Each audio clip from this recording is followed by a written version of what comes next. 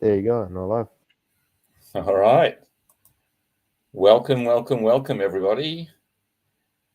Let's hear in the chat. So you'll give everyone a few minutes to pop on over from the other stream.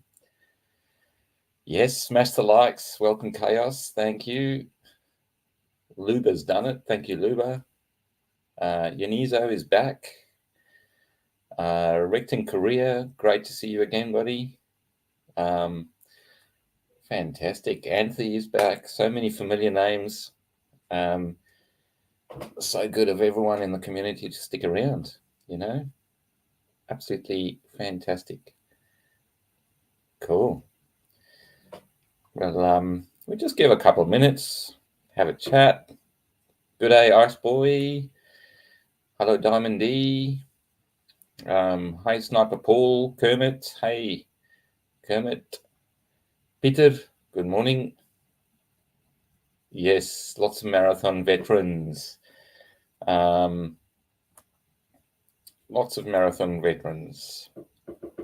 Fantastic. And it's so good. We often get people who sit through the whole 24 hours. It's quite incredible, Oyeti Tatanka, hope I've said that nicely. Hey, how is everybody? Fantastic. All right. I think we can get started. I do want to say, just to protect Banter and the Sniper School and everybody else from the start, as you can see down the bottom here, there is a little disclaimer, and none of what we give is financial advice. Okay, it is purely for educational purposes, and it's intended just to explain how you can use different tools and different sort of features of different exchanges. So use the info, take with it whatever you want, but it is 100% educational. Okay, so let's move on. I often get a lot of questions, or particularly in the Discord, and I don't understand how the pairs work, and what's the difference between margin trading and futures trading, and that sort of thing. So that's essentially what I'm going to go through today, is hopefully give you a little bit of an understanding on pairs, the difference between sort of your spot trading, margin, or futures trading, derivatives or futures trading, and margin. All right. And then I'm going to cover a little strategy I've been using. I started in February on farming tokens, and what how I've been how I've approached it. Okay. And then hopefully we should have some time for a few questions, and that at the end of it. We'll see how we go. Alrighty. So let's cover the pairs trading and understanding what a pair actually is. All right. Now, anybody that's actually placed a trade before has traded a pair, because all USDT is, if you've bought Bitcoin with Tether, you've actually traded a pair, right? USDT is purely a token that represents the value of a US dollar. So if you've bought Bitcoin with USDT or Ethereum or Cardano or XRP or even Pepe, right, you have actually traded a pair, right? And when you look at different charts, on whether you're looking on TradingView or anywhere else, and when you're on your exchange and you bring up the pairs and you do a search for a pair, that pair usually consists of two, what they call tickers. A ticker is the little symbol, like Bitcoin is known as BTC. That is the Bitcoin ticker. Ethereum is known as ETH. That's the Ethereum ticker. USDT is USDT. That's the ticker for Tether. So when you're looking at a Bitcoin USDT pair or a Ethereum USDT pair, or any pair for that matter, the very first ticker in there, the BTC or the ETH, is known as your base asset. That is the asset you're looking at buying and selling. And the second part of that symbol, that ticker, is your quote asset. And the quote asset is what the value is of that BTC or the Ethereum, or the asking price or the selling price. Okay. So when you're buying Bitcoin, as an example, you're on the Bitcoin USDT pair on your exchange, you will be expected to pay for that Bitcoin when you hit the buy button with USDT. When you hit the sell button, all right, you're going to get USDT back for the Bitcoin that you relinquish or that you give up. Okay. So when you're looking at the different pairs, you can see here in this chart, you've got your Bitcoin USDT, all right? You buy it, Bitcoin, you need to pay with USDT. Same as Ethereum. When you buy, you need to pay with USDT. But when you start looking at pairs with Bitcoin and Ethereum as your quote asset, essentially, so if you were looking at the XRP Bitcoin chart, right, and you bring up the XRP Bitcoin pair on your exchange, when you hit the buy, what you're doing is you're purchasing XRP, and you have to pay for it with Bitcoin. And when you sell, what you're doing is you're relinquishing or giving somebody else your XRP, and you're getting Bitcoin back. And it's the same with your Ethereum Bitcoin pair. If you hit the buy button, you're purchasing Ethereum and you're selling it. When you sell, you're giving up your Ethereum and you're getting your Bitcoin back.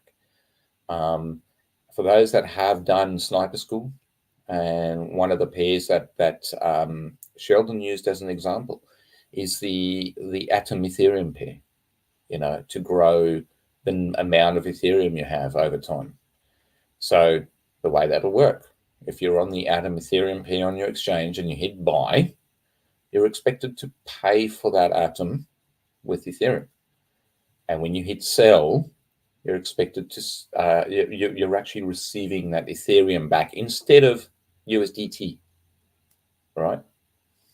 So Travel the World says he normally makes Bitcoin work for him. So he'll trade, for example, a Solana Bitcoin when Solana is strong, and he gets 25% Bitcoin back. That's fantastic.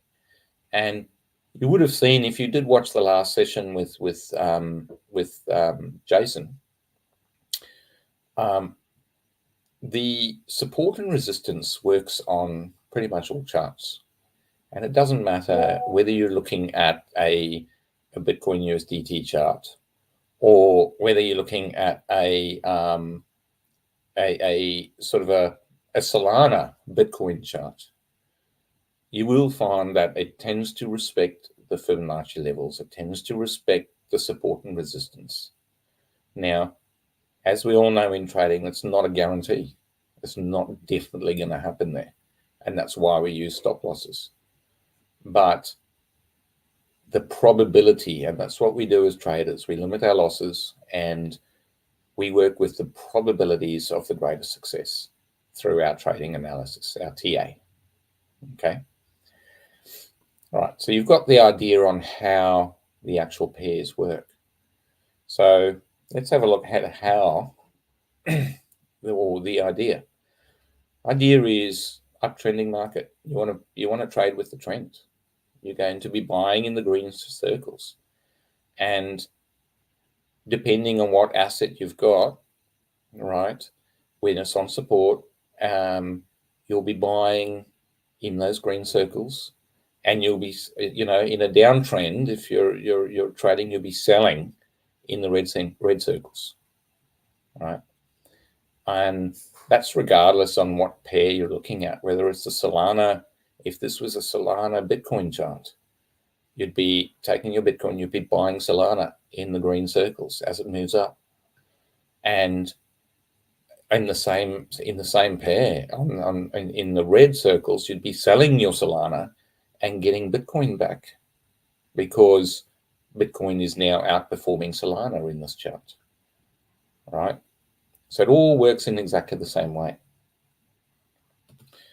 So with this information, we can look at the money flow in crypto, and every cycle, the money works in the same way. And we saw again in the last stream, looking at the USDT dominance, all right? And that USDT will, in the beginning of the cycle, when it starts ramping up, it'll flow from USDT or fiat currency into Bitcoin first, and then from Bitcoin into the larger caps, like your larger alts, particularly Ethereum. And Ethereum is like a gateway into all the other altcoins as well. So you're sitting with a chunk of, say, USDT right now, and you're wondering what to do.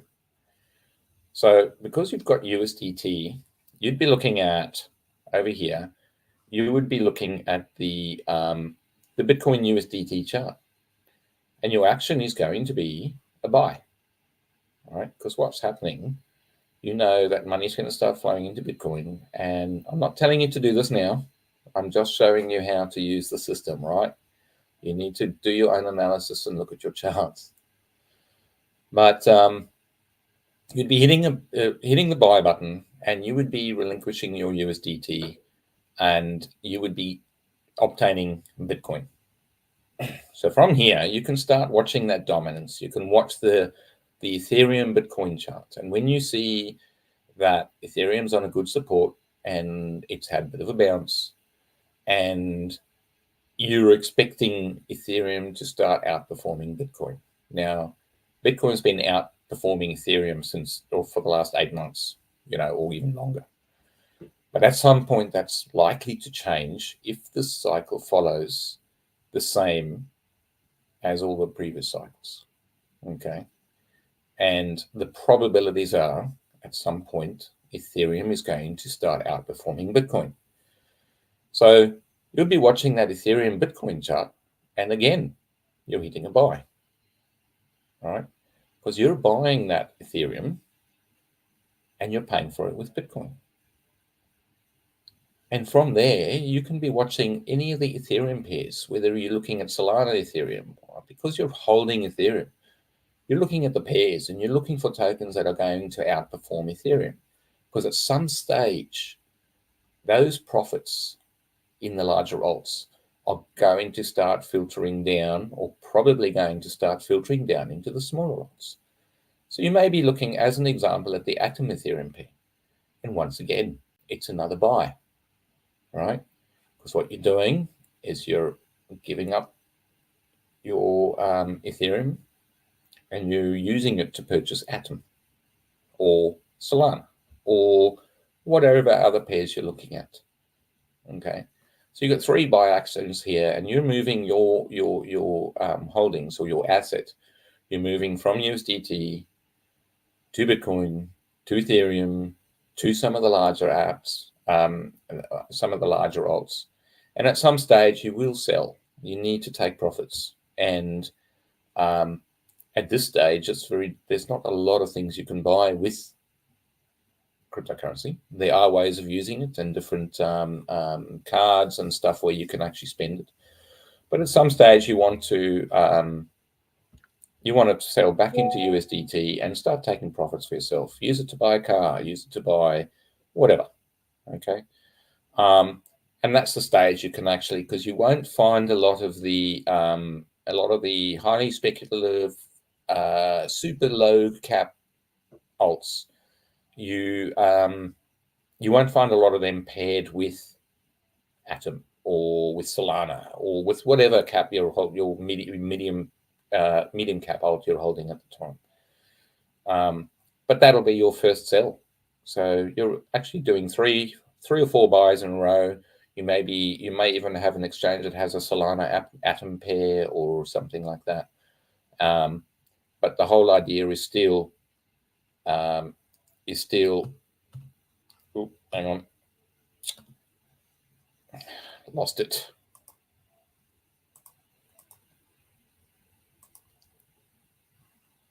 Hey.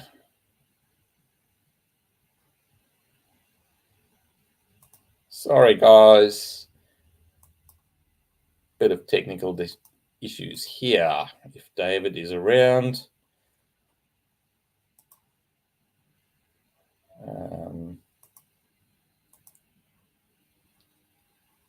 Right. Let's get back in it.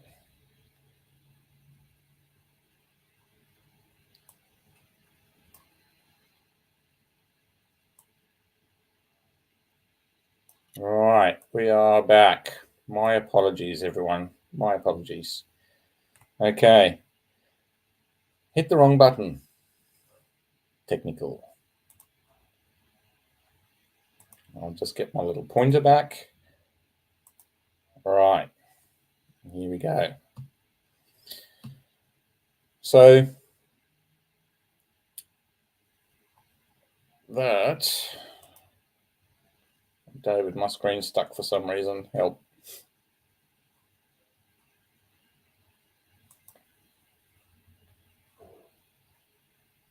Okay, guys, we've got a frozen screen here. Give me one moment. I will start sharing again.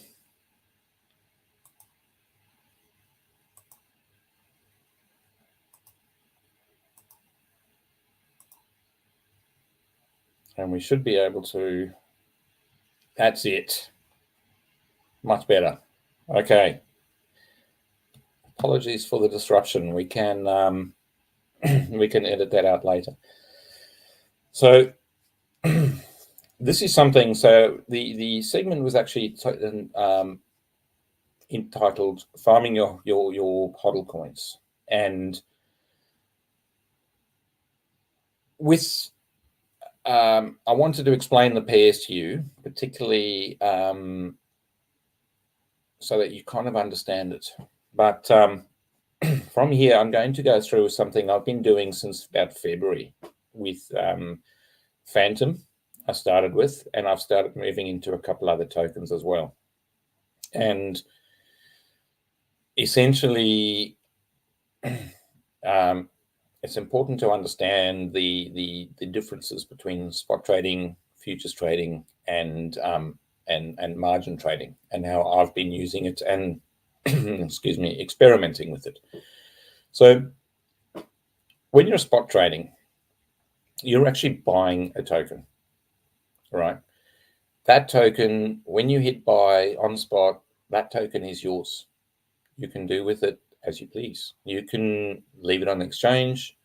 You can actually take it off the exchange and put it into a cold wallet or a paper wallet, wherever you want. You can actually lend it out to other sort of platforms and actually stake it. So when you're lending it out into a liquidity pool or something like that, you can actually earn a bit of interest on those tokens. Okay. Now, let's hear in the chats. I know that most people have got a bag of dinosaur coins or a bag of tokens that they bought at the top, and they're still sitting there, and they may be down 94%, 86%, 43%. They'll be down on where you bought them. most of us have a bag like that, or and more than a few tokens like that. Okay. Now, the process I've been doing, and I'm sorry, so with spot trading, you own those tokens, and most of us have them sitting in a wallet somewhere. Okay. And regardless of what happens with if the market price goes up, market price goes down, you essentially have that bag of tokens, and that is your asset. Okay. Regardless of what the price is. Okay. Futures or derivatives trading, on the other hand, you do not actually own any tokens. You never do. When you are trading derivatives or futures, okay, you are purely speculating on a change in price, right? So you might place a futures trade on say 0.5 of the Bitcoin, right? You don't actually own that 0.5 of the Bitcoin. All you're doing is you're taking out a contract, and they do allow you to leverage those your little stake in that game. Okay, they because it is a contract, and you can take a position size of $100, right, on any token, and if that token goes up 5% on $100, you're going to make $5 profit. All right. If it goes down 5%, you're going to lose $5. All right. You're going to make a $5 loss. And with derivatives trading, it's important to know the terminology. So we have here, you've got your margin. If you're at 1x or on spot, all right, your position size is $100. If you took that $100 position at only 4x, right, your margin's going to be $25. You still have a $100 position, right? If that $100 position goes up 5%, you're still going to lose, gain $5. If it goes down 5%, you're still going to lose $5. All right. If you had a $10 margin at 10x, it's still a $100 position size. So if that went down 5% to 95, you're still going to lose $5, which is 50% of what you put into it. If it went up 5%, or even like a 10% move we had on Bitcoin the other day, if this went up, in that case, that position size went up 10%, went to 110, and you had a 10x at $10, your percentage profit and loss is going to say, wow, I made 100% on my trade. It's going to say that because you made $10 on a $10 margin. And don't be fooled by these tiles that you see people putting, I made 200%, I made 300%. You don't know what their margin is. They may have only put $1 in at 50x, So don't be fooled by those. But the important thing to note is in futures trading, you don't own those tokens. Okay. It is purely a contract, and gives you the option of making more dollars, risking your dollars, but making more dollars on the way up and the way down. Okay. Now, what I've been doing with Phantom since February, just about, I actually bought about 250 Phantom at about 44 cents, and I bought another 800 Phantom at about 33 cents. So I bought 1,050 Phantom all up since February. Okay. And what I've been doing with it is I've actually been watching these supports, and as it gets to a support like that, I'd buy, and gets up to a top like that, I would sell, and then rebuy down the bottom.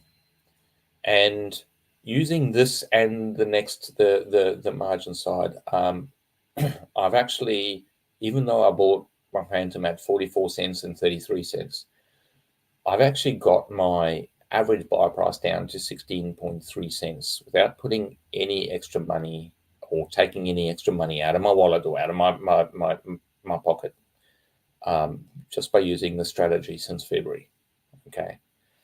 So I'm going to use this example on just a token, right?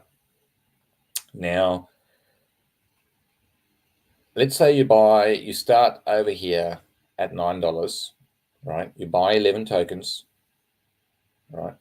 And they come up to the red, and you sell them there because it's at a resistance, and you buy back in down at the bottom, right?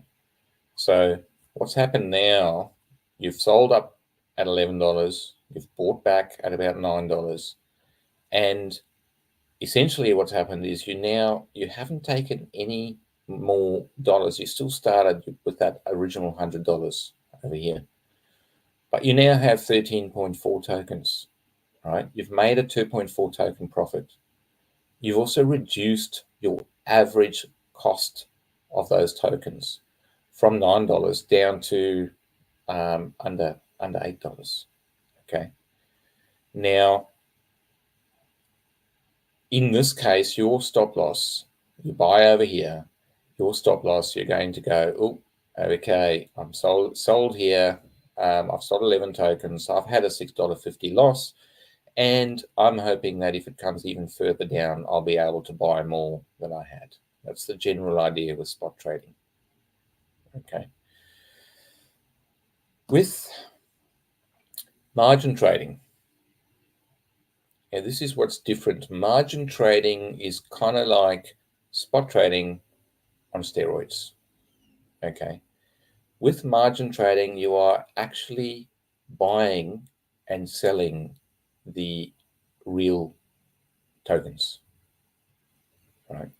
And what they allow you to do is they allow you to use, or the exchange allows you to use the tokens you have as like collateral, as a way of securing a loan from them, right? Think of it like you're buying a house. What happens when you buy a house? So you may say you've got $50,000 in the bank, and you approach your bank and you say to them, hey, I want to buy this house. It costs $500,000. I have 50,000 as a deposit, and will you give me a loan for the other 450? And if you're a good client, your bank will say, yeah, go for it. So you'll buy a house. So regardless of what happens in the future, right, you are sitting with an asset. Your asset is that house, and you're sitting with a liability.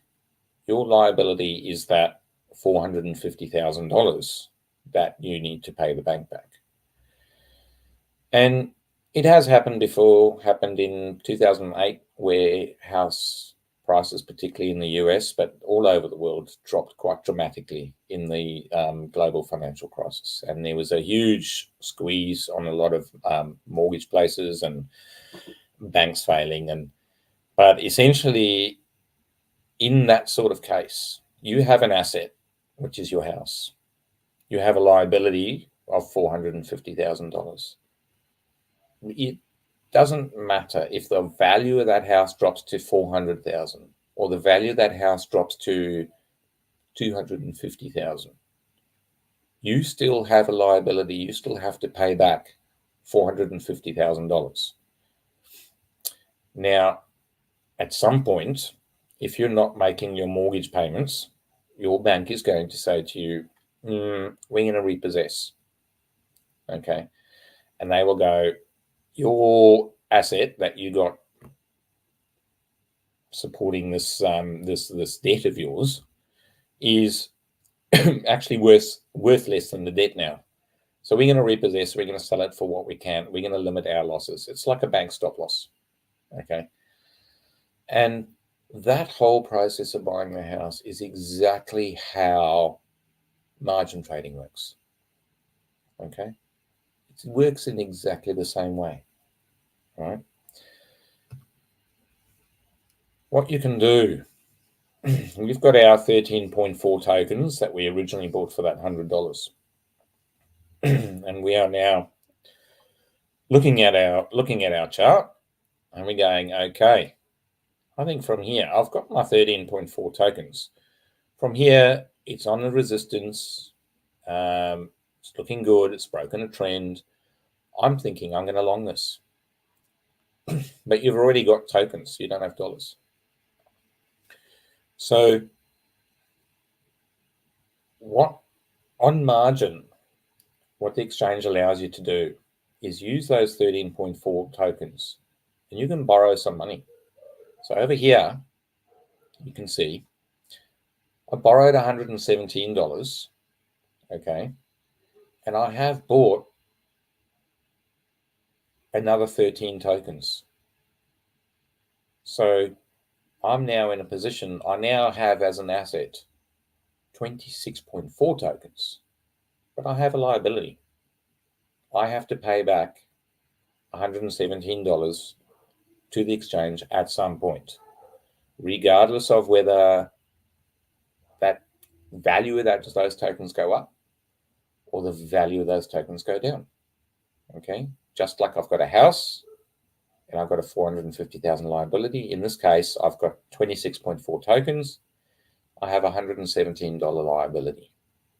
Okay, so as the value of these tokens starts going up in this here, just like if that $500,000 house you had, when the value of it went to 700,000, okay, you still have one asset. You've got the house. You've got a liability, which is your original loan. This works exactly the same way. You have an asset, which is 26.4 tokens. You have a liability, 117 tokens. Okay. So as it goes up and you see the token come up here to that $11 mark where you see there is resistance there, it's probably going to retrace a bit. At this point, you can decide, okay, I am now going to sell 10.7 tokens. For that, I'm going to get $117 back. And when you do that, what you do is you repay your liability to the exchange. You pay them back their $117, right? And in that little move there, you've actually now, because you only had to sell 10.7 of them, 10.7 of them to pay back your loan, you actually have 15.7, whereas you started with your 13.4. So you've made a 2.3 token profit. Okay. So in this scenario, now bear in mind, for me, this is a process I'm using on those bags of tokens I'm way down on. Okay. I have two options at this stage. Right. Somebody mentioned ADA. Simon said, yep, he's got a bag of ADA he bought, or Cardano that he bought way higher than where it is now. And let's just say, for argument's sake, Simon bought 50 Cardano, right, or 500 Cardano. It doesn't matter. They can sit in a wallet, and you can sit around and wait. And in the bull run, you're still going to have 50 Cardano or 500 Cardano. All right. If you actively farm those, all right, you can actually turn that 50 or that 50 Cardano into 75. It reduces your average buying price. It reduces your and increases the number of tokens. So with that particular bag, my stop loss here is actually to end in tokens, right? That's what I had. That's the purpose of this strategy I'm using, is build more tokens. I don't end any of these trades in dollars. I end them all in tokens because that's what I'm amassing. I would have, if I just ignored them, I would have had tokens in the bull at regardless of what price they go to, right? In the next bull run, I would have still had tokens, right? And I still want tokens. And the reason I'm still holding them is because I believe in them. Okay, they just happen to be a lot lower in price than what I originally started with. So this is an example of how you would trade along in this. So you're now sitting here at the $11 mark, and you decide, okay, likely we're going to reject here and retrace, right? How do you take a short with margin, right? So you're sitting here and you've got that 15.7 tokens. What you can do at this point, you can go, okay, I'm going to borrow another 15 tokens and I'm going to sell all 30.7 of those tokens. And for that, I'm going to get $337. Okay. So now I'm sitting in a position where I have an asset. My asset is 337 USDT, for argument's sake. My liability is 15 tokens. I have to pay back the exchange 15 tokens at some point. Right? There is a bit of interest you pay, just like you do on your home loan. There is you do pay a like funding fees type thing on these, but the more powerful part of this is well, you need to keep an eye on that. But what we have here, you have this asset, this liability, and regardless of what happens to that price, that token price, if it keeps falling in this orange circle here, you still have an asset. Your asset is 337 tokens. It's $337, sorry. You still have a liability of 15 tokens. But what would happen now is as it goes down and it gets to the support, and you'll notice I've used this range between 9 and 11, 9 and 11, 9 and 11. Markets tend to move sideways more than they trend up or trend down. And if you can spot a range like this and you just play it up, down, it can be very powerful. And before this bull run starts, it is possible to double the number of tokens you got. And if you double the number of tokens you got without taking any more dollars out of your pocket, out of your bank, what have you actually done? You've halved your buy-in price. Okay. So in this green circle here, what you're going to do, you're going to take that $337 and you're going to buy as many tokens as you can. And for that, you can actually get 37 tokens. All right. Remember your liability. You owe 15 tokens to the exchange. So you give them their 15 tokens. And now you're sitting with 22 tokens. You've made a 6.3 token profit in that down move. All right. So that is a strategy. Now you will notice here, I have got a stop loss up here. And because you owe a liability of 15 tokens, right? At some point, you've got to pay them back. You don't want this token to jump all the way to $20, because at some point, just like if the value of your home drops significantly, at some stage the bank's going to repossess on you, particularly if you're not making your payments. Just like this, the exchange can protect themselves and they can liquidate you, all right? Just like in futures trade. Now, so because I started with a bag of tokens, I would have been holding them anyway in the bull run. I don't know when this bull run's going to come, right? I know, what I do know is that the last time Bitcoin took off, before it hit that 60,000 high, and you go and you look at a daily chart from when it was about the $8,000 or $9,000 mark, and you look at that daily chart and you pull a fib from the bottom to you pull a fib along there as many times as you want at each little retracement. Not once in that whole run from 9,000 to 60,000 did it retrace back to the 618. Okay, it did not come into that golden zone, into that sniper zone. When would you have bought? Right, and I don't know when that's going to happen. And I don't want to be sitting in dollars with the majority of my account when it does. So that's why with these particular bags, I'm actively growing them and farming them like this. And I have reduced my number of tokens. I think I had about 60 odd tokens at one stage. And while they're all flat, it doesn't matter. You're going to make a loss if you sell it to USDT. But if you take a lot of your little shit tokens that you don't believe in anymore, and you swap them into something else that's down just as much that you do believe in, okay? You swap them into that, and you keep a handful of, say, 4 or 5 tokens that you can actively manage like this, right?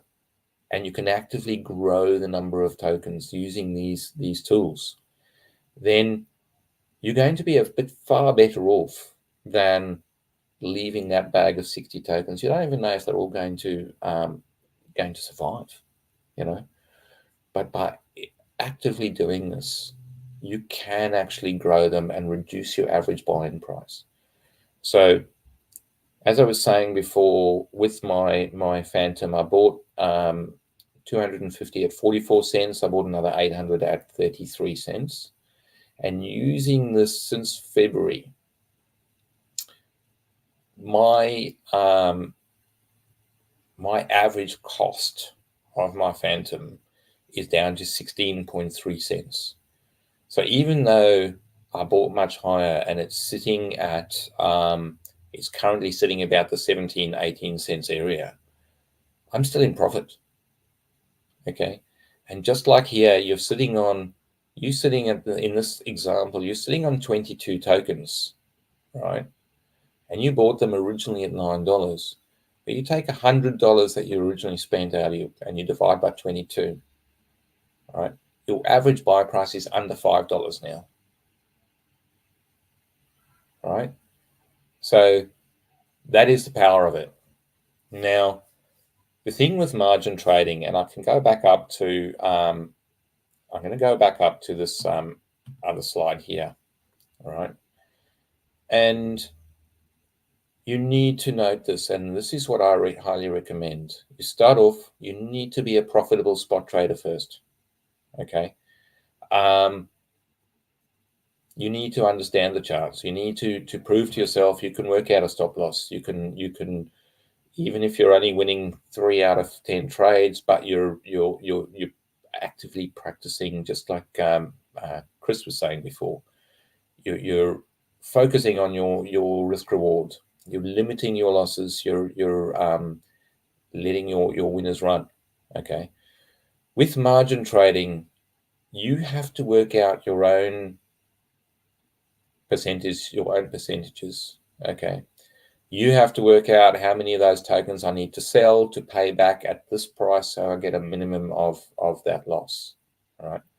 Very few exchanges, when you're trading on margin, very few exchanges are going to give you a proper profit and loss percentage. Okay. You need to work that out yourself. So you need to, there's a couple of things you're going to need. You're going to need to be confident that you are a profitable trader, first of all, on spot. And then you need to use a little bit of margin, derivatives and futures trading. You can trade a bit of leverage, okay? And you need to understand on how using a multiplying factor like leverage, like a 2x, a 3x. You'll notice in all those examples, I only used a 2x on all those examples. Some exchanges will allow you to borrow up to 10 times that asset you're putting as in margin, that asset that you're putting down as your collateral. And it's, if you're using your Bitcoin and you're borrowing 10 times that, you know, and you're not comfortable that you're a profitable trader, or when you haven't understood at how margin or leverage can actually multiply those losses as well as the wins, right? Then you have no business trading margin at this stage. So my recommendation, work through that, because you do need to be a lot more active in this, even more active than spot trading. Once again, you can't set a limit order and then hope for the best, because you can't set your a stop loss, just like spot trading, or a take profit until after you own the tokens. Okay, and you need to actively work out, use your tools, your calculators, whatever you need. You need to work that out and work out your own profits. Okay. So when you have to give this, Tanker's asked, when you have to give the tokens back, could the exchange refuse them when the market conditions are weak? I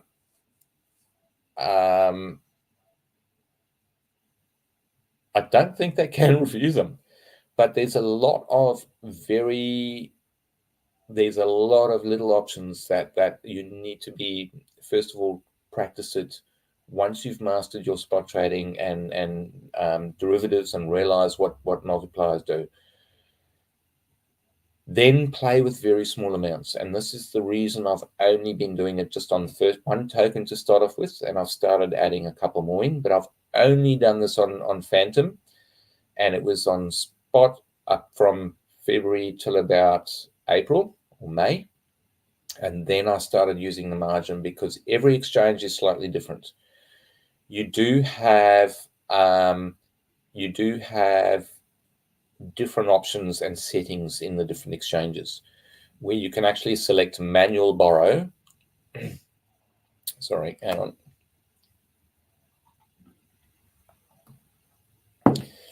You can actually select manual borrow or auto borrow, and manual. I just dropped water on my keyboard. Hang on. Let's not blow up another dashboard. You can actually select manual borrow or auto borrow, manual repay and auto repay. If you're on manual borrow, it'll tell you your maximum amount that you can trade. And when it says on a certain token, so Recting Career says, does margin 3x mean we can borrow 3 times? Yes, it does. So usually they will allow, if you have 10 tokens, they'll allow you to borrow another 20. Okay. Or some of the exchanges offer up to 10x margin. And you will find that the more liquid coins with the higher market caps, like Bitcoin, Ethereum, Solana, Cardano, will have higher leverages available. And the smaller market cap coin tokens will only allow you up to 3x on most exchanges. Okay. Now, you can actually use this on a Bitcoin Ethereum, because there are some pairs in margin that are paired with Bitcoin and paired with Ethereum. Okay, you just have to look for those pairs. So you could actually use this to swap between, say, for argument's sake, Solana, Bitcoin. And that way you're actually never in dollars, you're just in one or the other. And those charts work the same way. Okay. So it's just finding what pairs you have in your exchange under the margin feature. And usually this margin feature on most exchanges is it's under the spot trading section, because you are actually buying and selling real tokens, and they are your asset. Okay, unlike futures or derivatives, where you're not actually buying. So you'll normally find it in the spot trading.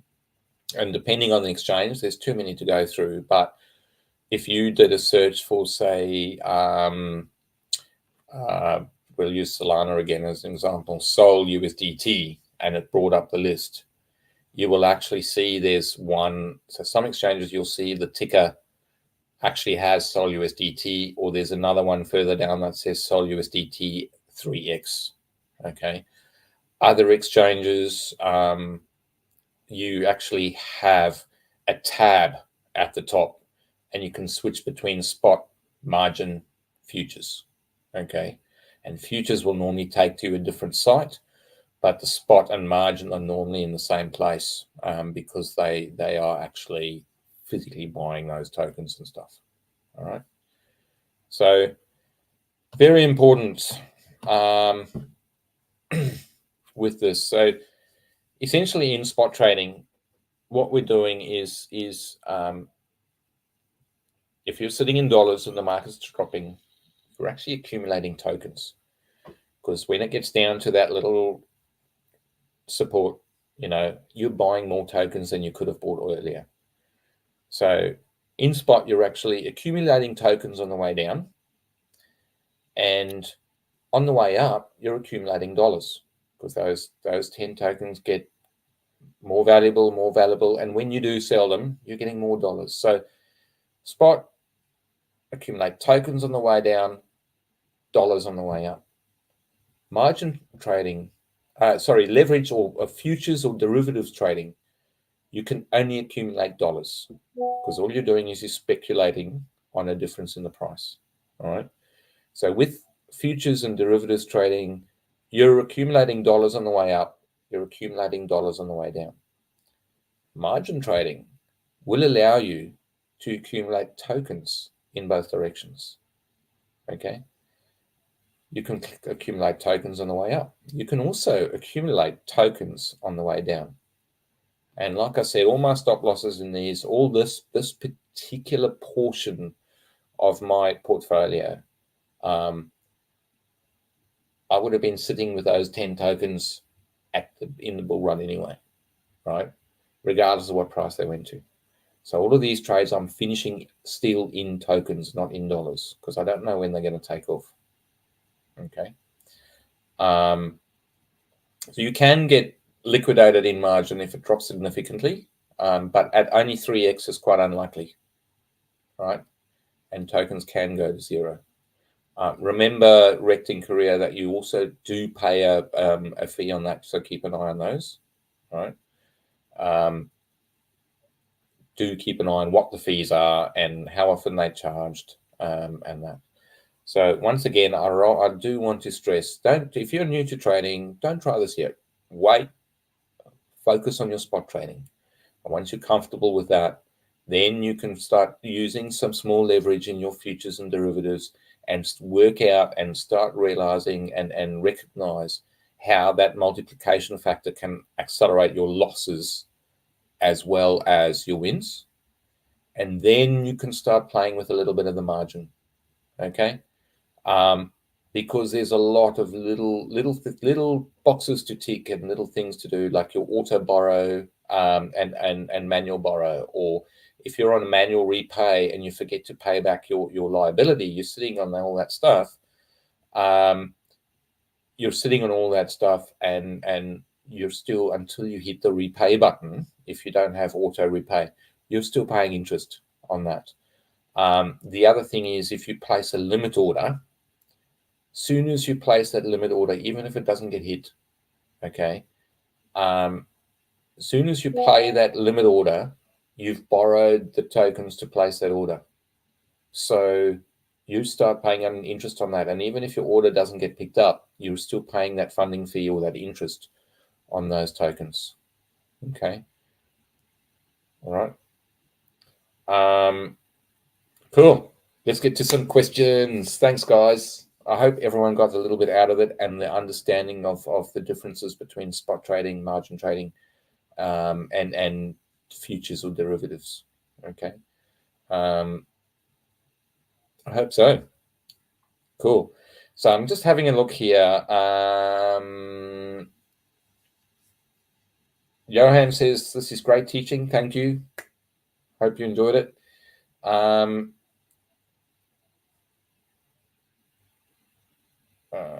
Okay, in the worst case, so I'm going to explain how you can get liquidated. All right. Let's say I had 10 tokens, right? And I went, oh, DGen crazy nuts. And I said, okay, I'm allowed 10x on this particular token. So let's say I think this is going to go down, and I borrow 90 tokens and I sell at it's at $10. I borrow 90 tokens and I sell my 10 plus the 90 I borrowed. I sell 100 tokens at $10. Right? I have a liability of 90 tokens. I have to pay that 90 tokens back at some point. Right? If this doesn't drop down, I've sold these tokens and it starts going up and it goes up to $11, right? Instead of dropping to where I thought it was. And I haven't closed my own trade. The exchange will turn around and go, oh, hang on. This dude owes us 90 tokens, right? But his only asset is that money he got for selling the 100, that 900 or that $1,000. So they will at some point say, nah, we're cutting our losses. And when the price gets to about $11, they'll go, nope, they will buy their own 90 tokens back and settle your debt to them for you, just like the bank will repossess your home. Okay. But they will buy their 90 tokens back, and they may have $4 or $5, $6 left, and you will get left with that $4, $5, $6 in your account. So you can get liquidated on it. And that's using an extreme example of you borrowing 90 tokens with only 10 as collateral. But we've seen drops of 40% in a day, So even if you only borrowed 20 tokens using your 10 and it drops 40%, you could be close to it, right? So you can get liquidated at some point. And yeah, I mean, just like in anything, you can't in spot, but if you are borrowing, you do have a liability. And if you can't meet that liability, or if you're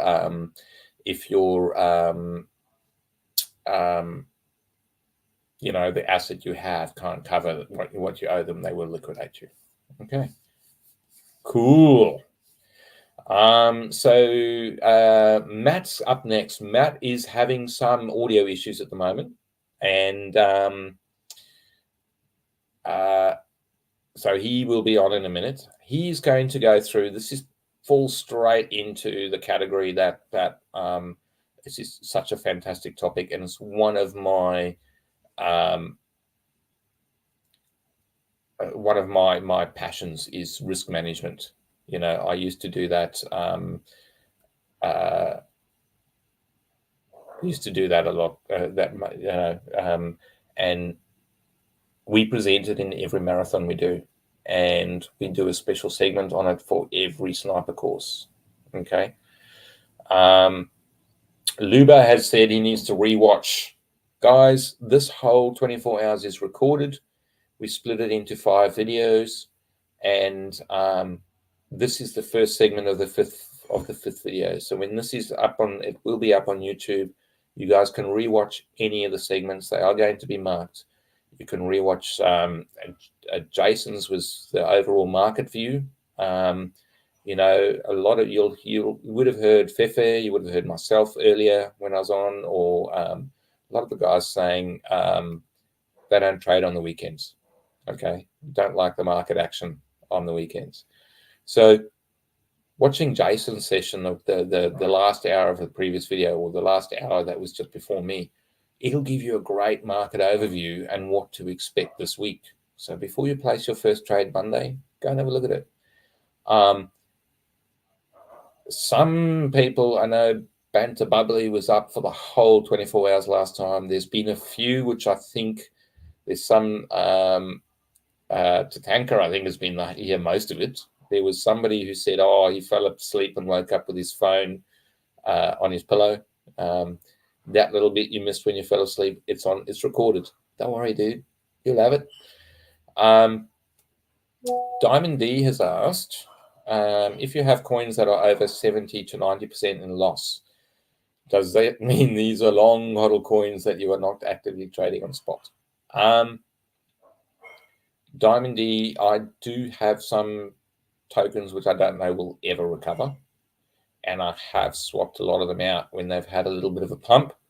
I've exchanged them into other tokens that I believe are going to do better because everything is down, you know. And I also can't manage 20 or 30 or 40 tokens doing this, actively keeping an eye on the charts and actively keeping an eye on the stop losses, the take profits, the actual trading of them. So for me, I've decided rather than try and even attempt that, I've swapped some of those into a handful of stuff that I am actively doing. And like I said, I started it with Phantom in February just to prove to myself I could. And I'm in profit, even though I bought it at 44 and 33 cents. I'm in profit now because of this, you know. So I'm excited to share it, and along with the warnings. Okay, at the end of the day, it was never financial advice. It's just showing you a system that could potentially take those tokens that are down 70% or 90%, and without dollar cost averaging more into them, or without taking more money out of your bank or your wallet to put into them, of actually increasing the number of tokens so that your average buy price is so much lower than when you actually bought them, you know. So kind of makes sense to me. Let's see. Right.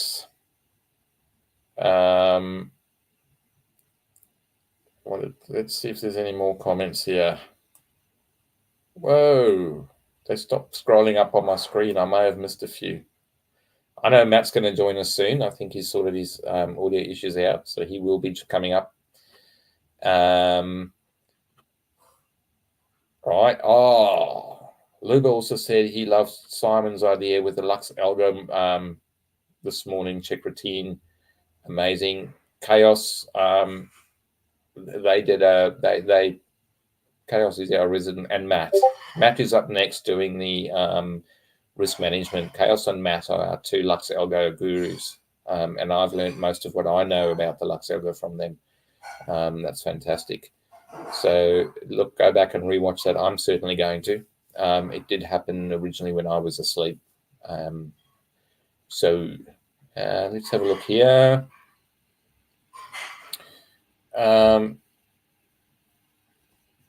It does still come down to, yes, Diamond D said it still comes down to risk management in spot. Okay. Even in spot, you know, if I'd known back then what I know now, I would have had a loose stop loss, even if it was only, you know, even if it was 15 or 20% below my buy price.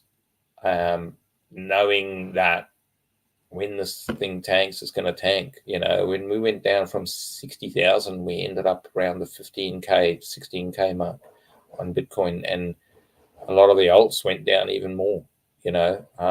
Look at Solana. Solana at one stage was, I remember when my bag of Solana was at $260 a token, and it went down to $16. It's having a nice pump. It's up 7%, I think, in the last 24 hours. But it's still up 7%. It's still only at $27. You know, that's still from the last bull run high of 260. That's nearly 90% down. And just last week, you know, it was below. It was at 22. That's still 93% down on the previous high. You know. Welcome, Matty. Hey, mate. How are you? I'm good, thanks. And yourself? Good to see you, legend. Good session, mate. Thank you. I had Fantastic. major audio issues where I could hear you 1 minute and then not the next, and I didn't know what was going on. But I hope it wasn't me. no, it wasn't you, because what I did was I went and checked on YouTube, and I could hear you just fine on YouTube, but I couldn't hear you on the stream software. Yeah. So yeah, it was my problem, mate, not yours. All good. All good. Yeah. Fantastic. So, I believe you got some risk management for us, Matt. Yeah, mate. Yep. Going to talk about sort of how to be more consistent, how to stay in the game, and how to continue trading, and just to make those slow and steady gains instead of having the massive ups and downs along the way. So yeah. Fantastic. Yeah, it should be good, mate. You know how passionate I am about the subject as well. So yeah, for sure. Yeah, take it away, man. Yeah. Fantastic. I'm gonna listen in the background. I'm gonna go get myself. I will have to run and get my son from work in 10 minutes. But I'll be listening in the background, and yeah. Thanks, legend. All right, mate. Thank you. Thanks for the intro. I'll chat to you soon, no doubt. All right. Cool. See you, Matt. All right. Thanks. All right, everyone. Welcome, everyone. How's everyone going with what are we at now? Like hour 19 or something out of the 24, I reckon. So how's everyone going? I can't actually see the comments if I have the screen like that, so I might just leave the screen set up like this for now, because I can then I can actually see some of the comments and work with you guys on that. Do what Simon said, headbutt the like button for me as well. Get on and hit the like, subscribe to our channel, subscribe to Banter Plus, all those ones. Follow all of the legendary presenters on X, on Twitter, and all that sort of thing. And support all the work that everyone's put in. It's been pretty epic. So yeah. All right, let's get started on risk management. So this is a very big thing for me that I've been really passionate about, because every one of you can probably relate to this. The specifics will be different for each of us, but the journey is pretty much the same, where you start trading and you don't really know about risk management in the finer details. You know that you don't want to blow up your account in, a few trades, but emotions can sometimes get the better of you, and you can make bad decisions, particularly if you get into a point where you feel like you have to make the money, or you'll start revenge trading because you've had a couple of losses and you want to sort of get it back. So it's taken me a long time to actually get this system in place that I'm talking about, and to be really consistent with it. And now it's a non-negotiable for me. I've not wavered, not even once, with my risk management over the last 4 months. I've been really, really strict with myself. Even now I've added in extra things into my strategy where it's not about the dollars I'm risking, but if I have a losing streak of 3 in a row, I will stop and take a couple of days away, and I'll actually reassess what I'm doing, and I'll reset myself, and then I'll start again.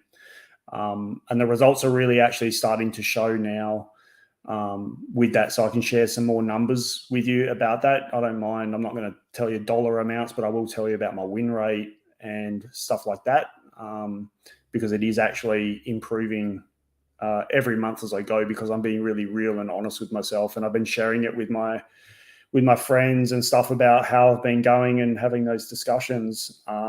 So, Chaos is my psychologist. He's a resident psychologist. So any, trading issues, just feel free to bend his ear.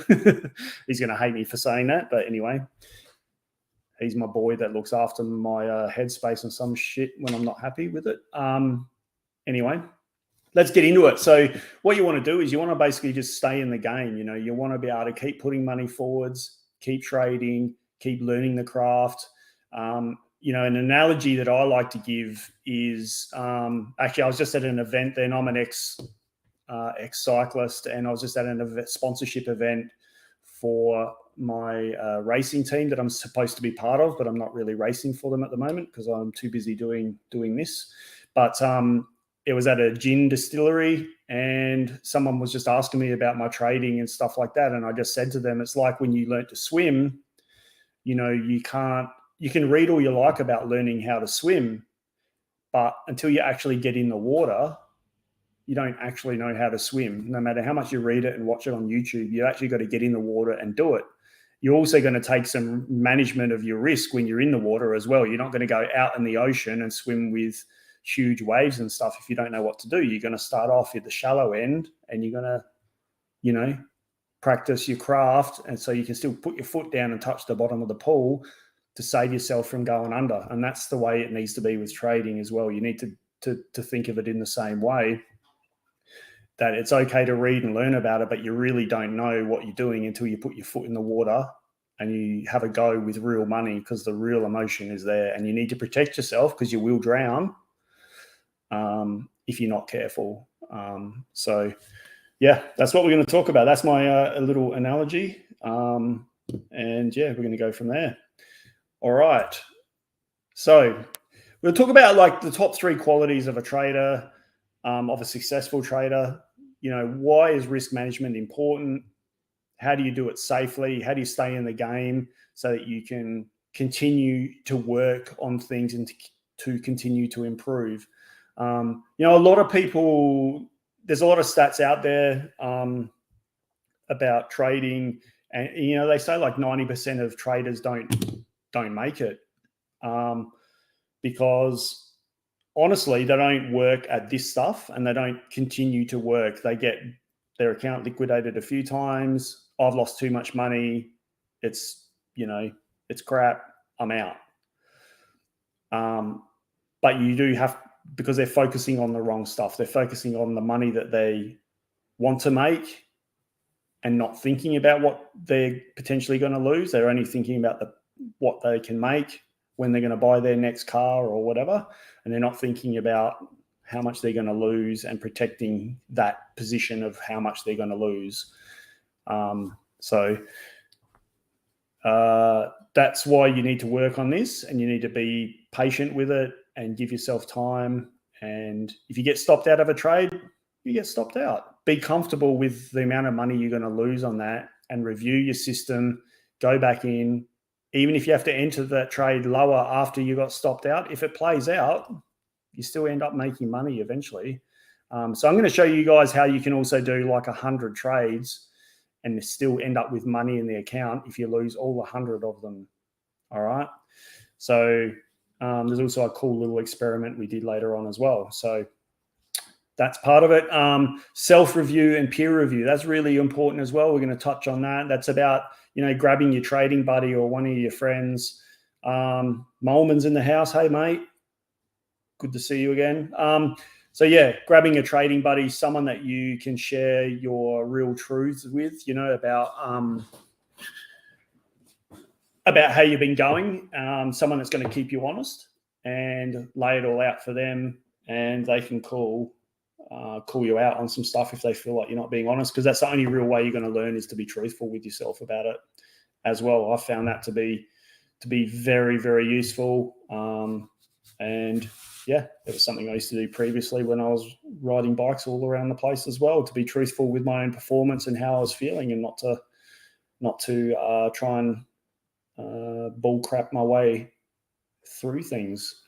All right. So having said all that, the top 3 qualities of a successful trader, it's experience, right? Like we talked about before, the more experience you have, the better you become equipped to handle all the emotions that come with it. So to get the experience, you have to stay in the game by controlling your risk and having capital available constantly to be able to learn what you're doing. And that's also learning from charting, working out your strategy that works best for you, because just copying someone else is not learning. it's literally just copying someone. And those are the losses that hurt the most, because you've copied someone on the expectation that you're going to make money, but you don't ever consider at that time often that you're going to lose money. And if you lose money and you've just blindly copied someone, that can be the most disappointing thing for you. I've found it's a lot easier to cop a loss on the chin when I've done my research and I've done my charting and I've followed what I thought was a winning strategy and it hasn't been, and I've lost out. I've felt better about that than blindly following someone, because you feel like a fool, basically. That's how I feel anyway. So learning from your past mistakes is important. So getting the experience, learning from your mistakes, developing strategies to avoid repeating them as well. So things like having your trade journal. I showed you guys last time my trade journal here. I'm old. I'm older than some of you think. And I like to write stuff on paper. I don't like spreadsheets and stuff. So, I write down on paper. So yeah, to avoid repeating your mistakes. All right. Okay. Risk management's the next thing. That's another quality of a successful trader. So coming in with a risk management system and strategy that works for you. Okay. Again, it's working for you. Obviously, you can take some ideas from other people around the place and use that to develop what works for you. And I'm going to talk about what works for me. And you guys can take that away and massage it and do what works for you as well. And I've adjusted mine over the last 3 or 4 weeks because I had a bit of a loss streak, which we'll talk about. So I adjusted my risk accordingly. I pulled it back a little bit because I felt like I was in a little bit of a slump, etc. But we'll talk about that again later. And I think that as the market becomes more and more consistently bullish, I may adjust my risk to be a little bit stronger as I build my account more and more and more as well. Okay. So risk management's a big part of it as well. And then discipline. Discipline is, I can't really weight it any greater than the risk management side of it. I think risk management and discipline are kind of like almost the same thing. You have to be really disciplined. Sticking to your rules and really sticking to them and really taking down the data with your trading journal to make sure that you're accumulating the information and you can then look back at it in an unemotional way. You can look back at it at the data and just really say, this is working or this is not working, and changing your strategy accordingly. Because the idea is you want to be able to trade and not have all of those emotions affecting your decision making. You don't want to go into something with a certain bias. You want to try and be as analytical and that in your decision making as possible. So I feel like I'm getting a lot better at that these days. I'm really comfortable with my risk management, at least to the point where I'm not nervous when I'm in a trade anymore. I'm just I'm in it. I'll check it periodically because I just want to see, because the market has been so all over the place of recent times. So I will check it just to make sure, because if I'm in a winning position and things start to look shaky, I just cut it and exit out, because, I'll take the win and move on to the next one. I don't believe the market's at the point yet where I can just enter a trade, sit back and let it hit its TP and everyone's happy. So yeah. All right. So Shauno talked about this as well, about having his risk managed with, spot trading, investing, and even, obviously more so with leverage trading as well. Because we all work hard to establish our capital, through our day jobs, etc. And you don't want to go and just blow it. Just because you make a bad decision doesn't mean you have to lose all of your money. You can protect your investments, protect your spot trades, and all those sorts of things just by having a stop loss in place on those trades, or have at least a strategy in mind on some of your investments that, hey, this is the point I want to get out of this. I want to shift my money back into dollars or move into a less risky asset. So you guys need to consider that in all aspects of your journey, through this. It's not just leverage trading we're talking about spot trades. So a spot trade you might want to hold for a couple of months, or your long-term investment as well that you want to hold for a few years. You need to have a plan in place on how you're going to manage it, what's your TP point, and what's your point where you basically say, all right, I'm out, I'm down in this, it wasn't how it worked out to be, and not to let your emotions or your pride or anything like that get in the way. You want to be able to get in and out and have a clear structure set up. So it's not an emotion, it's literally a smart decision. Okay. So that's what it says here. Is it's about, helping you cut down your losses, protecting traders from losing money. Protecting your losses will keep your emotions in check. Okay, because you can go into it going, okay, I know I'm going to lose $10 on this trade. $10, I'm comfortable with that, no problem. You lose your $10. Okay, what did I do wrong? But I'm not happy, but I'm comfortable losing my $10. Review it, make some adjustments, go in again. Okay. If you have your emotions in check as well, you're going to make smarter decisions. You're not going to go into this going, oh man, I hope I get this right because I'm on my last $20 or whatever because I blew $1,000 last week.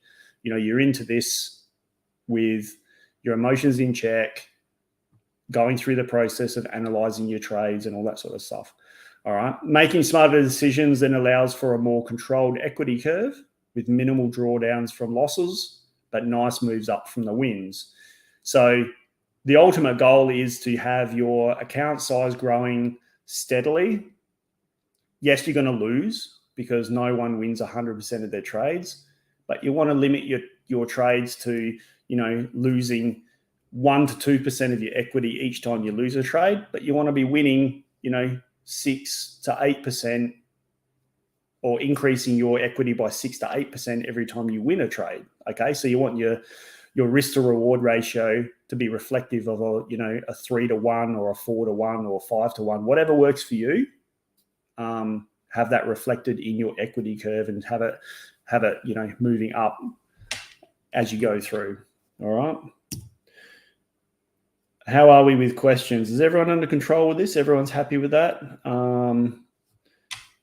Where are we? Let me just have a quick look through here and see if there's anything going on.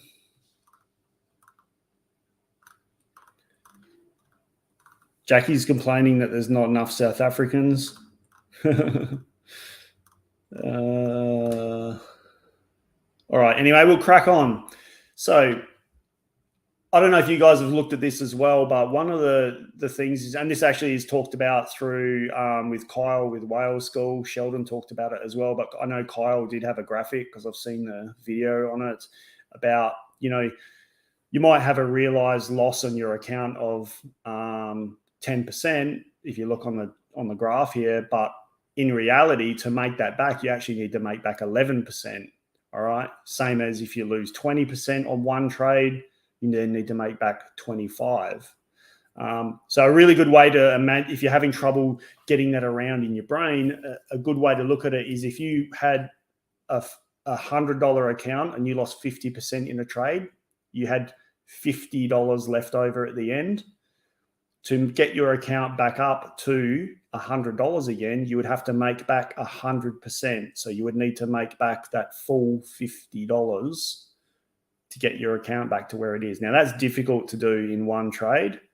You really put yourself under pressure. So that's where, if you try and keep your risk low, 2%, somewhere around there, you only have to make back 2.05 on your next trade to recover it again. So if you work on that 3 to 1 ratio, it's a lot easier to grow your equity curve. Yes, you're not going to do a trade and double your account size in one trade, but you can certainly make gains on your account over time by consistently winning more than you lose in terms of your risk to reward ratio. With a 3 to 1, you don't even need to win at 50% to be ahead. You only need to win at like 40% of your trades, 4 out of 10, to actually still be positive in your equity curve. So it's that's something to also consider, guys, when you're doing this as well. Next one. All right.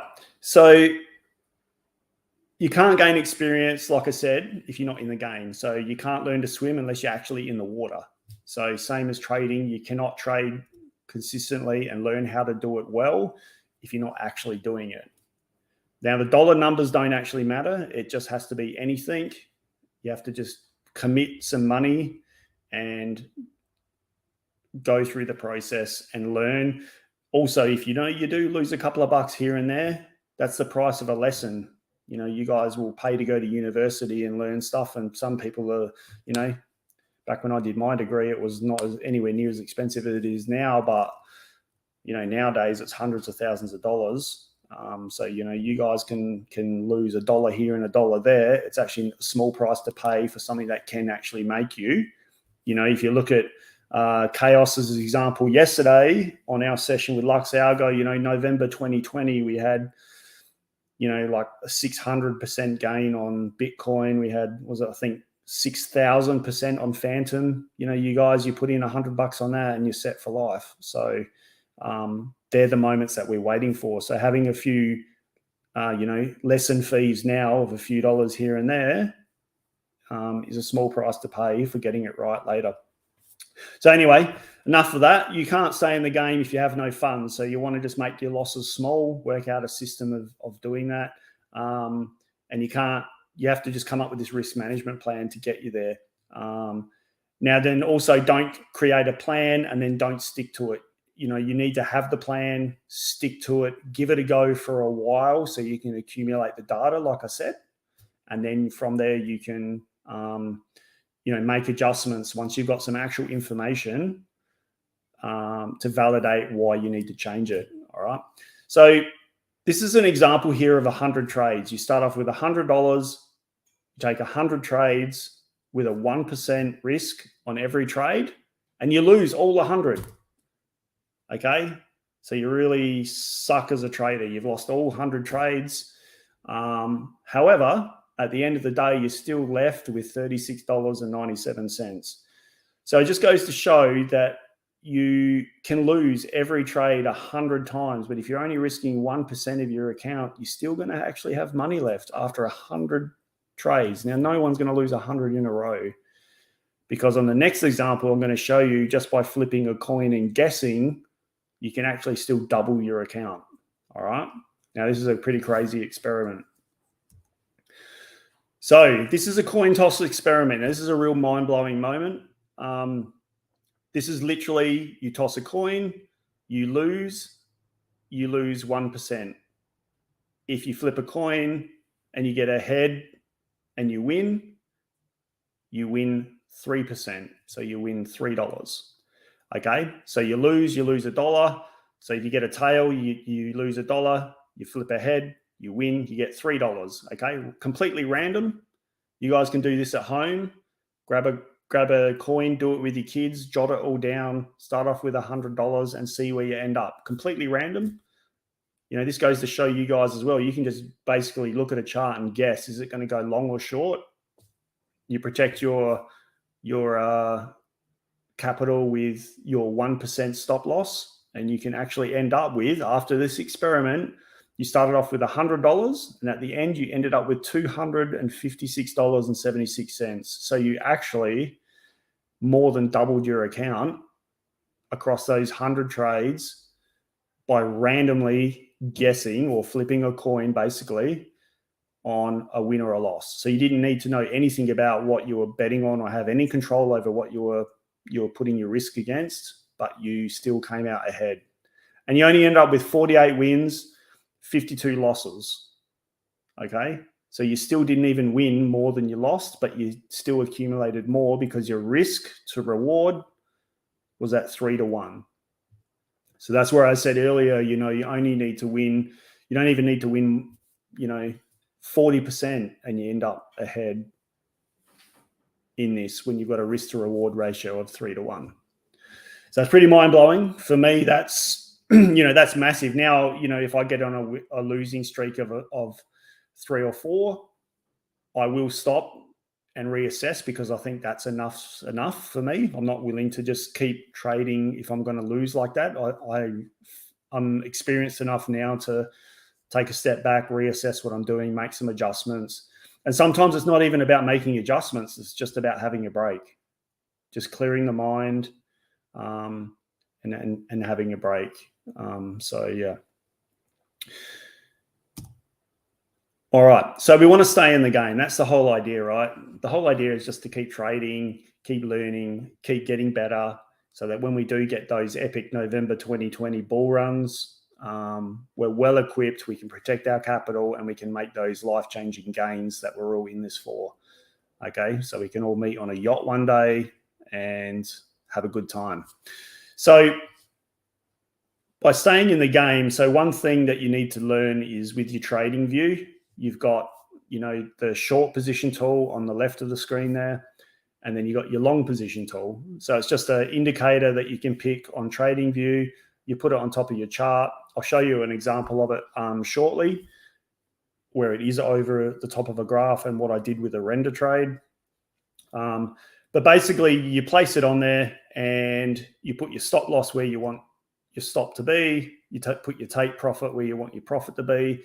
And you want to have the ratio. So you can see here on the short position tool on the left, the stop loss was at a 5% stop loss. So that's 5% of the price action. And the target price was 20% gain, or sorry, 20% drop, because it's a short. But that gave us a risk to reward ratio, circled in yellow, of 4.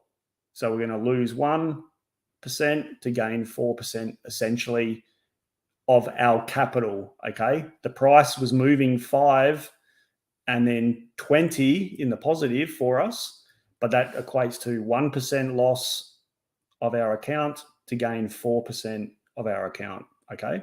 So that's how you protect your capital and stay in the game. Same as with the long position tool. If you want to go long on a project, on this case, the stop loss is set at 3.61% of the price movement, but we'll only have that affect 1% of our capital, and our risk to reward ratios, again, 4. So it's a 4 to 1. All right. So this is what you need to do to put on your chart. It's essential to working out your position size. Okay. And there's a few ways that you can work out your position size. Let me see if I can just move my thing here. There we go. All right. So it's important to note here too that leverage is not what liquidates your account. It's actually the size of your position. Okay. So going into a trade at 10x, 20x, 30x, that's not what actually completely wrecks you. It's the amount of dollars you put in out of your account. Okay. Because you still only want to risk 1 to 2% of your account, depending on what your risk tolerance is. So I have a spreadsheet that I use, and this is an excerpt from that. So I've just cut this out and pasted it on here. But basically, when I go to enter a trade, I'll put the long position tool on a chart. I will put in my entry price. I will put in my stop price. I will also put in my target, my percentage risk, and then my account size. It will literally tell me at the bottom on the output section the cost of my position. So in this case, it's $816.99.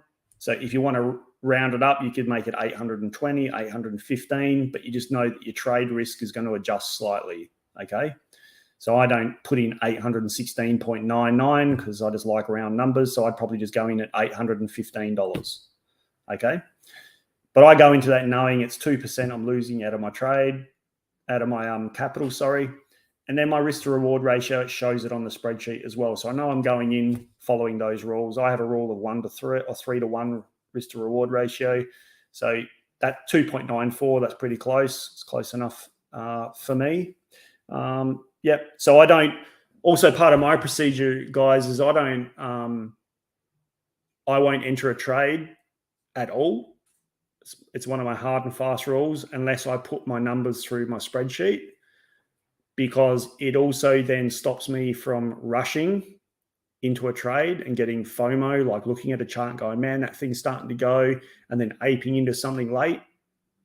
I make sure that I get out my spreadsheet, I enter in these numbers. Sometimes I enter in these numbers and I pause and I look at it and I go, this isn't actually good, or something just niggles at my brain a little bit because I've stopped and hesitated and the FOMO subsided a little bit, and I then adjust what I'm doing or I don't take the trade. So it's a really nice way to stop and let you think about what you're doing.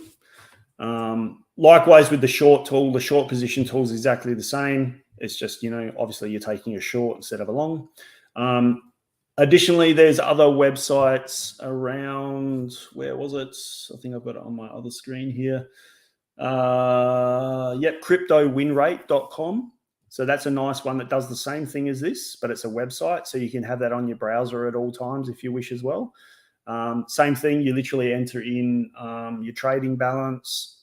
Sorry, I just got it on my other screen here. You can enter in your trading balance, again, your stop loss as a percentage. So you use your position tool, you enter in your stop loss percentage, you then enter in your percentage of risk, so 2% in my case, and then you enter in the leverage amount you want to use, and it positions your sizing accordingly. Okay, so it's the same thing as what my my spreadsheet does, except this is just like a website version. So if you guys want to use it, it's cryptowinrate.com. Actually, I might just type it into the comments here.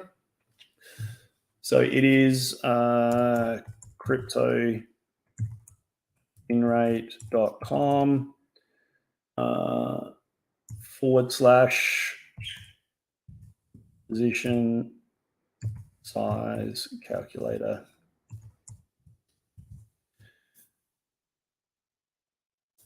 And my A button's not working on my keyboard, so that's really cool.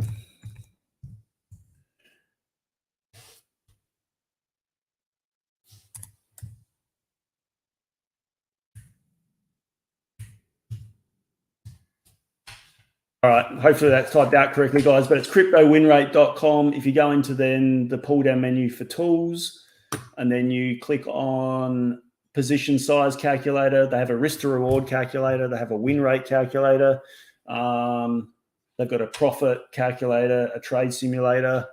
So yeah, they're pretty cool, good website. I use it as well. So there is no fee for it, no. You just go on and use it. It's free, which is awesome.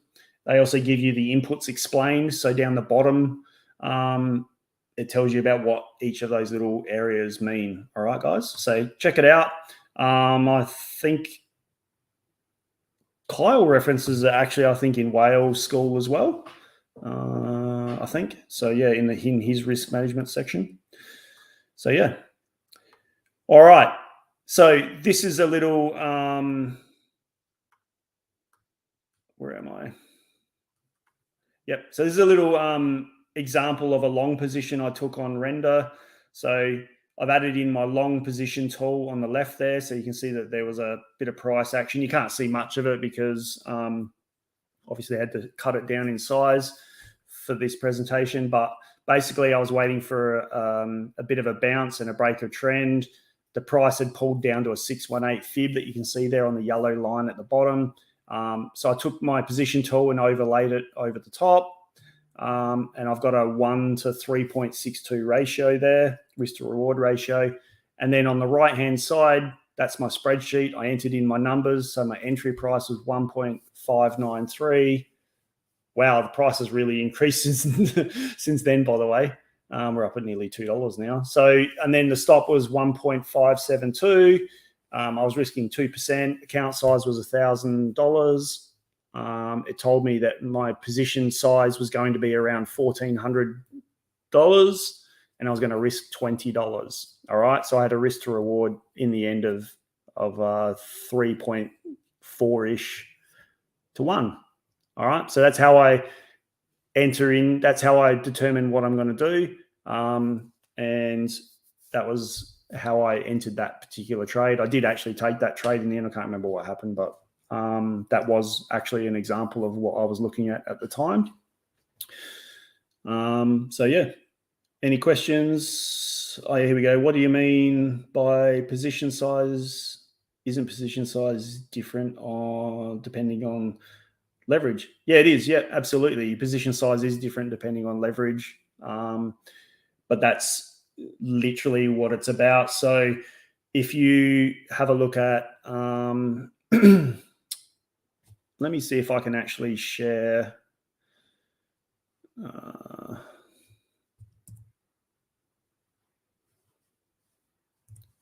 Sorry, guys. I'm just going to see. All right, let's just leave that for the end, and I'll actually bring up the crypto win rate page for you, and we can talk about that a little bit more, okay? Recting career, all right? We'll do that at the end.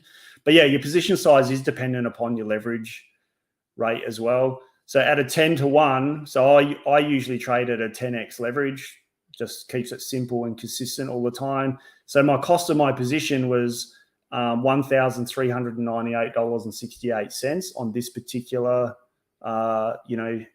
example here on the screen, which meant at a 10x leverage, I was actually using only basically $140 out of my $1,000 account. All right. If I was at a 5x leverage, I'd be using, a lot more of my actual capital to fund the trade, but still have the same risk to reward. All right. So that's basically it in a nutshell, but we can go through that and show you some differences by inputting the numbers, and you'll actually get a better feel for it. All right. So we can do that at the end. If you guys just want to work out also, what your dollar value is that you want to risk, and you don't have a spreadsheet available and you just want to risk, 1%, you can just divide the total of your trading account balance by the stop loss the stop loss percentage shown on the long or short position tool. So for example, keeping it simple, if we had an account size of $100, you would have the $100 divided by 3.61, which you see is circled in yellow at the bottom of that position tool. 3.61% is the price stop that we're allowing. So we're allowing the price to drop by 3.61% to calculate in what our position size is going to be. So in order to only lose $1 on this trade, we would need to buy $27.7 of our capital into that position to risk $1. As a result, if it goes in our favor, we would win $4 and we'd be risking $1. All right. So that's a simple way to work it out. If you want to risk only 1% of your position, you just divide your capital by the actual price movement percentage. All right. But the spreadsheets are there, guys. The crypto win rate website's there as well. So, there's lots of tools there that you can just enter it in. And I like I said, I like the fact that I can just, it gives me that little bit of time to stop me from FOMOing into something, getting that, I'm going to miss this. It's going to pop now, and rushing in and just going, I'll put in $500, bang. And then next minute you add in your stop loss and you're going to lose 40, it gives me that time away to just chill for a second and make sure I'm making the right decision. All right. Be good if I did that with my sneaker collection and just took some time out from when I'm in the shop instead of just buying them immediately. Anyway, that's a whole nother problem. All right, let's go. The next section is self-review. This is a big thing that, like I said earlier, I touched on. It's something that's been really important for me throughout my life with various things, is about reviewing your own performance and being honest with yourself. Because it's really easy to tell you, really easy for you to create this sort of like narrative in your own mind about how you're going. And then it sort of becomes this truth in your head because you keep telling it to yourself, over and over again. So keeping a trade journal can keep it quite real, and you can actually be really raw with yourself on the journal as well. Like my journal, I've written in all sorts of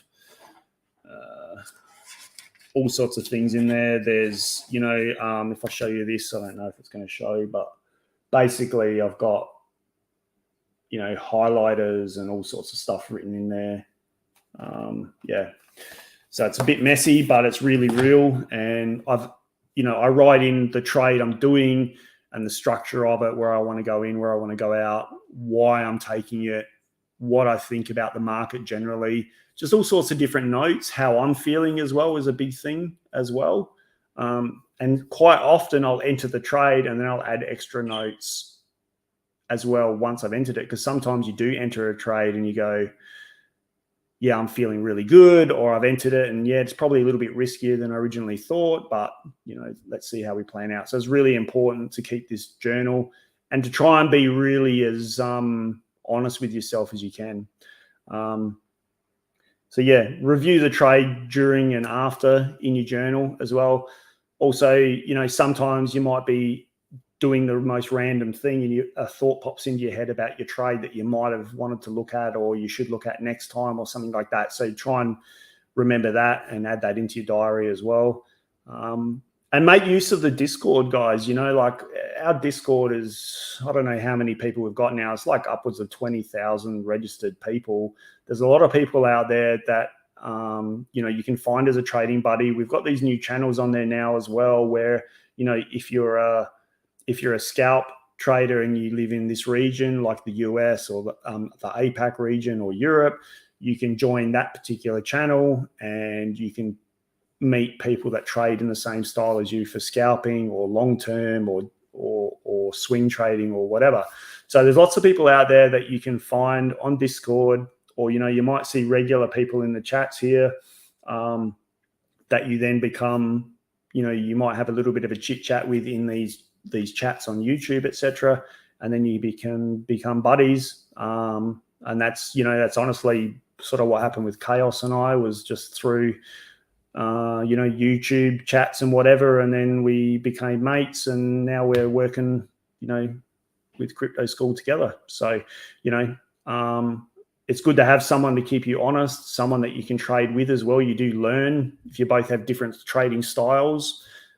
It's good to learn off of each other, bounce ideas. Someone, you might be looking at a chart and see one thing, they might look at it and see something slightly different. And that's a good thing, you know, because you can both grow as traders in that, and keeping each other honest with your assessment on how you're progressing. All right, so this is a bit of a, you know, a bit of information about, you know, how I went back in August.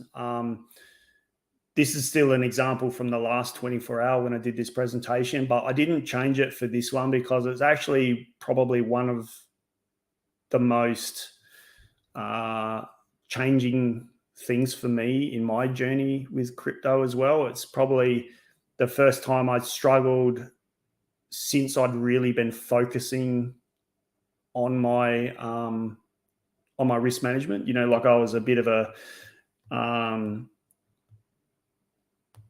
streaky trader before, where I'd make a lot of wins in a row and I'd win big, and like, man, I was like, honestly, like 5-6xing my account a lot.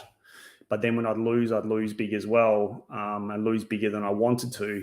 So I started to really focus on my my risk management. And then, so this example here that I'm about to talk about was the first time when I'd really been disciplined on my risk management, but I started to struggle.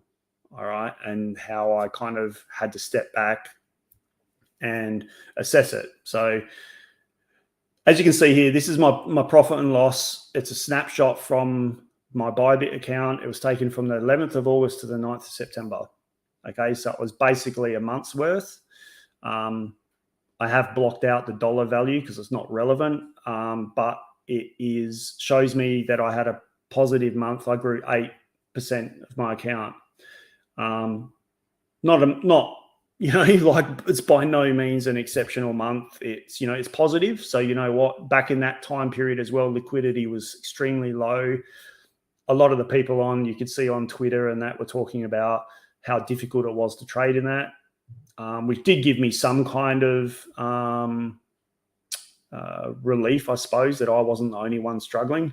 But I still had to step back and see and reassess myself because I was really struggling. So an interesting thing about this particular month was I'd done 27 trades. I'd only had 12 wins and 15 losses.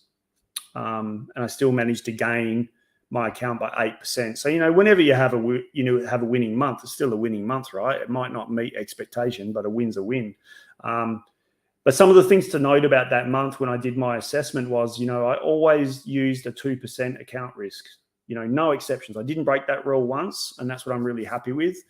Even as I went through a losing streak, I did not risk more to try and catch back up. And that's something that I'm actually very proud of, because it's easy to go, I'm just going to go in a bit bigger on this one. I'm going to risk a little bit more. I only just got stopped out last time. So, stuff it. I'm going to just lower my risk, lower my stop loss a bit more, increase my risk, and I'll make it up. It'll be okay. But I didn't break my rule. I stuck to my rule, 2%. 11 out of my first 15 trades that month were losses, including 6 in a row. So that hurt. That hurt me a lot. That's when I really started to get a bit down, starting to question what I was, what my strategy was, all that sort of thing. So that actually caused my account to draw down, about 11%. So, straight away you're behind the 8 ball at the start of the month. So that really does hurt. But upon reflection, man, that could have been a lot worse. To lose, 6 in a row, you could liquidate your account easily, doing that. So, 11%, whilst it still stings, it could have been a lot worse. So I stopped and took a few days off. That was at the point when I stopped. 11 out of the first 15 were losses. That really stung halfway through the month. So I stopped, reassessed, realized what I was doing, and I was literally at the point the market was moving, down. I was being an absolute jerk, and I was just trying to, trade against the trend, trying to pick the bottom. It's going to reverse. It's going to reverse. It's going to reverse. And of course, I kept getting stopped out. So I went back to basics. Just looked at some charts, didn't take any trades, but just had a bit of a breather and just kind of tried to educate myself again. Then my final 12 trades of the month, I won 8 and lost 4. So I actually gained 33% on my account size to get myself back to where I needed to be. So my final 12 trades, I actually grew about 41% in my account growth. So it just, showing you that your risk management, journaling, self-assessment, I was actually able to recover. From that losing position. So, I'd somehow just managed to get myself into this rut. I still don't know how I actually did it, but I did manage to get myself into this rut where I was just trying to pick the bottom for some reason. I don't know why I was doing it even to this day, but I just seemed to get into this little habit. So that's why it's good to have a break from trading as well from time to time. I can't explain why I was doing that, but it was good that I was able to step away. And that's what I'm trying to reiterate to you guys as well, is that sometimes just having a break can be good, and to be honest with yourself and say, you know what, things aren't working out for me. Instead of forcing it, I'm just going to step back now. I'm going to just have a breather from trading, go do something else and just reassess myself and literally give myself a review. I sent some of this info to some of my friends and said, hey, this is the hole I got myself into. This is what I've been trying to do. What do you think? And, the first thing one of them said to me is, why are you trading against the trend? And I'm like, yeah, and I know that I'm an idiot, so, you need to have friends that are going to be honest with you like that. So Waz, what's up, buddy? I can see him in there. So, guys, just in summary as well, because I've only got like a couple of minutes. How are you? How's it going, Matt? Good. Good. How are you? Great session. Good. Yeah, thanks. Just got a couple of minutes to go here, mate, and then it's all yours. All right. So, guys, I just wanted to say as well, like, there's no need to be scared of futures trading, leverage trading, or anything like that. You just got to know how to use it safely and how to protect yourself, guys. So, go in with a little bit of money, go in using the position tool. Do not compromise your rules, and do not break your rules. Don't move your stop loss. Once you're in a trade, you're in it. It's okay to exit out of the trade before it hits your stop. It's okay to go, look, what this thing has turned on me. It's not playing out. I'm out, and walk away. Don't have to be stubborn and let it hit your stop loss. If you know the trade's bad, just get the hell out of there. Same as if you're in a win. It's winning and it's starting to turn. Don't be stubborn and go, it's going to go up to my stop, up to my take profit. Just take your money and run. A win's a win. Move on to the next one. So yeah, all the trades are taken at your own risk, right, guys? You're the only one that hits the buy or hits the sell button. You can't control what the market does. You can just control where you enter, where you exit, whether you're long, whether you're short. But plan it out. Follow your plan. Be really disciplined with yourself. Be really honest with yourself, and share your journey with your friends. Find someone that you gel with, that you can trade with, share your ideas with, and just really, guys, learn and try and learn from your mistakes, learn from your wins.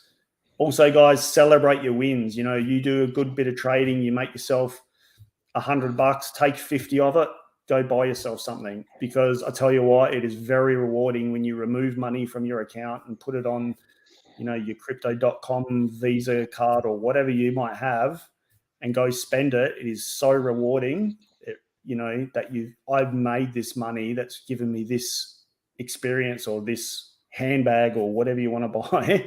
Like, you know what, Matt, that's actually one of the mistakes that I've made for a very long time. So in the beginning, what I used to do was I used to make a trade, and it will be similar to having a blindfold on my head and just hoping for the best, and then going through crypto school, sniper school, and obviously now whale school, things changed a bit. So when you're in profit, and even though the trade is still going to go up, what you want to do is you actually want to withdraw that, buy yourself something so you can feel the work that you've done. I promise you, there's nothing that tastes sweeter, Yeah, no, it is. It's so rewarding, and I had had 2 holidays this year paid for by my crypto, because I needed to have the break both times. And you know what? The first holiday I had, it was just such a good feeling, man, honestly, because I'd worked so hard for a couple of years at getting this right. To treat myself to this holiday just felt so awesome. Where did you go, though? Where did you go? My first holiday was to Cairns in far north Queensland. So it's tropical. It was a holiday, but there was also, I had a couple of friends doing an Ironman triathlon event up there. So I went up and supported them and just sat by the beach. And then just last week I went to Bali. So I went to Bali and sat by the pool and drank a lot of beer. Yeah. So it's rewarding. Very rewarding. I actually want to bring this to everyone's attention. You've done this in the bear market. Yeah. You've taken holidays in the bear market. So just imagine what will happen in the bull market. So you're probably going to go out of that's what I mentioned earlier, mate, as well. Is like, this is the time. This is the time where, if you can work hard and get it right, and you can make these little small consistent gains, you imagine what you're going to do when this thing is ripping. You enter a trade and you sit in it for 2 months, like, and you're making thousands. That's exactly why we are here, don't you think? I think the best thing about the community like this is everybody makes the same mistakes, and we learn from each other. We learn together. Yeah. Going forward. Absolutely, mate. And that's the thing, is learn together, share your experiences with people. Yep. Awesome. All right, brother. I'm going to leave it with you, mate. All right. Thanks everyone for tuning in. Cool. Hit us up on Twitter or Discord or whatever if you've got questions. All right, guys. Always happy to help. All right, mate. Crush it. All right, buddy. Cool. Thank you. What's up? What's up? What's up? Hello, everyone. How are we doing? I expected to see the entire Africa group in the chat. Let me know if you're here. I see Alaric. I see Rect in Korea. I believe that we were on Discord the other day, and I told you that I liked your name, Rect in Korea. Let's see who else is here. What we're going to be speaking about today is Web3, right? Does anyone know what Web3 is? Have you heard of Web 1, Web 2, perhaps Web 3? Pop it in the chat. Let's have a look.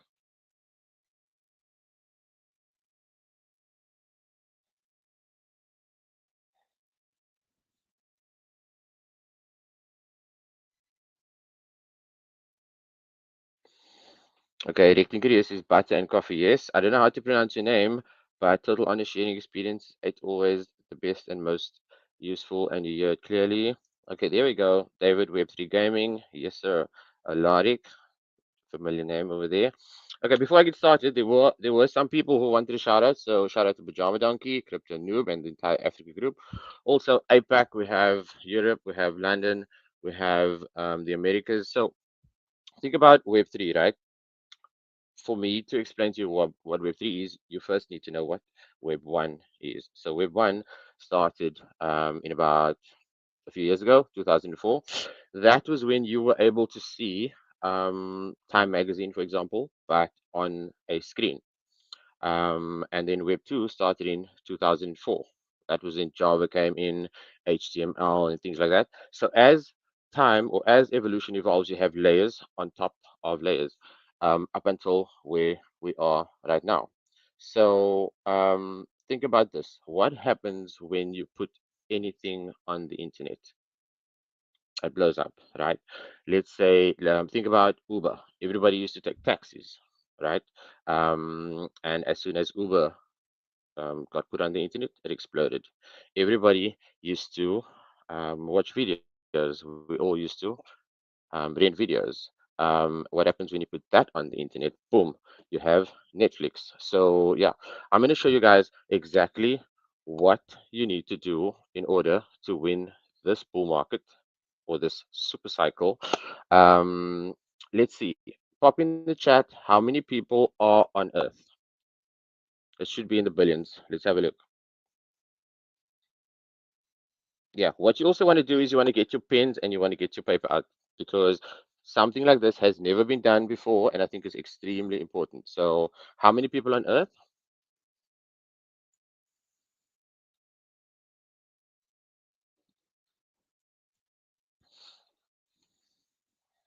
I think I am kind of lagging. There we go. Recting Careers is 8 billion. It's actually 7.8 billion. So what I actually want to bring to your attention is the size of a trillion, right? So if you think about the size of a trillion, there is 1,000 billions in a trillion. And if there's 7.8 billion people on Earth, when you look at if you wake up in the morning, you have your coffee and everything, and you want to see what's happening in the market. What you want to do is, let me just share my screen.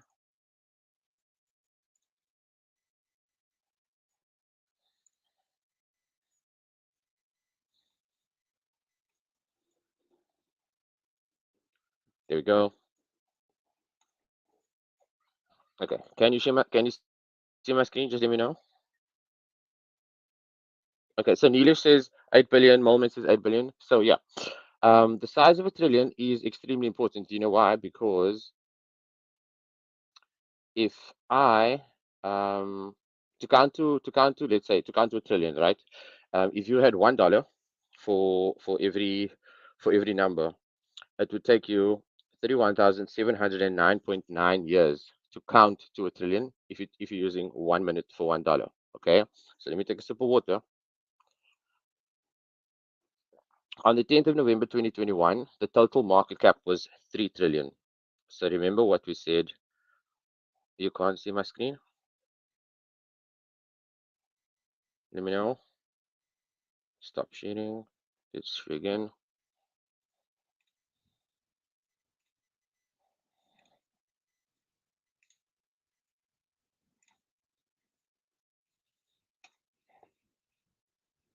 How about now? Can you see it?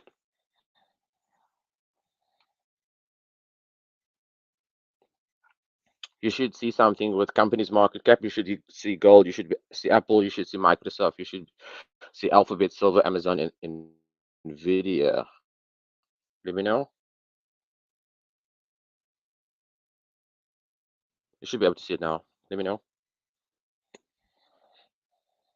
Okay, David, are you in the background? Can you share my screen, please? Okay, there we go. So as we said, the size of a trillion is 1,000 billions, right? So think about the date that Satoshi wrote his white paper. How old is this asset class? How old is cryptocurrency? How old is blockchain? How old is Web3? So think about it. If it makes sense, you could probably say that this is as old as a toddler, right? So think about gold, Yeah, think I'm here. about I'll put your Apple, screen on. think about Microsoft, think about Saudi Aramco. How many years did it take for these businesses to reach a trillion? Okay, so this is the killer. We're going to scroll down. Look at number 12. Number 12 is Bitcoin. So the current market cap of Bitcoin right now is 580 billion. And as we said, there is 1,000 billions in a trillion. Let me show you something. Let's go down to number 54. What do you think number 54 is? Number 54 is ETH. Okay, so you probably want to take note of this next part, because do you think that mass adoption will spark this next bull run? I don't think it will be mass adoption. I think it will probably be creative destruction. Do you know why? Because you should be able to see the next slide now.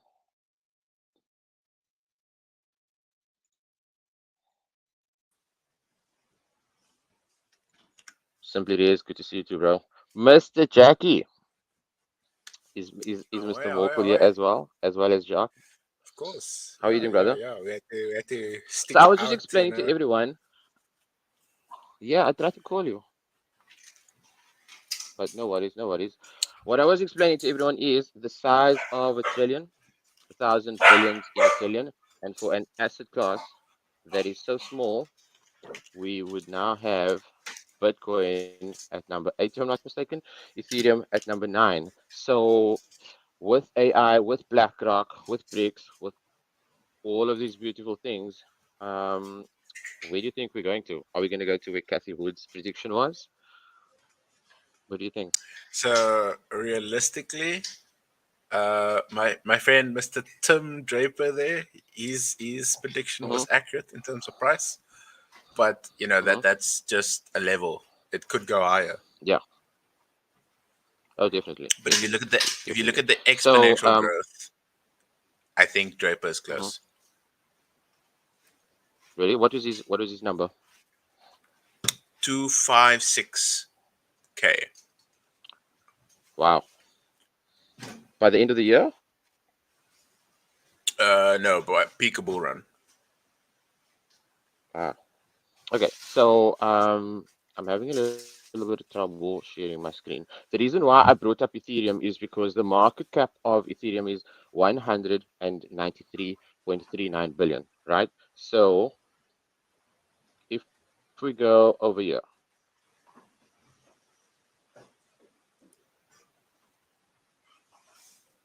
tell me, do you see DeFi Llama?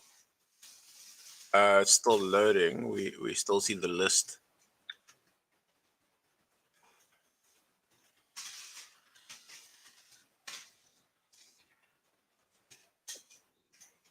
That's weird.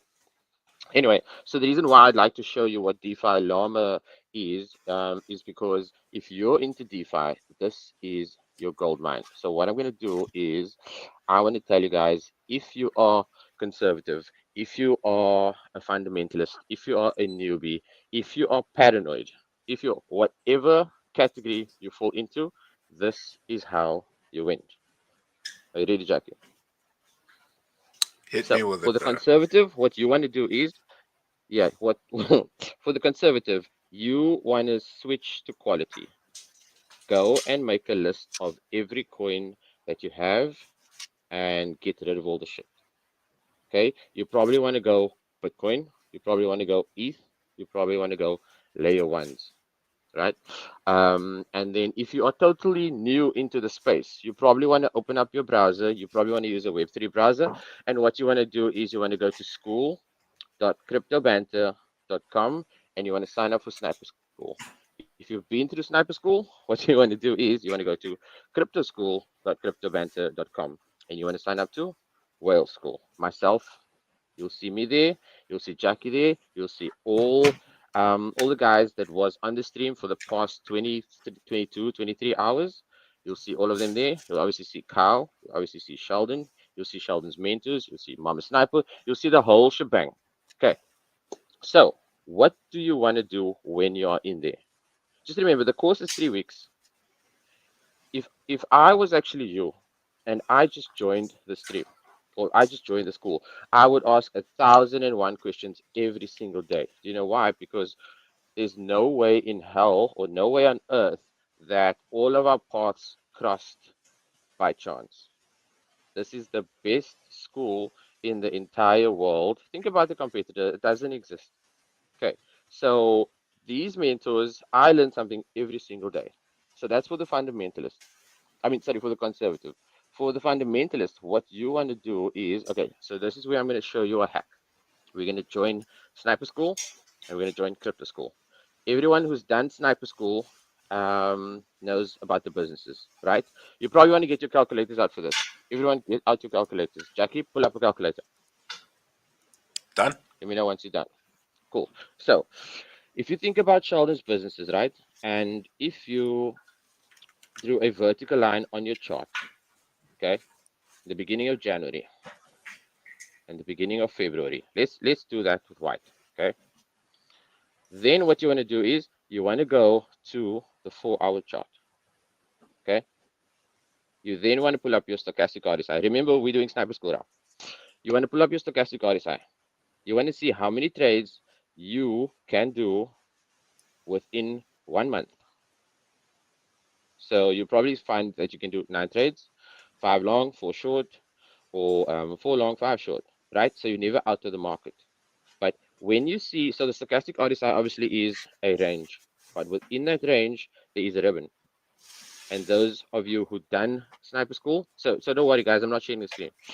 For those of you who done Sniper School, you would know that when the stochastic RSI crosses to the top, it would probably make sense to go long. But if you are on the 4-hour chart, okay, and you measure, you probably get like 17%. Overall, within 1 month, you can get about 97%. Okay, per month. So the 4-hour obviously is the best time frame. But what does that mean in 1 month? That means you could let's round it off to 100%. So this is the killer. If you take your $100 that you deposited into your exchange account in order to get sponsored by the exchange within either Sniper School or Whale School, and if you use the lessons that Kyle brings you, where you are able to measure your movements, then you could probably double your money every month. So what does that mean?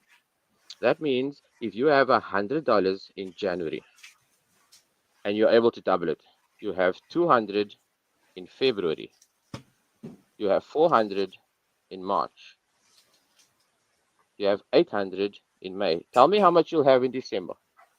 You will have 400, if I'm not mistaken, $490.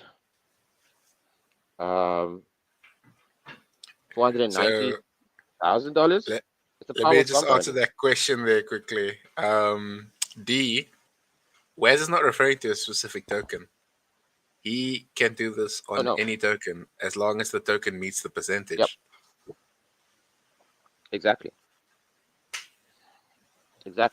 So when you, let me share the screen. When you wake up in the morning, right? And obviously you have your coffee. Let me tell you something about coffee. Jackie, you're gonna love this.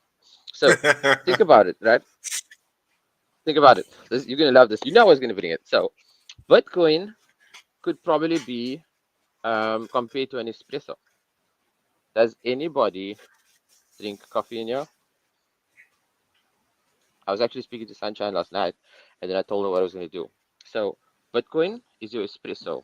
Why? Because it's supposed to be a peer-to-peer layer, right? In order to send transactions.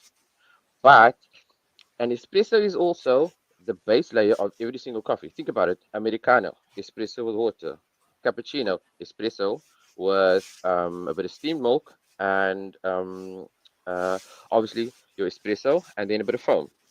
Mocha in Italian means chocolate. So everything has a base layer of an espresso, which would be that initial layer where we are able to do transactions on a blockchain. So for those who are totally new, Jackie, I know I'm not giving you any chance to speak, but you know how it goes. So for I'm those just who are here to totally new, support, bro. let's say Jackie is okay, let's do this. Let's say Jackie is with a specific bank, right? And I'm with another bank. For those in South Africa, let's use Capitec.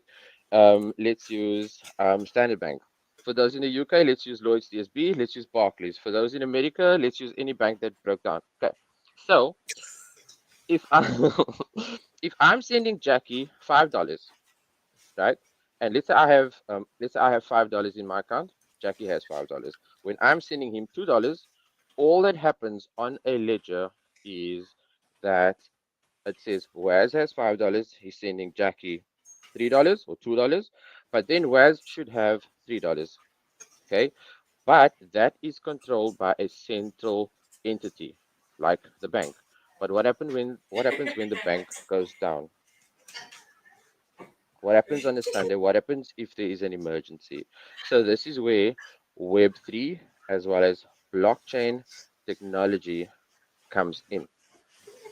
Okay, so let's say we have David that's in the chat over there. Let's say David would like to do something called mining, right?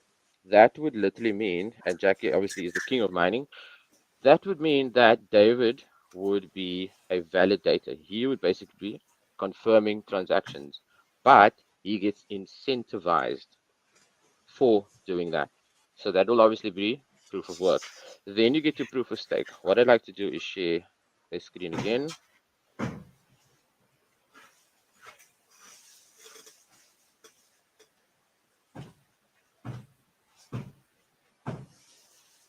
Cool.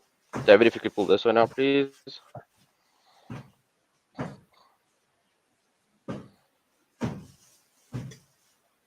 There we go. Okay. So when you wake up in the morning and you have your coffee and things like that, you Waz, probably you're want to look lagging at like quite bad. the total market cap.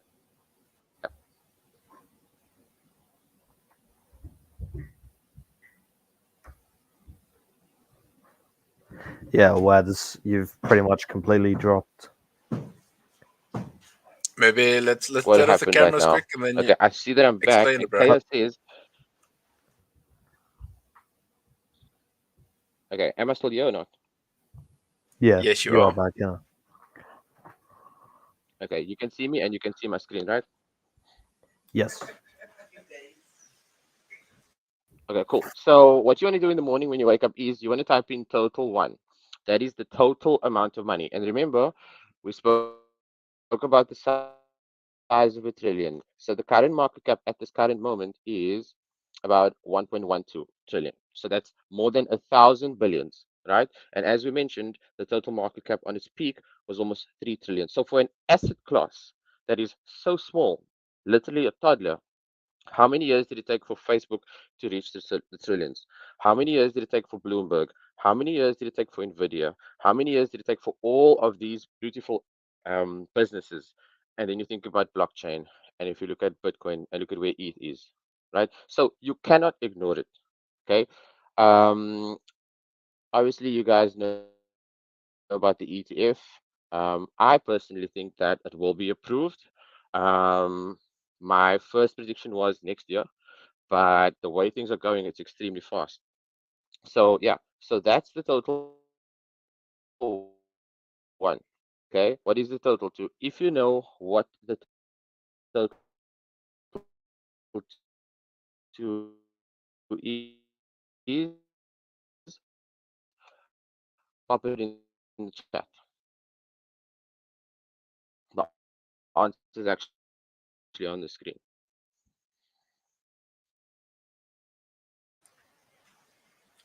It's a little bit choppy again, bro.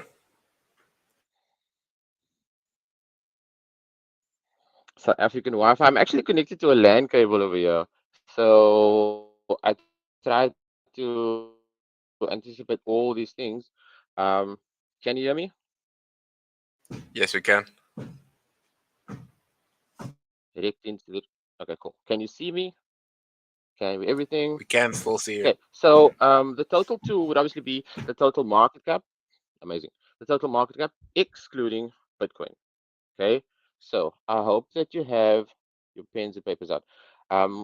It looks like whenever I switch between screens, there's a lag. So what I want to pay attention to is this next one.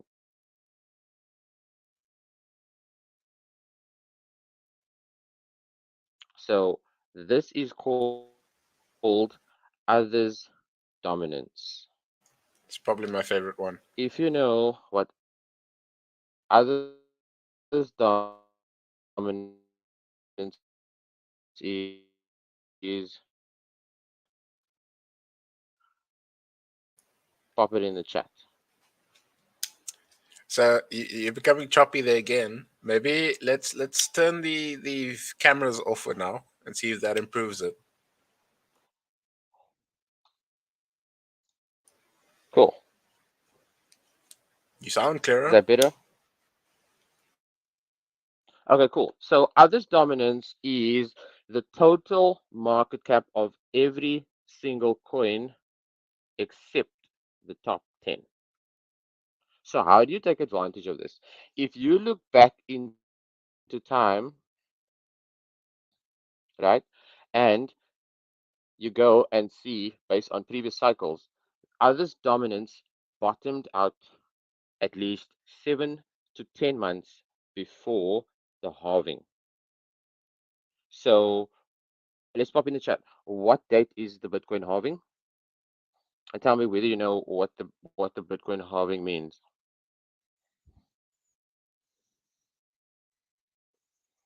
Jackie, do you think it's because I'm wearing this Binance? That's why I'm lagging. Probably, man. You're probably draining all the liquidity out of the chart right now.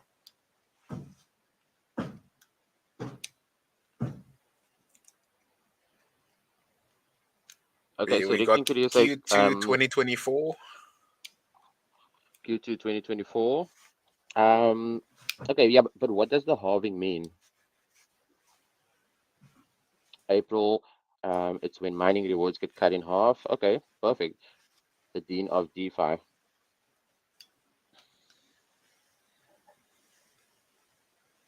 Yeah. So what you want to do is you always want to pay attention to others' dominance. Why? Because the way the money flow works is money comes into Bitcoin. People then have a feel, they dip their toes into cryptocurrency as well as blockchain. Then money moves into Ethereum. After that, money moves into layer ones, layer twos, gaming, NFTs, and all those beautiful things. So if you think about it, if others' dominance bottoms out 7 to 10 months before the halving, you would then need to structure your portfolio into diversifying. So picture this: when Bitcoin goes up, how long do you have before you need to take profits and move it into alts? I would say that period is about 3 months. What do you say, Jaki? Right, just repeat the question. So if others' dominance bottoms out 7 Yes. to 10 months before the halving, that would probably be the perfect time to start preparing for alt season, right? So when the bull run starts, nobody gets this notification, hey, the bull run's going to be starting now. Because if you think about it, the bottom's probably in, right? Yes, that makes sense. You should be able to see that screen now from Bitcoin into alts. So please don't make this mistake with taking profits out of Bitcoin. What you want to do is you want to take profits into Bitcoin. And obviously, if you are doing the strategy where Sheldon explained you that this is actually the gold mine, when you are using the Bitcoin slash, let's say, ETH pair, the Bitcoin slash Solana pair. Why? Because when Bitcoin does X%, Solana would probably do more. So my question to you, Jackie, is when Bitcoin goes up, how long would you need to basically diversify into a different class like gaming, or I would say it's 3 months.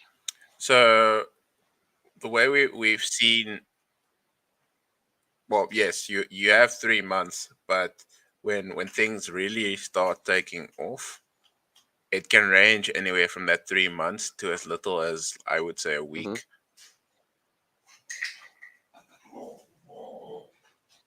Obviously, depending on how much Wow. percentage you're On tracking. which time frame is this though? That would be True, in true, true. the But I'm talking about 4 hour, the 8 daily or the hour. weekly time frame. Okay, daily and weekly. Then yes, we're looking at a month period overall for the macro moves.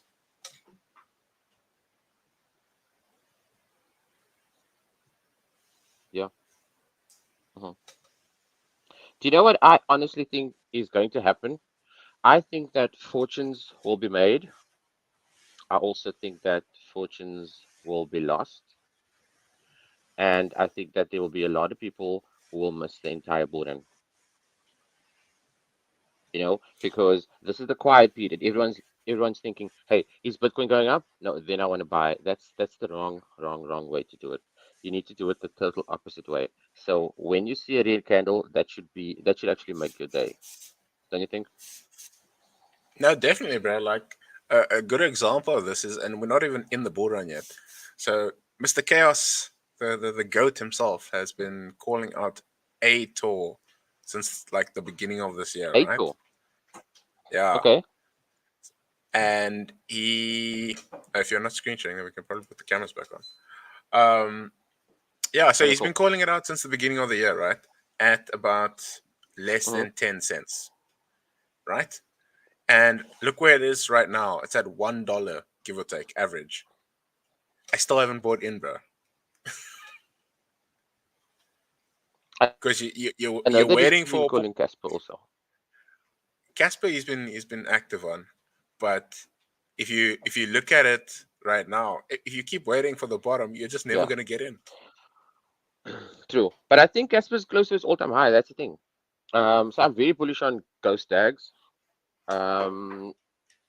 Basically any DAG, because obviously what a DAG is, it's not a blockchain. Obviously a blockchain runs parallel.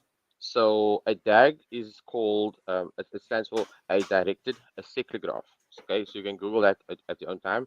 But what it means is it doesn't run parallel. It runs, it kind of runs in, so if you think about electricity, that would be series. But this would be parallel, but it also doesn't run parallel in a blockchain because it's scalable, if that makes sense.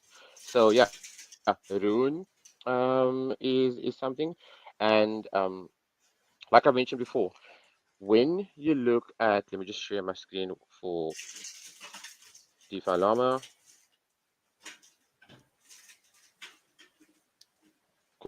Cool. If you can bring that up. There we go. So the amount of money that is locked up within Ethereum is 20 billion. So that's locked up. There's no DeFi without ETH. And this is why I love DeFi so much, because DeFi is, there's no other word, but DeFi is sexy. DeFi is extremely sexy. Tell me And about I it. know that you are, I would say, you are the king of DeFi, right? If you think about the money that you've made, have you made more money with trading or more money with DeFi? Be honest. DeFi straight through. If I had to Okay. put it Any in a DeFi value, degens in the house? the amount that I've made in DeFi is probably 10x of what I've made in my trading. Yeah. So for the DeFi people, what you want to do is you want to set up wallets with different networks. what you want to do is you probably want to have saved as a bookmark or add this to your home screen. You want to look at an impermanent loss calculator. What you want to do is you want to learn how to bridge. You wanna bookmark an APR or APY calculator because DeFi, as I mentioned, is sexy. So this is for the paranoid people. What you want to do is you want to use a VPN. Okay. What you also want to do is you don't want to get distracted by the FUD. What you also want to do is you want to create a thesis and stick to it. You need to learn how to adapt. I don't know if Jack is writing any of this down, but your mind believes what you tell it. So tell your mind good things. Okay. For the I have to drop investor, this epic piece of alpha here, bro. cool. Go for it. Check that website out in the chat, bro. Calculates every single APR for every single DeFi project that has been, how can I say, the guy that runs this website tracks DeFi as whole. So whenever there's a new project that launches and it's been vetted, people approach him and then he does the calculations on all the APIs, not APIs, APRs in real time for your project. So you give the wallet address, it'll calculate your APR in active DeFi staked contracts.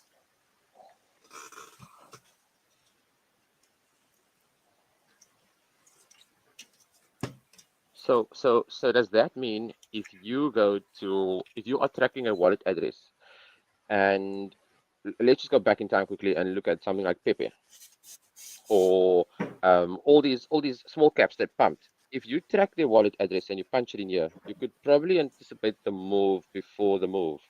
Is that what you're saying? So this is mainly with the staking contracts.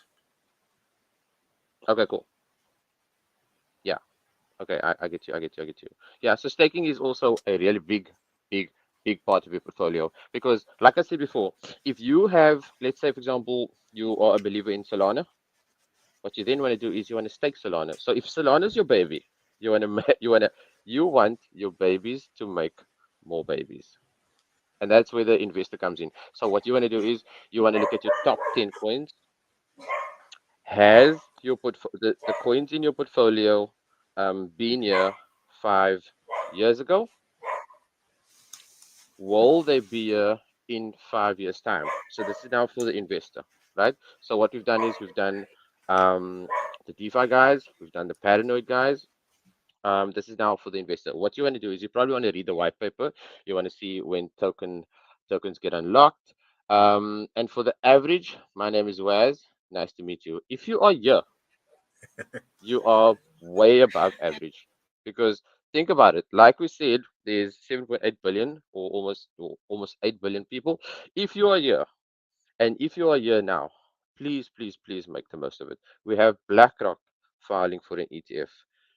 Think about it like this: if BlackRock literally uses 1% of the amount of money that they have, and they buy into crypto, they can buy every single coin in circulation. What does that mean to the price of anything? Okay, so what you want to do is you want to sign up to Sniper School, because when you sign up to Sniper School, you will see myself there, you will see Jaki there, you will see everybody that was on the stream. But the course is 3 weeks. And when you have your candlestick lessons, what you want to do is you want to join the lives. And I see this question always coming up in the school on Discord: is the links recorded? So step one, whenever you join Discord, go right to the top, announcements, because there's AMAs. And to be honest, when I came back into school a few weeks ago, I've probably learned more within this period than within the last 2 years, and I'm only in this space for like 2 years, based on the quality that every moderator, that every mentor is providing. So yeah, it's actually an honor for me to be on this with a legend like Jaki and everyone that's been before, because I was actually laying in my bed last night thinking, what am I going to speak about if everything's been said, you know? So I really do hope that I have brought a few things. So yeah, the bull run will definitely separate the men from the boys. So what you want to do is you want to be prepared. I think that based on regulation and everything that's happening, this is the last time that it'll be so easy. Like we here in South Africa, we have it easy, bro. We have it extremely easy. Just imagine if you were in the UK or even in the US. Yes, you have Coin W, but we have it like on a silver platter. Like here, money is on sale. If I No want a Gucci jacket, regulation, easy yeah. If I wallets. think about it, if I want to buy me a jacket or a watch, I'll probably wait for it to go on sale. Money is on sale, and we would rather wait up until Bitcoin is at 60K and then we buy it. So think about where we are right now, and yeah. So for those who don't believe me, I'm not here to try and convince you anything. This is obviously not financial advice, but think about this. Like a lot of people, they speak to me about AI, right? Where you could probably just record my voice, take a picture of me, and you could literally type in whatever I want to type. But how do we differentiate what's real and what's not in the future on the blockchain? The answer's on the blockchain because it needs to be validated. You cannot destroy or you cannot manipulate the code. If there's another chain running and it doesn't validate, it's just going to be cancelled. So yeah, think about where we are as time goes, as evolution evolves. This is just another layer on top of that. I don't know, Jackie, you've done me for quite a while now. Am I talking shit? You are probably the most knowledgeable person that I've come across in the crypto space in the last 4 years, bro. Wow. Stop it now. Stop it, stop it, stop it. Okay, so for those in sniper school, what you want to do is you want to create your WhatsApp groups. Okay, this is how you do it. When you see the welcome event or when you see the first lesson, you want to watch that lesson and you want to sit with your book. Okay, and then you watch the live event. When you start with week 2, watch week 1 again because there may be something that you missed. Think about your favorite movie. Agent says, where is he talking shit? Good shit. Think about it like this, right? You watch a movie. Let's say you watch, let's just choose a Universal movie. You watch the Titanic, for example, okay? And then you watch the Titanic again next week for the second time. You're probably going to see things that you didn't see in the first week or in the first time you watch it. So you want to watch your first lessons, whether it's a scripted school, sniper school, or the new edition, obviously, whale school. Watch your lessons and then go to the live. When you start with week 2, watch week 1 again. If you are married, if you are engaged, whatever your job is, speak about this to the people that is within your circle. If you have a shit circle, get a new circle because you are obviously the five. You are obviously you're the average of the 5 people that you spend the most of your time with. So if you're in this Discord, I promise you, there are millionaires within the Discord. You are learning from millionaires. So let's say, for example, you spend most of your time there and you become the average. You're definitely going to win. Okay, so you want to watch your videos like that. Then, yeah, you want to speak to your boyfriend, speak to your girlfriend, speak to your husband, your wife, because when you speak about it, you automatically learning it twice. To watch a movie where you know the end is strange and nearly useless. So Luba says I'm alone in my circle. Well, then that's a good thing because you don't have to remove any unnecessary people. You're obviously in this circle. I've seen you earlier today. I don't bother telling them So about BTC anymore. Not I worth the just need to hassle. share 2 cents there on what they're saying about being alone in the circle. Um, Hmm. I've actually grown more solo than I have with a circle of 5 people in crypto. Yes, it's cool having a group or someone that you can relate to, but unfortunately, they're not going to be interested in looking what you're looking at all the time. And True. the best research is done when you have interest in a project. and you have your time, so you know when you can and can't do research on a project. It's when you're doing the research alone that you learn the most about the project and become the better person in crypto. Why do you think Run is doing so well? Yeah. How does that saying go? If you want to go far, how does it go?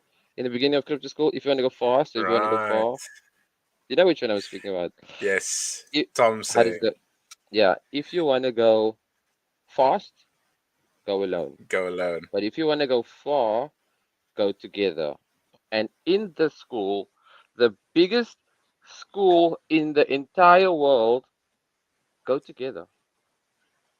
Right? So the momentum's there, the content's there. You know how long it took Tao for Whale School.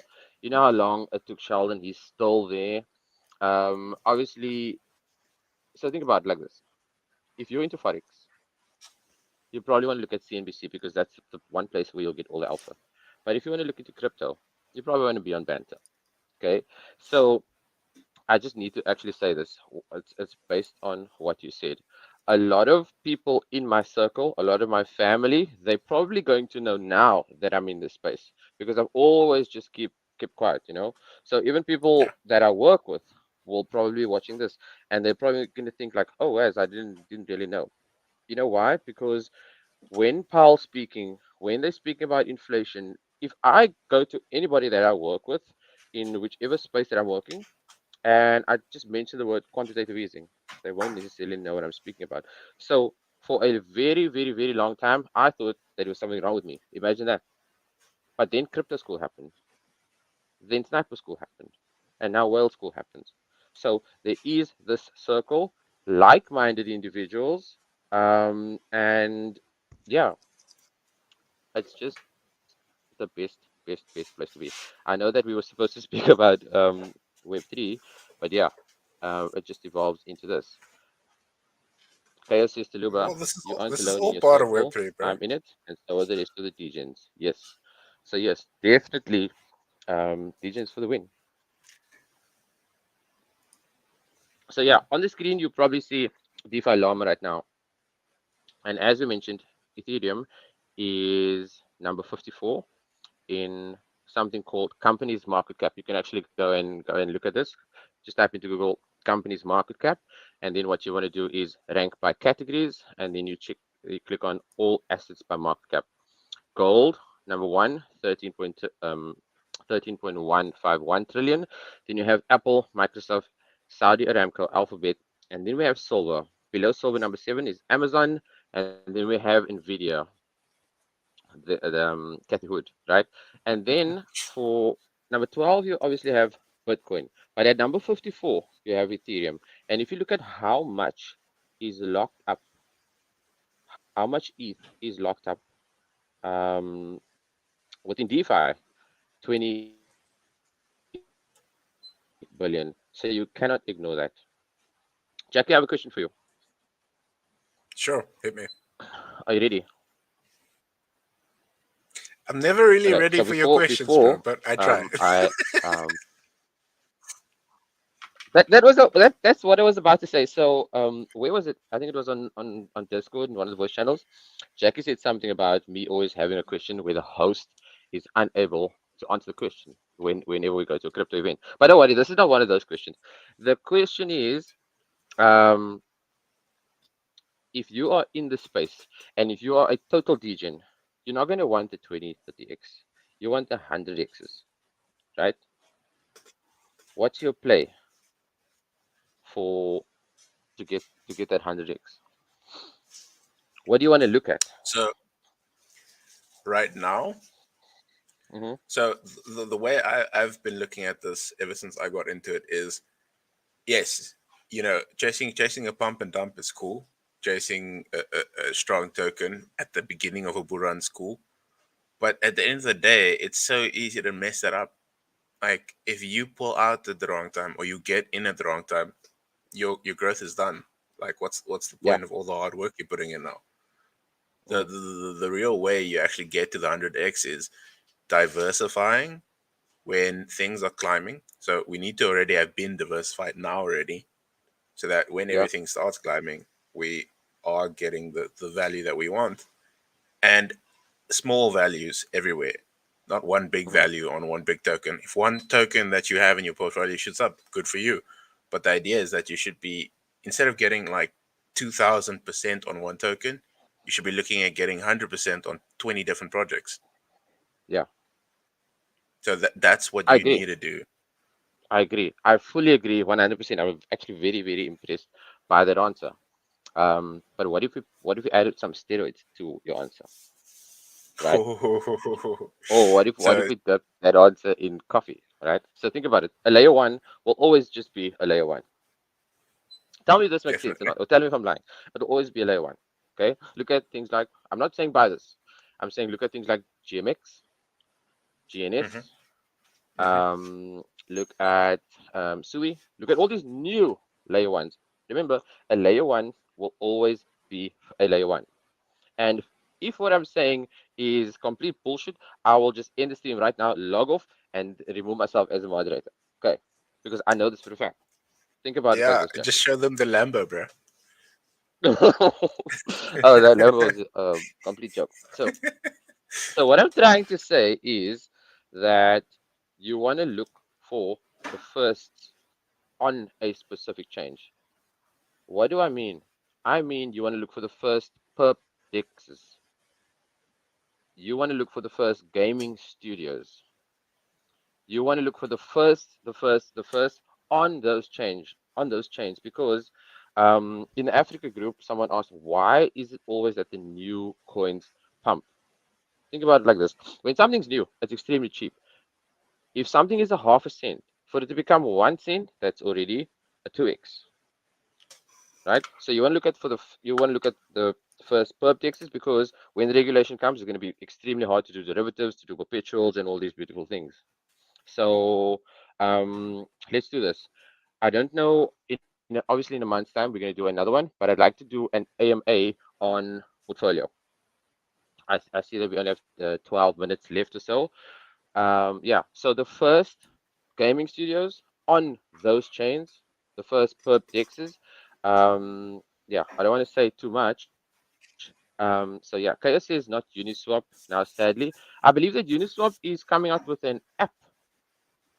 Yes, I know that I there was heard some that as drama well. with them. Did you sign up? No, bro. No. Uh, For ETH me, dexes scare me, yeah, bro. true. But that's like the centralized dexes. I think the whole point of Web3 is to be decentralized, but they're kind of moving backwards. Don't you think? Mm. So what I like is I like Orca, I like Drift, and obviously that's built in Solana and stuff like that. But Uniswap, even though, like I said before, there's a party and that party is happening on chain, and that's obviously for those who are new, for those who don't know, it's when you trade ETH as a pair. So ETH Pepe, ETH this, ETH that, sold this. Um, but yeah, that's basically that. Let me just have a look to see what's happening in the chat. Directing career, you've been here for the past 24 hours, eh?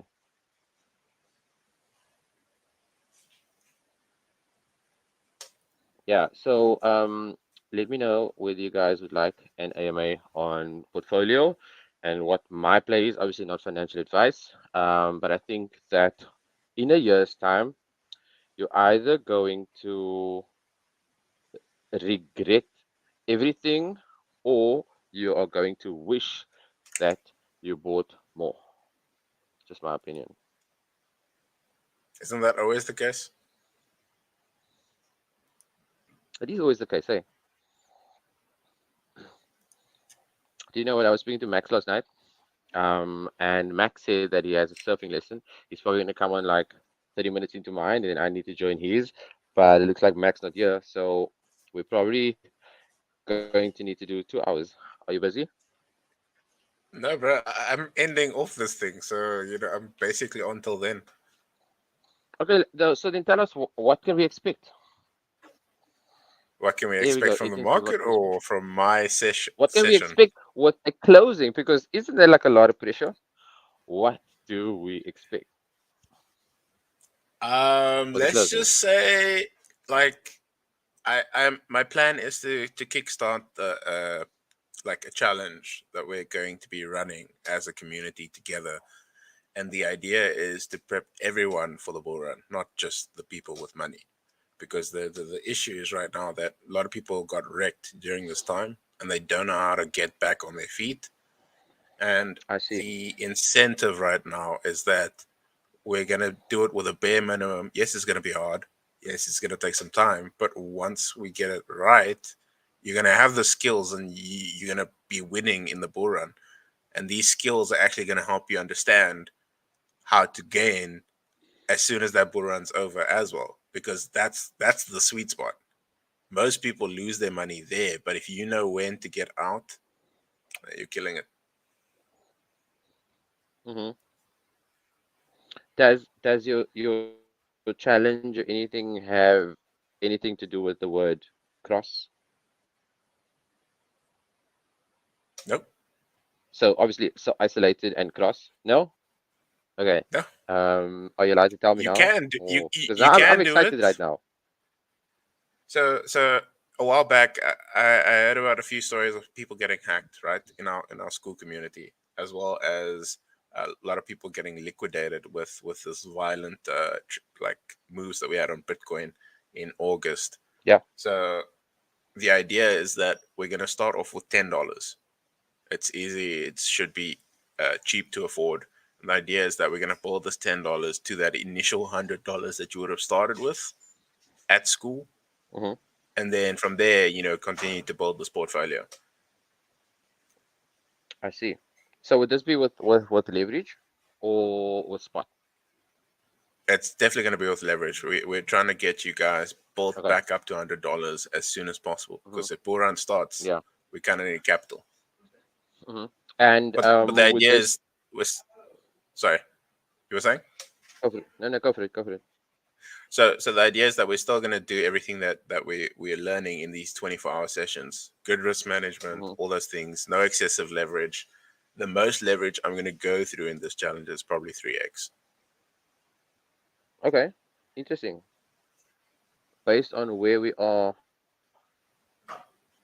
now, so would it be an altcoin or would it be Bitcoin? So the challenge specifically won't be limited to any specific token, but it will be open to whatever you're comfortable trading. The idea is that we're going to try and get a few of us to regularly have a session during the day where people can just sit and trade with us. Because the idea of this challenge is also to help those that haven't taken their first trade, because there's a lot of people struggling with that as well.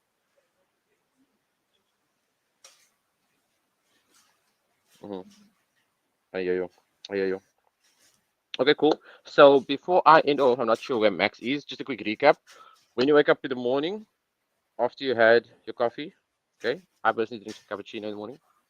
What you want to do is you want to look at total one. Max is here. Max in the house. What's up, bro? I think you're muted. There we go. I think. I'm on. Yo. What's happening? Can you hear me? How's it? Is my internet lagging? I feel like I'm behind you. How are you doing? You good? I'm good. Cool. I'm just transitioning upstairs quick. They just want to clean downstairs. Okay, cool. Thanks for jumping on, Jackie. Max, bro, you're late. I'm sorry. I've just got back now. I'm joking. You know it's a party when Max is actually Chaos and Thalas is also in the chat. So Crypto Noob, Anton saying, see you Waz for coffee soon.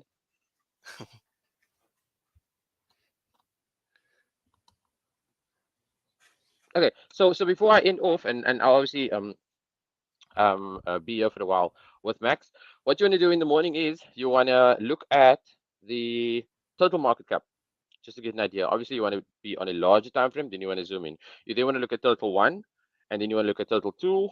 You want to look at others dominance. You want to look at Bitcoin dominance. You also want to look at USDT dominance, because it makes sense that okay, let me put it like this. If you notice that USDT dominance is going up, think about it. Really think about it. USDT is a stable coin. So that means that people are putting their dollars into a stable coin. What is the only thing that they will buy with a stable coin? They will buy cryptocurrency. So when Bitcoin dominance is going down, obviously USDT dominance will be going up, and vice versa. So that's basically what you want to do. You also want to look at the money flow, because alt season is really when the party starts. Alt season is when the party starts. Everybody's waiting for alt season, but if your portfolio is not where it should be, I wouldn't say you're going to get wrecked, but you would probably not not not make as much profit as you could possibly have made within the cycle.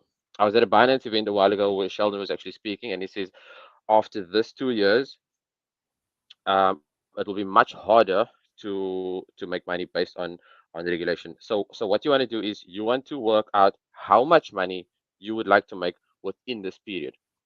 What you want to do is you also want to get familiar, make this your best friend.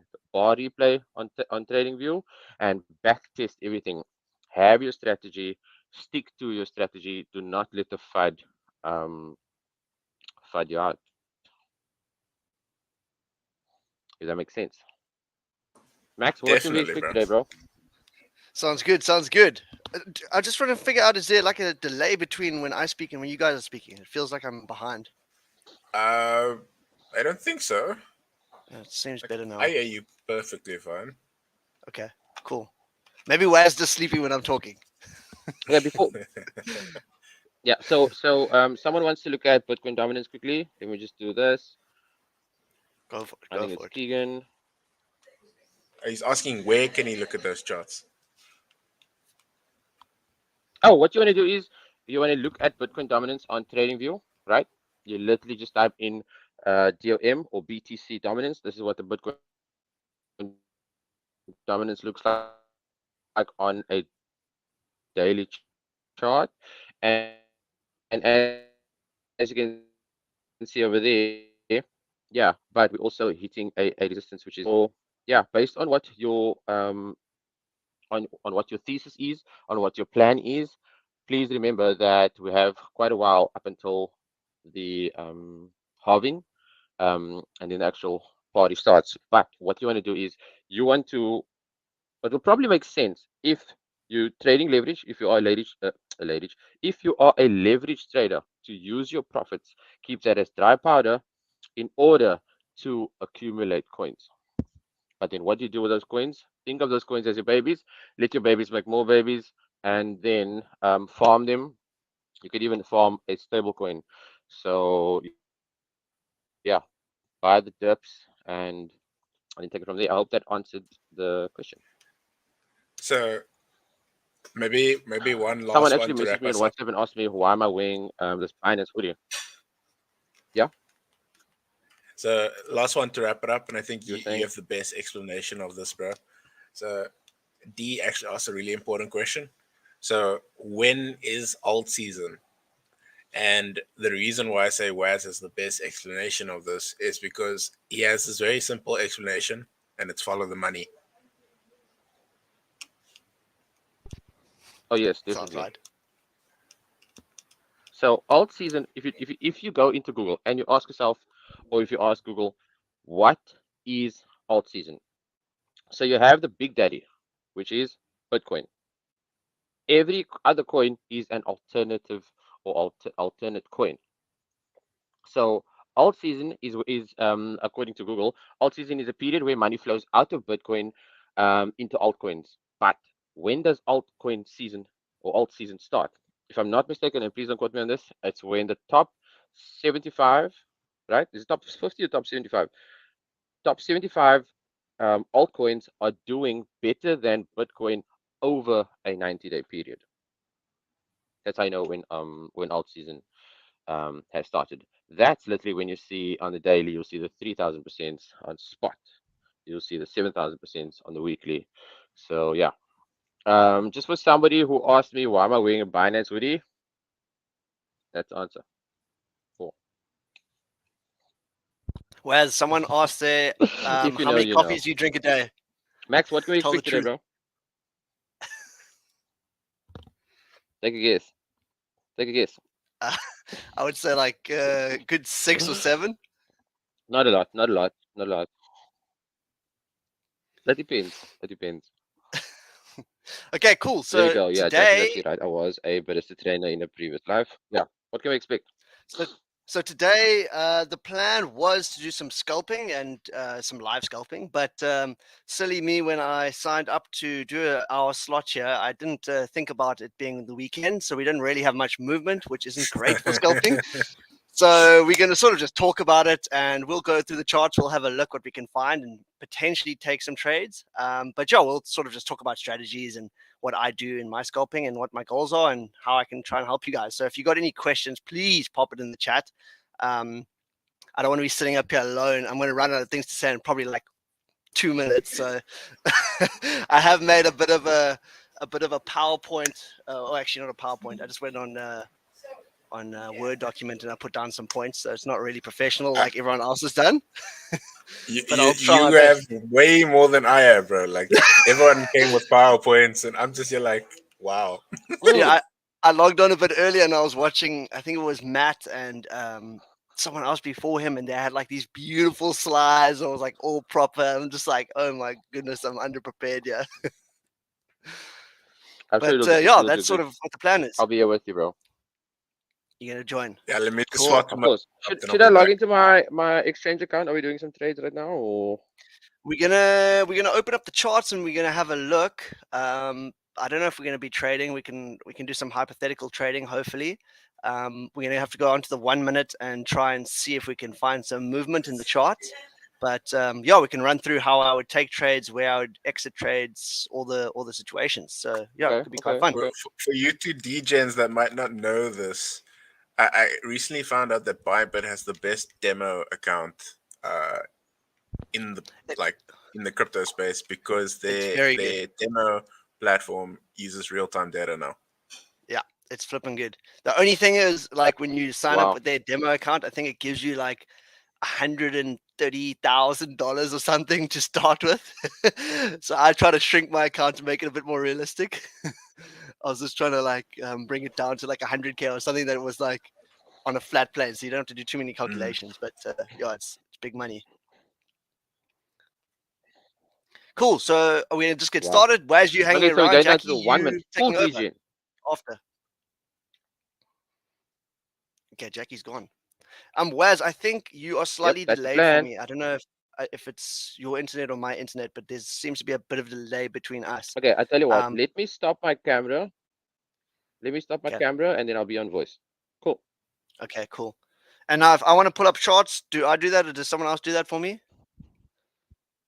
So what you want to do is click present at the bottom, and then select which one, and then I think that will just yeah. Share screen.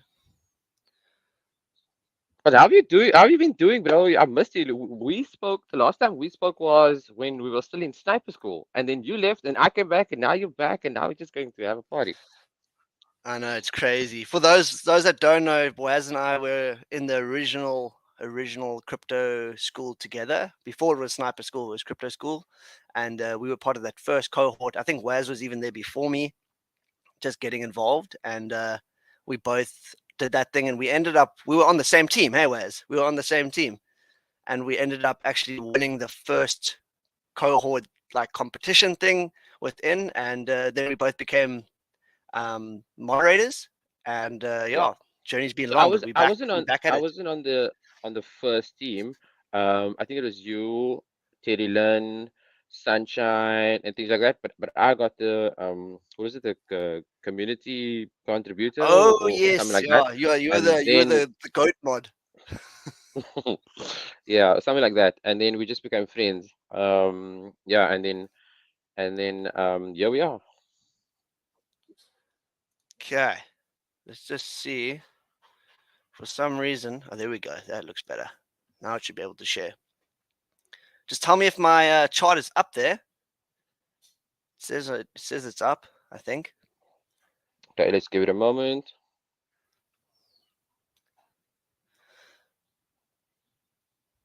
Guys, just pop it in the chat if you can see the charts. Not yet. Not yet. Okay. I don't know if I'm doing it right. It does say it's streaming.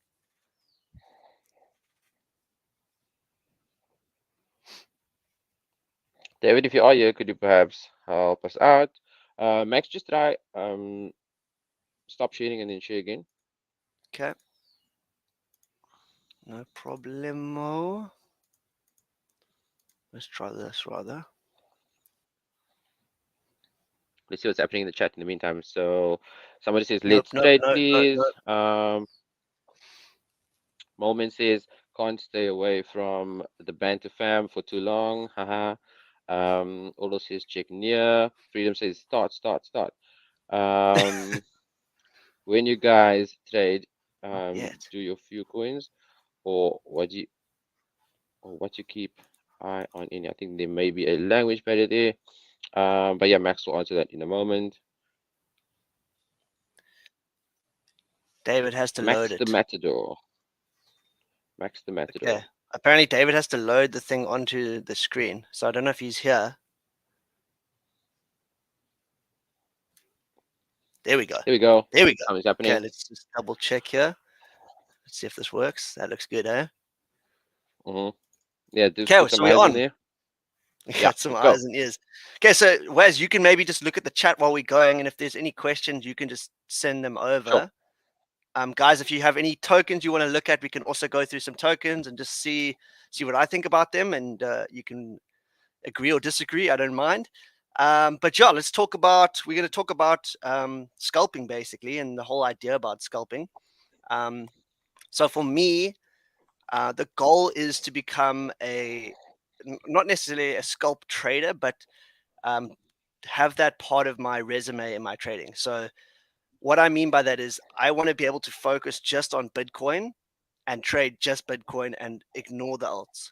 And the main reason is sorry, Max. For those that may be new or that's starting their trading journey, why would you choose just Bitcoin?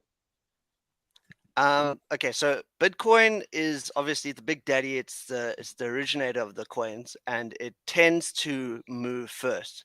So not all altcoins follow Bitcoin, but I would say the majority of coins, if Bitcoin pumps, they pump. If Bitcoin dumps, they dump at a faster or slower rate. The problem is when you're trying to just trade altcoins, you might have a setup and it looks pretty good, but your risk is always significantly bigger straight away because it moves quicker. And then also you're not always paying attention to what Bitcoin's doing. So you got this idea and then Bitcoin's saying we're about to dump heavy, but you're still in your altcoin trade. You haven't checked it properly and then you get wrecked. So for me, I can focus just on Bitcoin, but then how you counteract the amount of money you'd like to make is you can up your leverage. So we are taught to use low leverage in the beginning, and scalping is one of those things where if you don't use high leverage, you don't make any money because you're looking for up to only like 1%, for instance. You could double your money on 1% quite easily. I know traders that do. I follow traders that do. So the idea is to be super focused in just on Bitcoin, what Bitcoin is doing, up the leverage and make your money within 15, 20 minutes of the day and call it a day, and you've made good money. Okay. Let's check the chat here. Waz, are you checking for me, huh? There's lots of stuff coming through. Someone said 1 minute's so scary. You guys can see the chart now, I'm sure. Let's go through this.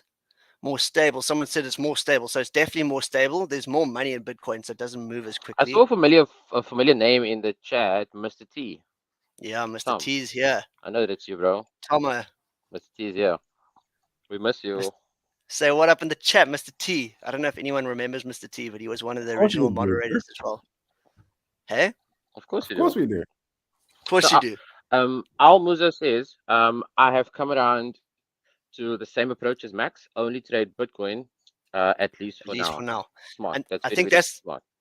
I think that's key. So I'm not limiting myself just to Bitcoin, but in these markets where it's pretty choppy and there isn't much happening, the coins are not pumping. Everything's actually just going down slowly. If you look at the altcoins, a lot of them are at their all-time lows right now. There's a couple exceptions like Solana, and some of them are holding kind of strong.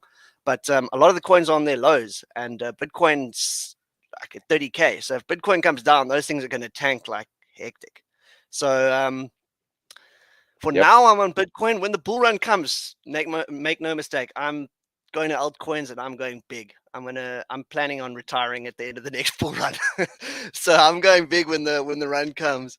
It's just sharpening the skills now, and then when the markets get boring, you can trade this kind of style and make some money in between. But yeah, so that's the plan. T-Man said, "How's it, bros?" Guys, who's watching the rugby tonight? There That's always the is big a question. trade, right? There's always a trade. Sorry, Waz. I'm excited for the So rugby. I got the hat on. no. I definitely am watching the rugby. I believe that it's 9 o'clock SAST. It is. Yeah. So yeah, Stuff. we all know who's gonna win. Sorry to oh shit. Sorry to Chaos and everyone else. All right. I Okay, start Waz, right now. what were you saying? No, just joking. Let's go. So I was about to say that interesting question there's there, bro. always a trade depending on the time frame. Like Yeah, there is always a trade. Oh, Mac, not what's your necessarily actually. favorite There isn't always a altcoin? trade. When the bull run. Okay, Waz, are you a little bit delayed again? Not Yeah. necessarily You were always, fine but there for a is. bit. Okay, cool. Okay, how about now? I think it should be fine now. Okay, cool. So what I was saying is that, in my opinion, the market goes up, sideways, down, sideways, up, sideways, down. And when we are going sideways, that's actually very, very boring for a lot of people. But that would mean that you can trade a range. You know, and obviously, if a chart is cycles within cycles, there's always a trade, not necessarily a big one, or one that makes people talk about it, but yeah, you can take advantage of it if you do it smartly, you know. Yeah, for sure. Okay, Sorry, Jackie, I'll what hand were over you to you, saying? Max. No, I was just gonna say one or two things. The one is that if there's not a trade available, you're not looking at enough tokens. Yeah, that's true. That is true. Wow. So yeah, for me, I just rather, if there's no trade on Bitcoin, I'm not taking the trade. And I'm only looking for, and this is one of my big points of today's chat, is I'm only looking for my setup, and when my setup comes, I'll take that trade. If there's someone else's setup or something that I know is a potential entry strategy, but it's not my entry strategy, I'm not taking the trade. So that's Yeah. basically. I wait for my setup and my trade, and I just be consistent with it for now. Can I just take a moment to highlight what you're saying there, bro? People don't realize how strong that is, what you're saying right now. There was a phase where Sheldon was giving decent calls, right? But then right after that, Sheldon and some of the guys were also giving calls, but it was not going quite well. Like the hit rate was missed for at least 70% of the calls. From that point on, you know, you just have to rely on your own. Yeah. Exactly. Oh. Okay. All right. So let's start with saying, so we've already gone over what my sort of goals are, what my plan is. And then I think something that I've been kind of preaching lately to a lot of people in the lives that we do on Discord or whatnot, with Bruce especially, is that all trades that you take, whether the time frame is on the 15-minute or you're on the daily or the weekly, every single trade you take, you should look at taking as a scalp in the beginning. So what I mean by that is you taking an entry on the smallest time frame you can, which will give you the best possible entry in that time, if you know what I mean. So that way you're sort of getting a lot more greedy. You're not just saying, okay, we sort of in this area, I'm going to enter over here. Go down in the time frames, find your trend lines, find your levels, say, oh, could it go lower? Yeah, it could go lower on this time frame. And you zoom in until you find that point that's saying, okay, this is really, really nice. I'm happy with this entry. And then you take your trade. Does that make sense?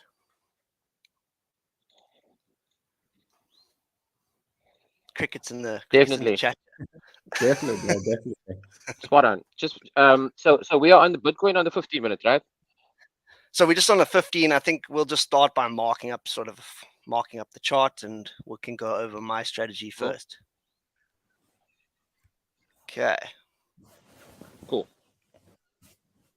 Maybe you could back test last week's show to show how you took the scalps on BTC. Oh, we're not going to go over last week's show. I got my trade wrong.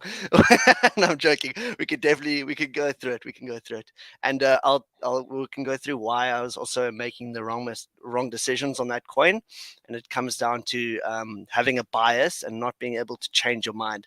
So I've been on a bit of a winning streak lately with my trades. And I sort of let that get to my head. And Mr. T in the chat can vouch for this. I was very cocky last week because I was like on this hot streak. I was winning, my accounts going up, and I had such a bias about where the trades were going that I lost focus and didn't really look at the signs that the charts were telling me. And then I ended up losing quite a big chunk of the profits that I made. So I got humbled real quickly. And I think that's a good lesson to learn is even if you're winning, you can't get emotional about it. You got to just put it behind you. When that monthly stock resets, it's going to say hello. Yep. Okay. Nice. So you guys enjoying this? Of course they are, bro. It's comedy show here, bro.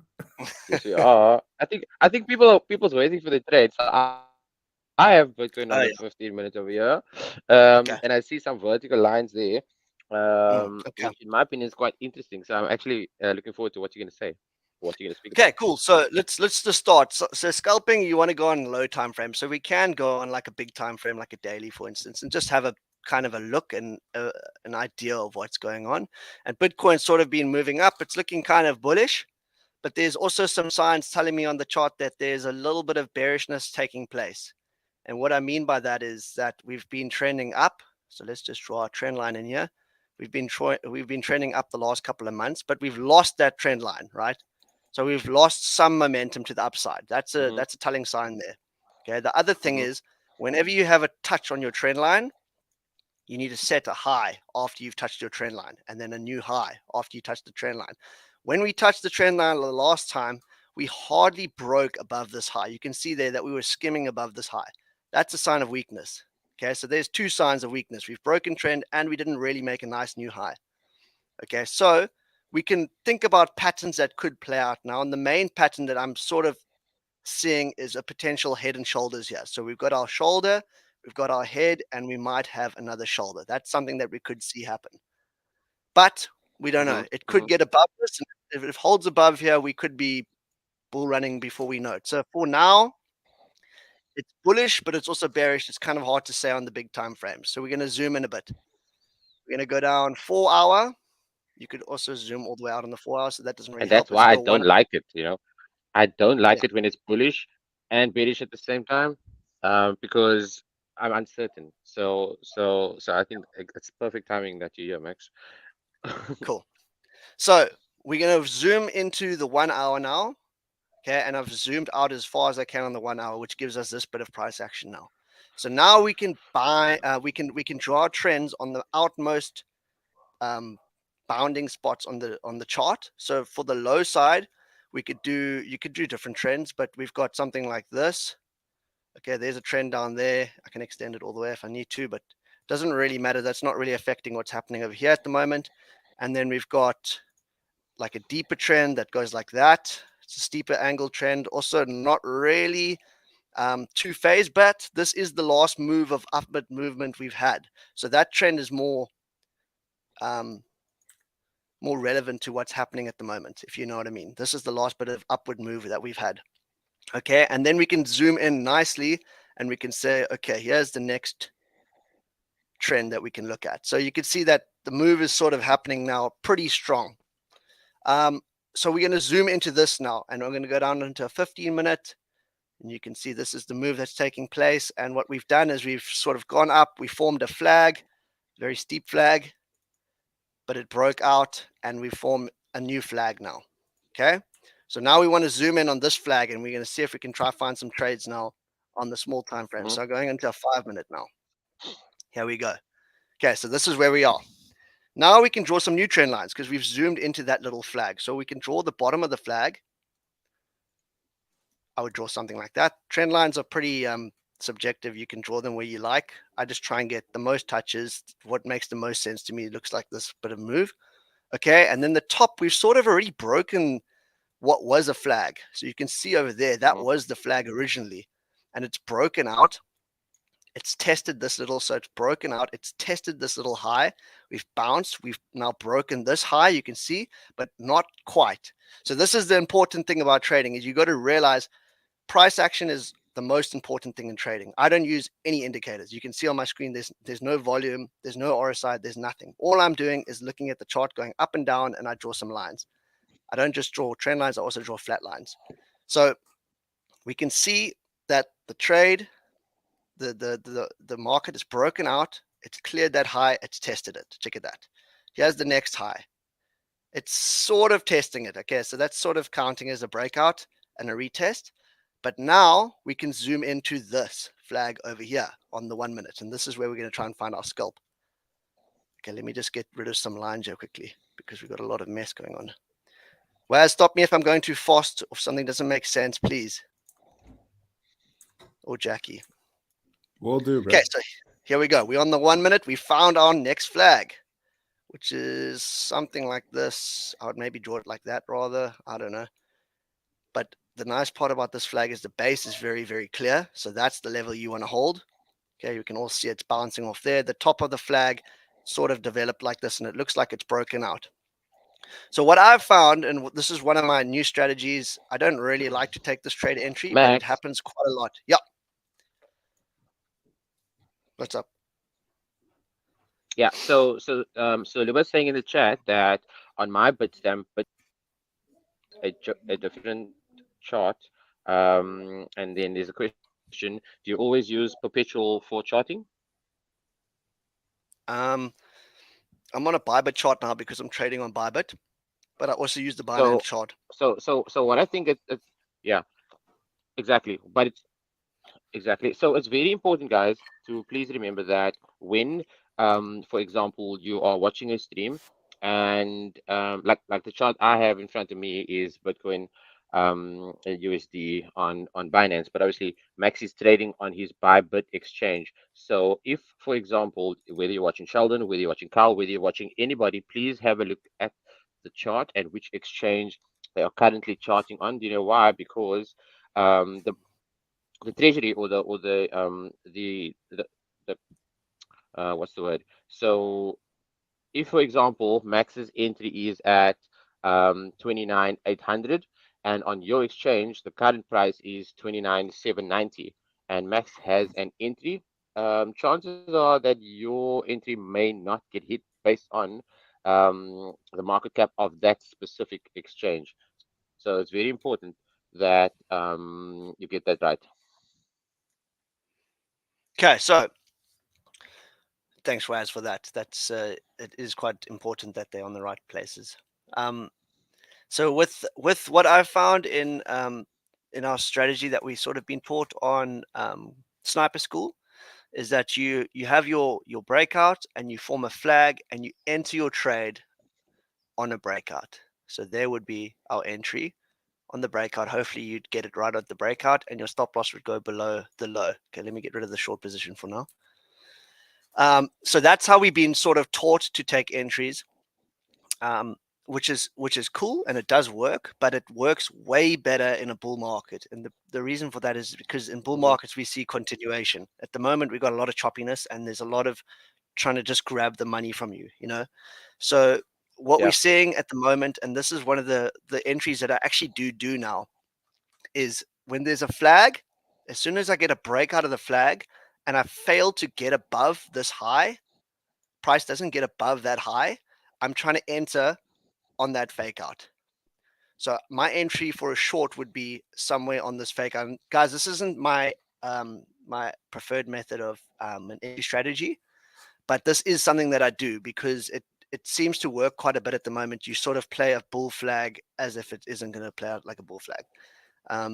For scalping, I'm just doing this now because this is sort of the pattern that we have in front of us, and we can talk through it as it goes. So I would actually be potentially going short in this rather than long. But yeah, any questions? Yeah. Okay, it's holding. So just says thank you, and things like that. But yeah, it's very important to make sure that you are on the right exchange. What I'm going to be doing now is I'm gonna be jumping off. So Max, Jackie, Cool. it's been lovely. I'll catch you guys in See you, bro. Discord, and I'll do an AMA within the week. Good luck. Cheers, Wazzo. Enjoy. Thanks Bye, so much, guys. man. Guys, say cheers to Waz. He did a flippin' cool chat on Web3. Just running to the bathroom quick, bro. I'll be right back. Okay, no stress, no stress. I'll be scanning the chat here for any questions.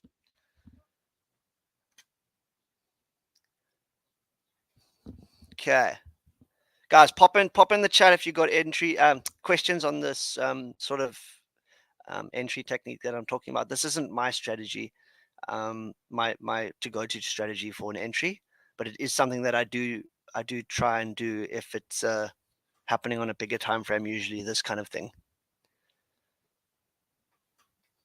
Okay, this is really useful. Watching closely, cool. Thanks so much.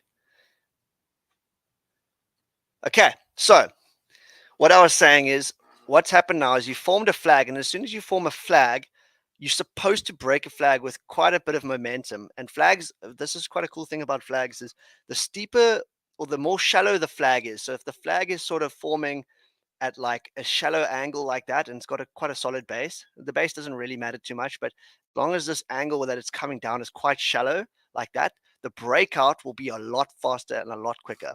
If you have a flag that comes deep and steep, often you won't be able to break that.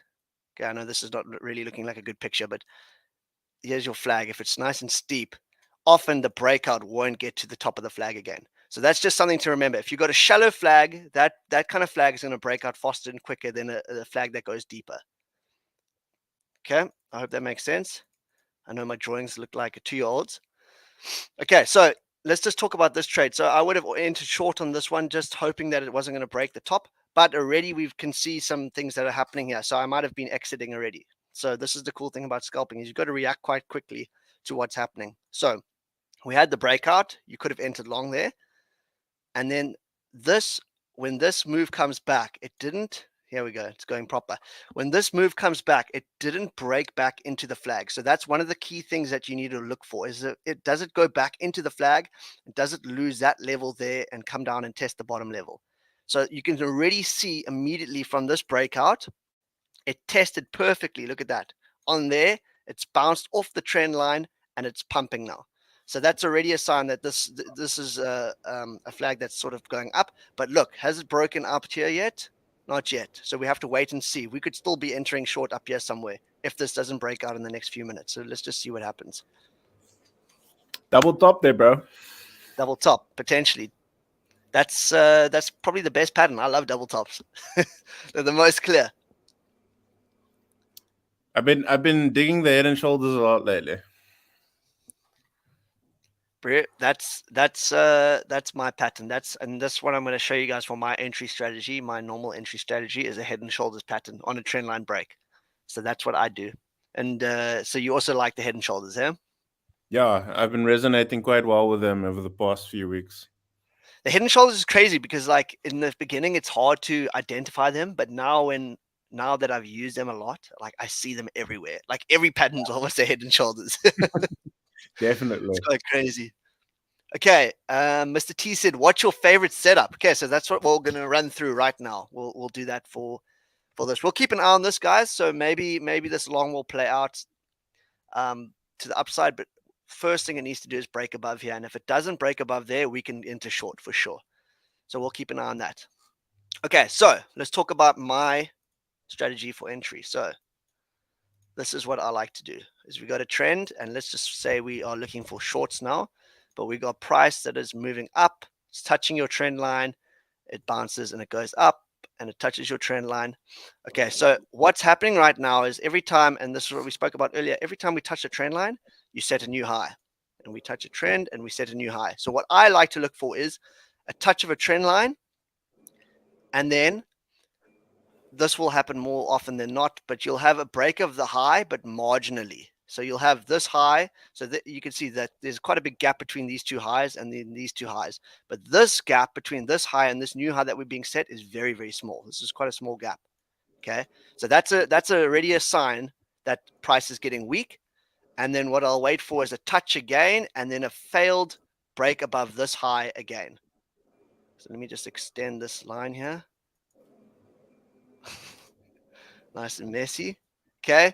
So then this last pump up doesn't get above this high. And I'm entering on this, which is a head and shoulders pattern. So we've got a shoulder, we've got a head, and we've got a shoulder, and I'm entering there before the trend line break happens. That way, if you're entering over here, your stop loss has to be above there or above the head. But because I'm entering on the shoulder on the way down, my stop loss is really, really tight, and I can take higher risk, higher leverage. Definitely.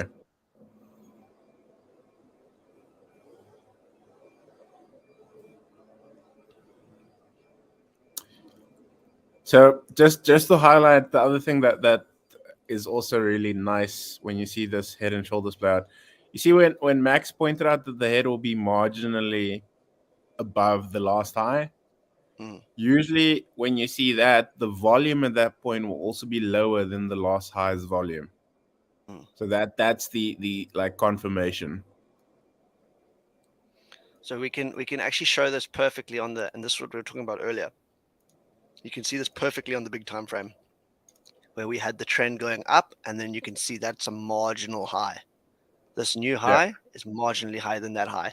And that's sort of the basis of a head and shoulders. So you can also have a head and shoulders that breaks down and the shoulder retests the trend, which is sort of what's happening now, yet to be decided. But that's the boring thing about long-term trading, is it takes so long to figure out. And actually, Jaki, I was thinking about this the other day. We had this conversation a while ago. Remember when we broke down here? We broke the main trend and we were down here. And I said to you, remember this, I said to you back then, I think we're going to form a big term head and shoulders pattern. We had this conversation. So I'm not saying that's what's happened yet, because we still have to just see Bitcoin might pump huge from here. But if we do start rejecting and we can't get over this level, it's going to be a head and shoulders. So that's pretty cool. Definitely, bro. Someone said you are goat.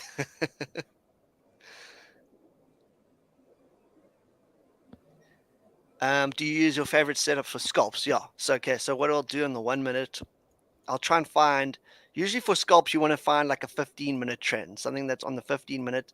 That way, you know, it's kind of a strong trend. So the bigger the time frame you're using, the stronger your trend is. The more power it holds, the more weight it holds. So you're trying to find something that's bigger. You can use like an hourly trend, but to find a 1 minute breakout in an hourly trend, you'll often have like a little fake out or something on the 1 minute. So you want to use something that's a bit smaller that fits the 1 minute better. So I go on to like a 15-minute and I try and find a 15-minute trend. Like for instance, this trend line here that we've got, that's a nice trend. But we have to wait for this next touch to see what happens. So for instance, let me go on this other chart so it's nice and clean rather. Okay, it's not clean. Okay, so here's the trend, one of the trends, and here's my method of entry. This is how I would be doing it. So we've got a trend line touch down here. We set a high. We've touched again. Didn't really set a high, but we formed a flag there. Broke out, we set a new high. So trend line touch, new high. So we haven't touched this trend line yet again, but when price does come and touch here again, if it bounces and fails to get above this high, or maybe even this point here, you can start entering short before it gets to the trend line. That's what I'm trying to do. That's my method of entry. There's that trend line touch. Doesn't get above this high, I'm trying to enter in before we get to the trend line.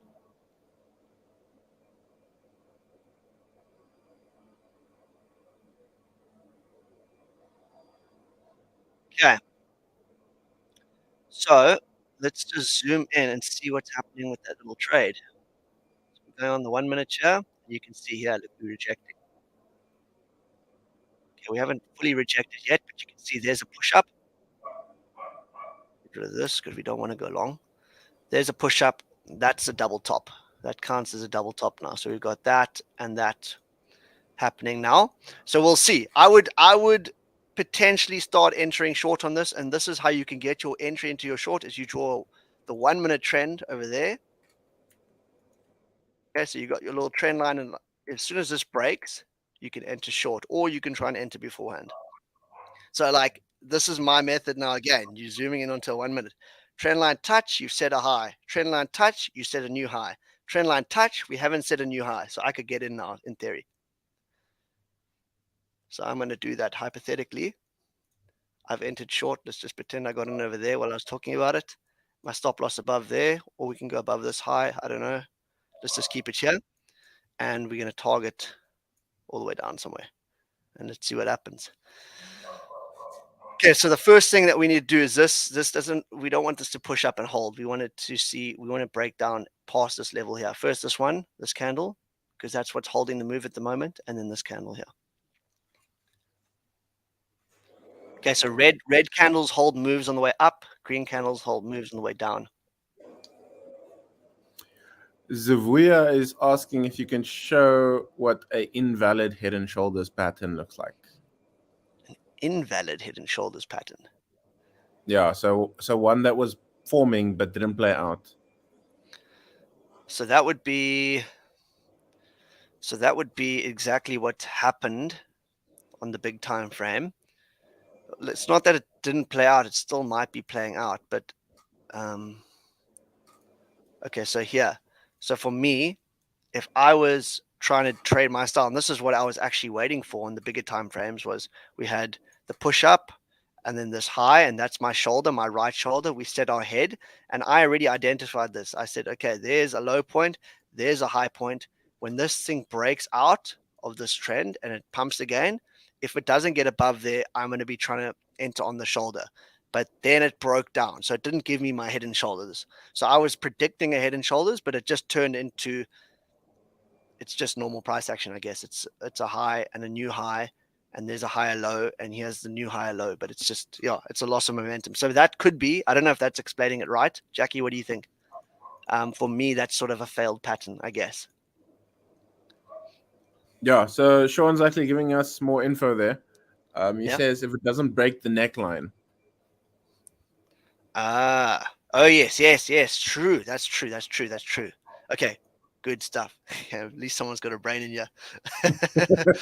Okay, so here's our shoulder, here's our head, here's our shoulder. If our shoulder doesn't come below there and we start breaking down, there's our neckline. If it doesn't get past there, I suppose it doesn't count as the head and shoulders then. So it needs to break down like that. It mustn't hold and then bounce again. Is that right? Yeah. That sounds better. Okay. Nice, Sean. Nice. Okay. People want to know, are you using any fibs, bro? I don't use fibs. I used to use fibs. Okay, there you go. You can see what's happened. Trade's playing out perfectly. Okay. So fibs, for me, what I found is that fibs, people use fibs a lot when they want to take profits, because you want an area to take profit, which is cool. You draw a fib, you find a 618 or whatever level you want to take profits. But often your trade won't get to your TP. So that's one thing that I wanted to actually talk about today, is taking profits early, knowing when to take profits. So for the fibs, a lot of the time, for instance, like on this move here, we can draw a fib in here. Oh, that's the wrong tool. I haven't used a fib in so long. Okay, so there, let me just turn off the 50%.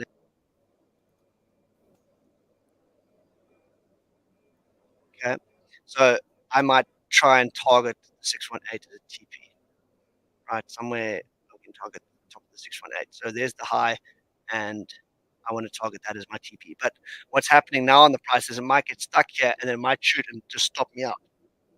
So a lot of the time I find that fibs get people to think that the price is going to go to that area that they've marked out just because it's a fib and it's a fib level. Whereas actually what you have to do is you've got to look at the chart and say, it's holding this level. It might go back up. Do I need to exit now? Do I need to add more? Do I need to do this or that? So I don't use fibs for that reason anymore. The other reason I don't like fibs is because there's like 50 choices of lines in the fibs. They all got some sort of reason why price might go there. And if you draw a fib out, of course, price is going to bounce at one of those levels or in between a level. It's just how the chart works. I mean, it's going through the lines all the time. So for me, it's like, I don't know, it just doesn't make sense. I rather just take profits and set my trades where it looks good on the chart, and I ignore the fib. That's just for me personally. If it works for you, you use it. I'm not saying don't use it. The more confluences you have, the better. But for me, I've just stepped away from fibs. Okay, stop loss if you're in a winning trade, or just sell if you reach your target. Okay, so that's quite important. So we've got this trade. Let's just neaten this thing up a little bit.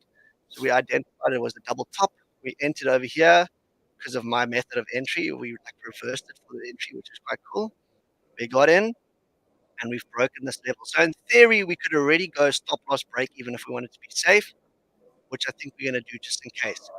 The first thing about scalping is you need to get to the safest point as fast as possible. So as soon as you're in a place where the chart is showing you that you're moving down, so we've broken this low here, we're moving down.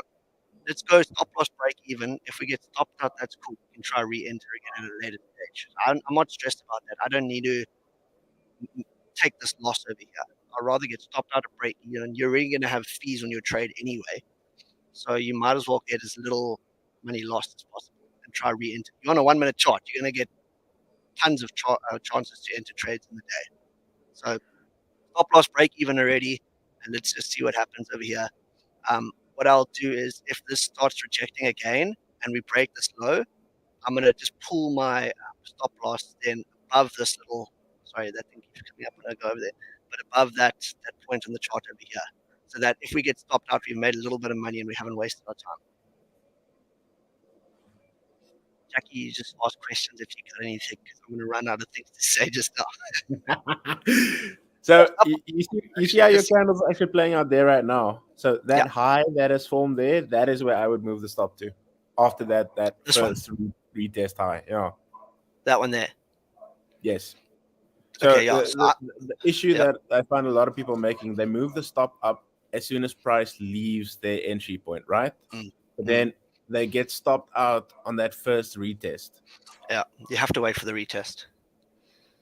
Have to. So, but even so, the retest has sort of happened, but it's not complete yet. It still might want to go higher. Look at there, it's bouncing again.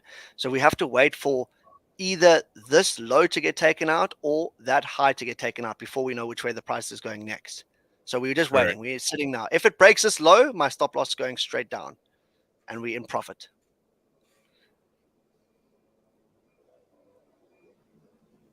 Okay. Guys, so another thing I wanted to chat about, so I've got my notes on the side here, and I'm just looking briefly every now and again. I wanted to talk about, so how do you get good at scalping, or even just looking at charts? If you're still confused about looking at charts, even on the high time frames, what I did was I stopped watching I know it sounds terrible to say because I'm doing this thing for crypto Banter now, crypto school, but I stopped watching the shows. And no, but that's the point. You don't need to be sounding bad about it. You have to teach them how to get better. Yeah, I mean, I don't watch shows anymore either, bro. Like exactly. So I don't watch any of the shows. I don't watch Carl. I don't watch Sheldon. I don't watch Rand. I don't watch anyone. I just decided I got to do my own thing for a while, and I stopped watching the shows. And then what I did is I went on to these 1 minute time frames, and I just drew charts over and over and over and over. And you get so good at it because you're seeing these patterns play out that happen on the 4 hour and the daily. They're all the same patterns. They're playing out on the 1 minute, but you get so many more chances to draw the thing, plan the trade, and see if it works. Why didn't it work? You do it over and over and over, and you're going to get good. In a week, you're going to be charting better than Sheldon charts. I promise you that. You're going to be charting so flipping good in no time. If you just go on a low time frame, you don't have to trade on it necessarily. You don't have to scalp like this. But while you're waiting for your 4 hour chart to play out that you're already in, go on a 1 minute, you board on your charts, go draw some lines, go see what's happening. You're going to get so good at it. That's what I did. I'm not saying my method's perfect, but I know how charts work now, sort of like. So I can see here that we've bounced. We're holding this level now. We might get stopped out at break even, but that's cool. I haven't really lost any money. We're at break even. We're still in a winning trade in theory. We need to hear that truth. I mean, that's the same thing that happened with me when we started those live sessions, right? That's where I did my charting, like with the guys. Exactly.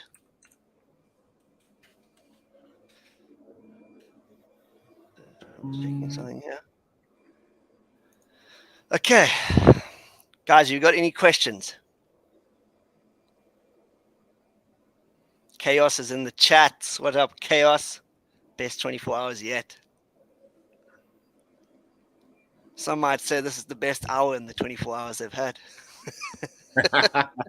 I'm joking. I think I'm following in Max's footsteps. I'm also watching other people a lot less, just so I complicate. Where's that comment gone? Just so I can practice and learn for myself. Otherwise, never really learn. Yeah, exactly. Hey, Waz is still here. Guys, you guys are going to have Jaki for the last hour. Are you the last hour for the 24 hours, or you lost 2 hours? Yeah. Last hour. Last hour. Sheepers. You're going to have a little dance party there. Yeah, bro. Like, I'm literally just gonna sweeten it all out, make sure that everyone understands all the concepts that they've learned in the 24 Yeah. hours. Yeah. My session is basically just to highlight the thing that we're gonna be doing next in school, and then other than that, I don't think that's gonna take a whole hour. So Yeah. that's just to finalize concepts after that. Okay. What Someone size, said, position, yes. and leverage do you use? Yeah, that's what I was reading now. Cool. So this is a cool question because it's sort of like it depends on how much money you taking or willing to risk, and your risk management still got to stay the same with whatever kind of trading you're doing. Your risk has got to be the same. You got to only risk 1 to 2%, if possible, 5% if you're degen, whatever. For me, what I'm doing is my goal is to become like 100x scalp trader. So then the math is really, really easy. You make 1%, you've doubled your money. It's super easy. And to try and find a 1% move in Bitcoin, I think it's kind of realistic. The problem is if the trade doesn't go in your favor, the fees are quite expensive if you get stopped out early.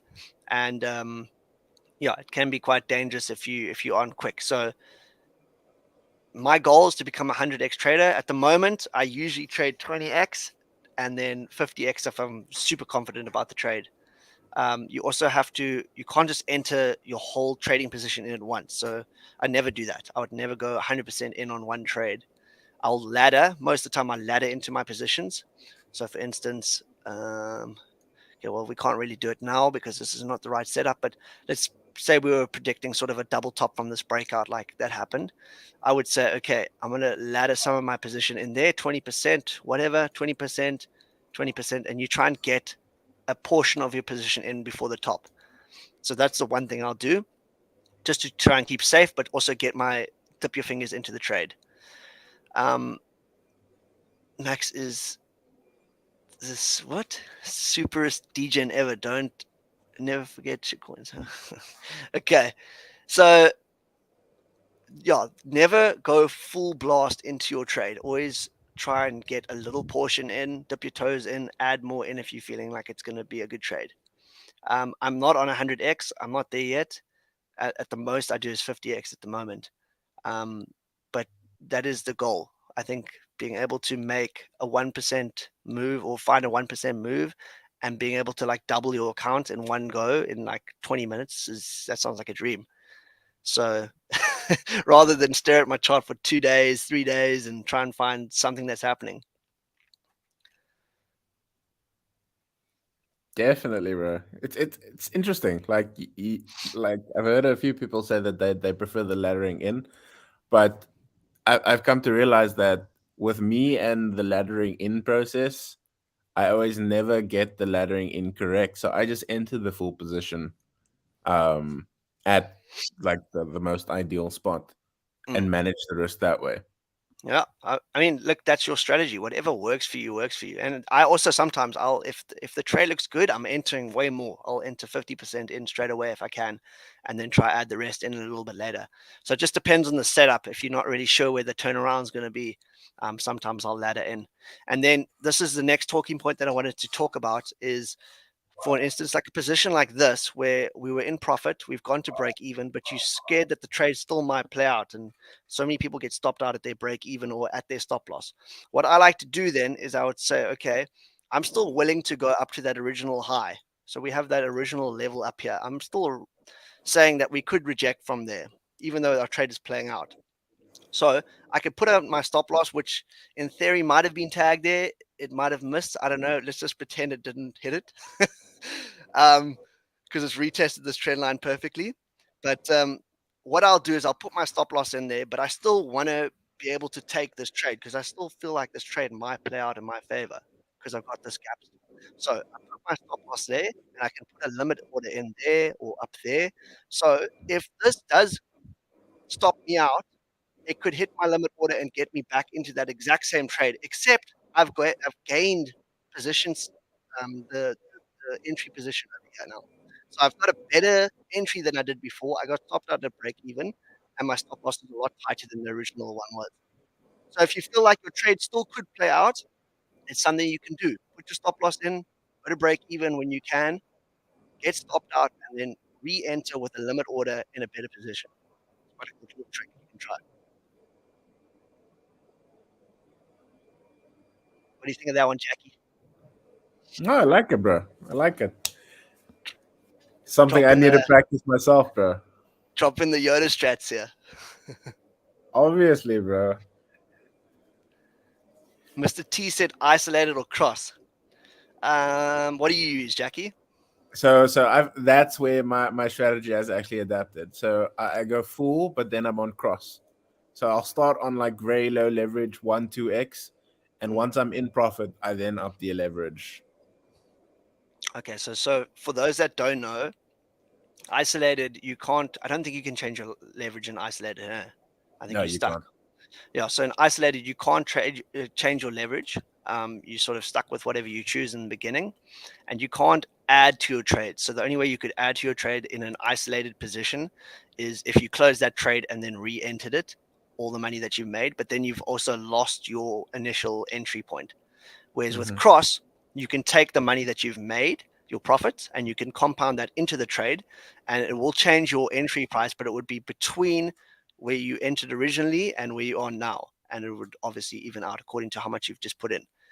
So it allows you to compound into your trades, and like Jackie said, you can start off with a small leverage amount, and then you can add in and make that huge. And that's why Sheldon's found such a success in the last bull run, is he was able to utilize that and kind of exploit that feature. And in the bull run, he would compound his trades up to massive position sizes, starting small. So I think that's the strategy definitely to use in the bull run when we hit there. For now, you don't really need to use cross because we don't really get a lot of trending markets. You need sort of trending market for cross to work really nicely. These choppy markets don't really work great. You can just stay with isolated. But I'm also on cross. I like cross. That having that option to be able to scale up is really nice. However, you're going to learn this lesson the hard way, like me. If you leave your trade open, no stop loss, and your position gets stopped out, you liquidate your account. So you got to be very careful with that. I woke up to a liquidated account the one morning. Luckily, it wasn't a big account. But it's quite painful. I can imagine, bro. Like that's technically how I also messed up. Someone said they add all the time and isolated. Okay, well, I don't. I obviously am not doing it right.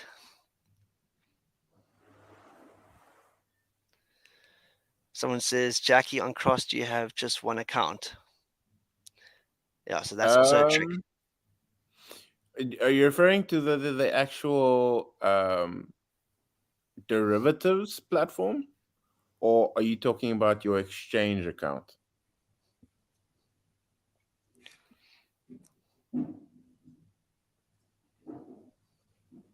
Okay, I'm going to just swing across to this question for now. Someone said, Max, but getting back into a trade you think is still valid.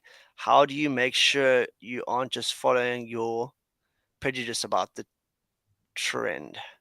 Okay, yeah, so that is quite important. I think what happens, and this is exactly right, is if you've had a trade idea and it hasn't really played out, maybe not always the best idea to re-enter, because there could be signs saying that this is not going to play out as you had planned before. So that's true.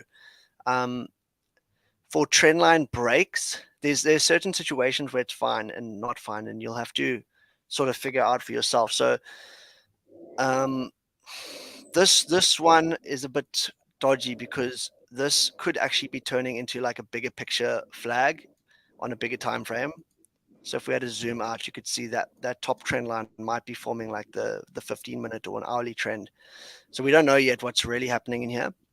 This might not be a double top as we're saying. In the 1 minute, it sort of is a double top. So for this trade idea, I wouldn't probably scale in again, but I was just using that as there is situations where you can use it, and I do use it actually quite a bit, where you enter back into a trade just because you haven't got the right entry. And sometimes I think the better idea for that would be on my oh no, let me get that thing back. Sorry, my entry method. So that we were talking about earlier. Let's just draw it up quickly here.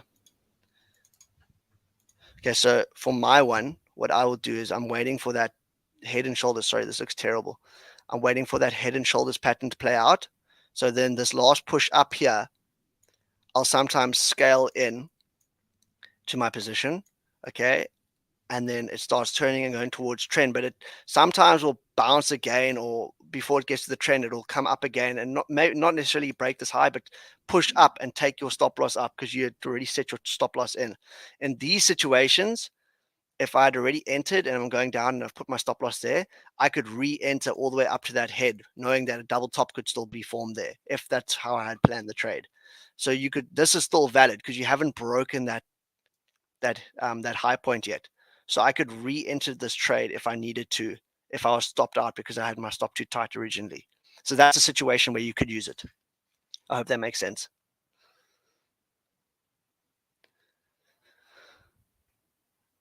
Okay, so apparently you do have the option of adding an isolated. So sorry guys, you can do that. I was wrong. Someone says it depends on the exchange. Okay. Yeah, if you use cross, try and just put all your funds into that account. Like don't spread it over like your spot and maybe other trading accounts, because then it can wipe out your whole thing.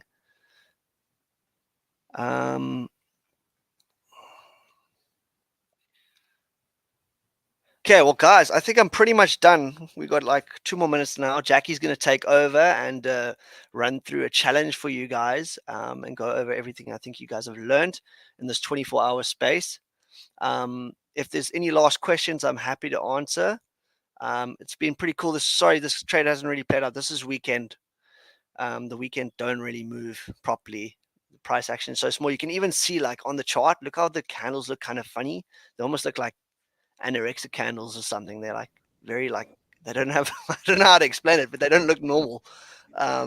So that's because there's like a lack of volume and stuff happening at the moment. Anything else? I'm not good at laddering. You got to practice it. You can't just expect to get good straight away. You have to practice laddering and in different places, and just ladder up to you where you think you need to put a stop loss. Top notch. Okay, guys, I'm going to hand over to old Jaki Chan. He's going to take over now and take us home for the 24-hour marathon here. Thanks so much for listening in, and I hope some of you guys took something out of it.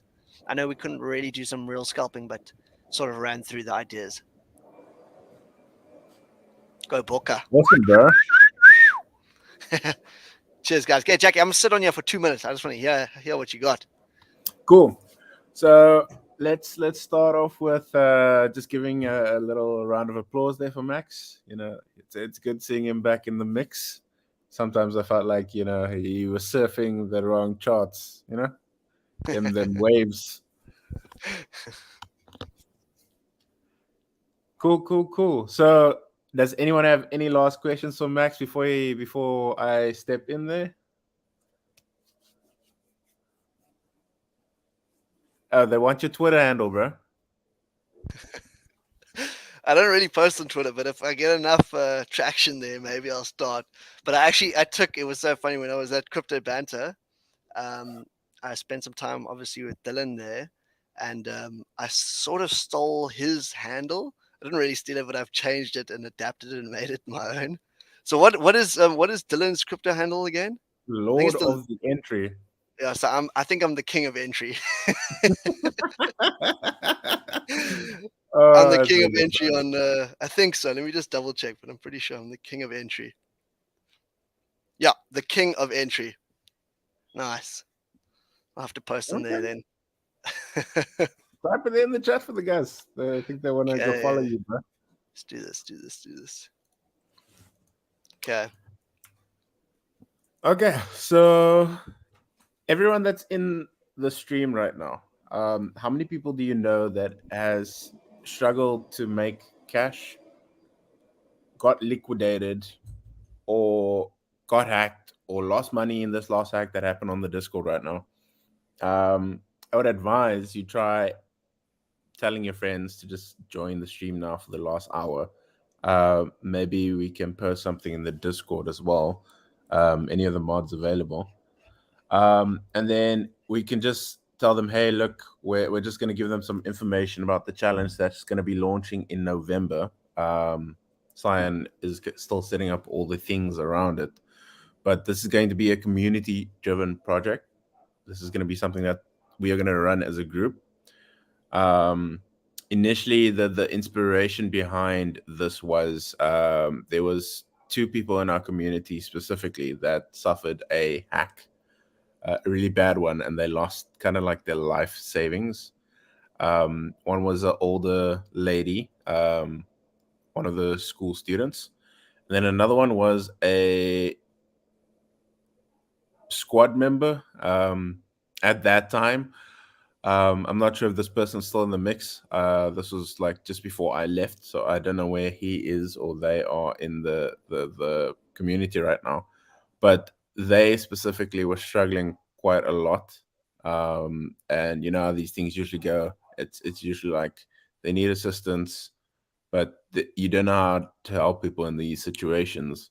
So then I started ideating on what we could do to assist these people. And the idea is that because we all learned how to trade or are learning how to trade and how to get better, why not give them the opportunity to get the skills right, which is something that, you know, takes practice, takes a lot of time, but also have the opportunity to hold their hand through the process and actually work with them through the steps that you need to take to get to the point where you are making money on your trades, right? So we then started chatting, myself, Cyan, and Terry Lynn, just about, you know, what we could do. And the idea was that you don't want to give people money, right? Because the idea is then they don't really learn anything, right? The saying of teach a man to fish and he will sort himself out. So that's the idea that we came up with here. So then the next issue that we're facing is because everyone is liquidated or hacked or, you know, doesn't have funds, the issue now is how do we get those people to take part in a challenge when they don't have any funds? So the idea right now is that the initial concept was we all start on $5 and then we trade it up from there. But the issue there was that, you know, $5 might be a little too low. It's a single digit number. Sometimes we won't even see growth, and $5 to $10 could probably take 3 months. So we then said, okay, let's do $10. And the idea is that if we eventually start getting this right, okay, and we start going up to like $20, $30, the idea is then we pay it forward. You don't have to do this step if you don't want to, but this was something I was willing to do. And that was at the point where you feel like you're doing well and you're grasping the concepts. Because from $10 to $20, that teaches you everything you need to know to be a good trader. The idea is that you could help a friend out, send them $10 so that they can also jump in on the trade. So the idea then is that each person who knows of someone who got liquidated funds the next person's account with only $10. You don't give them a fortune, just $10. Then with that being said, we all trade together. So there would be different sections where different moderators would be joining in, and we'd all be able to trade with you guys and assist you. So this was the original idea, right? So the school team has obviously had a lot of time to think about how they want to run this. So the school is starting this competition on the 1st of, not competition, it's a challenge. We're not competing, we're growing together. That's the difference, right? So the idea is that this challenge starts on the 1st of November. Then everyone needs to fund a wallet with $10. And we're going to then start having regular trading sessions. And the idea is that in the month, so this is a little twist to how it was going to run, to how I explained it, is that the traders that are doing quite well in the challenge then get to choose a 20-minute segment with their favorite mentor, where it's a one-on-one trading session, and they can then tie up any loose ends in their strategy with this challenge. So the projected schedule is 1st of November to 4th of December, if I have that correct. We'll still confirm all dates and times. But then that was just the challenge that the school team came up with. So the inspiration behind this challenge that I'm talking about isn't just to stop there, right? The idea is to continue going. We don't just want to stop once we've taken $10, $20. We want to do this continuously. We want to get to a point where the $10 becomes $100. And once you've done that, essentially you're the best trader in the world, because that is the hardest thing to do in any market. I mean, harder so if you took $1 to $10, but the point of the matter is it's the same thing if you took the $100 to $1,000. It's just a decimal placement smaller. But because it is that decimal placement smaller, the mentality that you go through, the emotions and mindset, that is what actually makes you up. Like, that is what plays with your head. It's what gets you emotional. It's what's going to put you through the worst times. And unfortunately, that is the emotions that you need to go through to get better at trading. And the reason for this is you don't get better if you don't go through those emotions, unfortunately. And as someone that has recently liquidated his account for the very first time in his life, I understand the process of that feeling. But if we just go refunding our accounts, what's the point then? And you're not really going to be the epic trader. I mean, Dylan, Sheldon, well, I don't know about Carl. Carl seems too risk averse, but that's good for him. Between Sheldon and Dylan, those two have liquidated accounts like at least 7 times from what I've heard. So yeah, that's the idea, guys. That's the challenge that we want to start. That's the inspiration, the motivation to get back into the crypto thing. So yeah, let me know what you guys think. You guys are welcome to ask any questions. The idea was solely to help the people in our community that are struggling, that have lost a few thousand, a few 100,000. Many of you don't know this, but there was actually people in the hack that lost close to 100,000. Like single individuals lost that class of money in the hack. And I mean, mentally, that is like, I don't know, like speaking from a similar angle. Like I've been hacked before. I've been hacked like 6 or 7 times before this liquidation. But the fact that I was hacked, the liquidation didn't compare, because the feeling of someone else taking your money when you have no control of it hurts more than you losing your money. So at the end of the day, that feeling that those people go through is enough to put some people over the edge. South Africa is an amazing place. You may want to ask in South African about the unwritten rules. Yes, David has a good question there.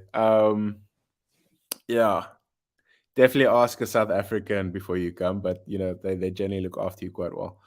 Yeah, D, that is very bad. There was a few people that came to some of the mods and told them what happened and how they're feeling.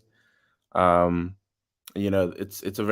can be a very lonely space if something like that happens to you in the digital space, because now you're feeling too ashamed to tell your family, B, you can't tell your friends because you don't want to be labeled as someone who didn't take care of the security. But in a moment like that, there's nothing you can do. I mean, security is like one of the things we need to be vigilant on.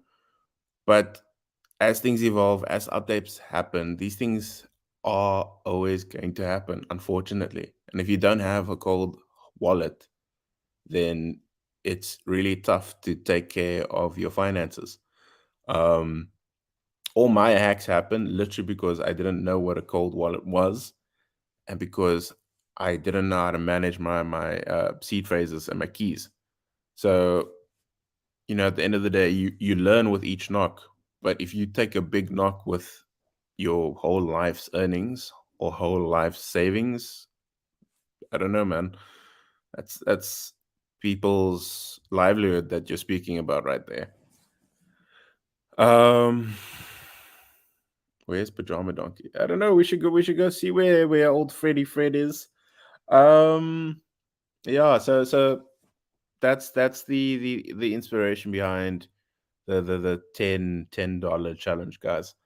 I'm not trying to change the world in one big swoop, but helping a few people around me who can then help a few people around them. I've seen paying the pay it forward movement and mentality work. I mean, that is the main reason why I am here in front of you guys today. The community that I started way back before I joined Banter was based on the pay it forward methodology. And the idea was that I got into DeFi specifically because one friend sponsored me to get into DeFi. And from there, I paid it forward and got more people into DeFi as well. And it got to a point where I didn't need to struggle with my freelance graphic design work at that time, which was good. I was doing well. But there was periods and months in between my work schedule that, I just wasn't getting income. And the DeFi made up for that. So that is where the passion for the DeFi comes from. And that was ultimately the passion for teaching people the strength of crypto and how you can get the things that you need or the things that you want with a little bit of diligence and self-discipline, and helping others understand how the space works. Because essentially, you helping someone else allows them to come back to you to tell you about something that you've missed in your own journey. And I can tell you 9 out of 10 times now, that has always been the case. All the people that I had in that community will still reach out to each other every now and then and be like, hey, how are you doing? Like, I've got a mate in Singapore. She joined me on the journey under like one of my projects, and she was a teammate. With everything that went on in Singapore right now, COVID, the lockdown, some law regulation changes there, and almost crypto ban that side. This was 2 or 3 years ago. You still keep in touch with those people. That's just what a movement like this does, and I'm hoping that something like this challenge does the same thing for our community, which is the students in school. And if everyone can start thinking in the same way of just paying it forward, then at the end of the day, you don't need to be the best trader, because through the movement and the support that you get in a community like this, you start understanding the value of skill set that people end up developing, because they want to help the people that's around them. The people that you end up helping, there's no better feeling than that.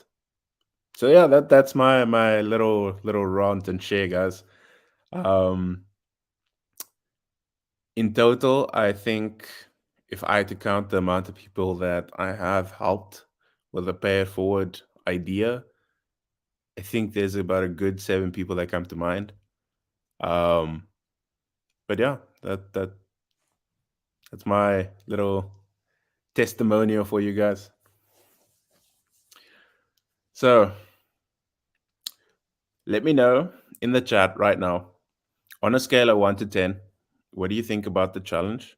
Sorry, not what do you think about the challenge? How likely are you to get yourself into the challenge? And how likely are you to refer a friend? 10 being good, 1 being bad.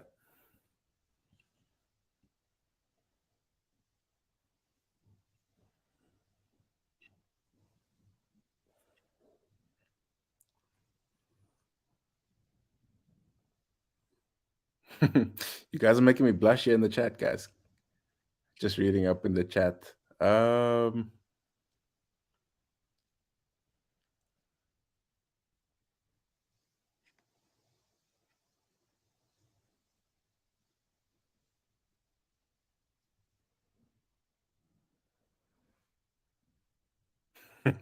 out of 10 coffees, but that because I drank one. Oh my gosh, you need a butter coffee, bro. A butter coffee and go sleep. You're gonna wake up in the next hour with all the energy that you were missing in this last 24 hours.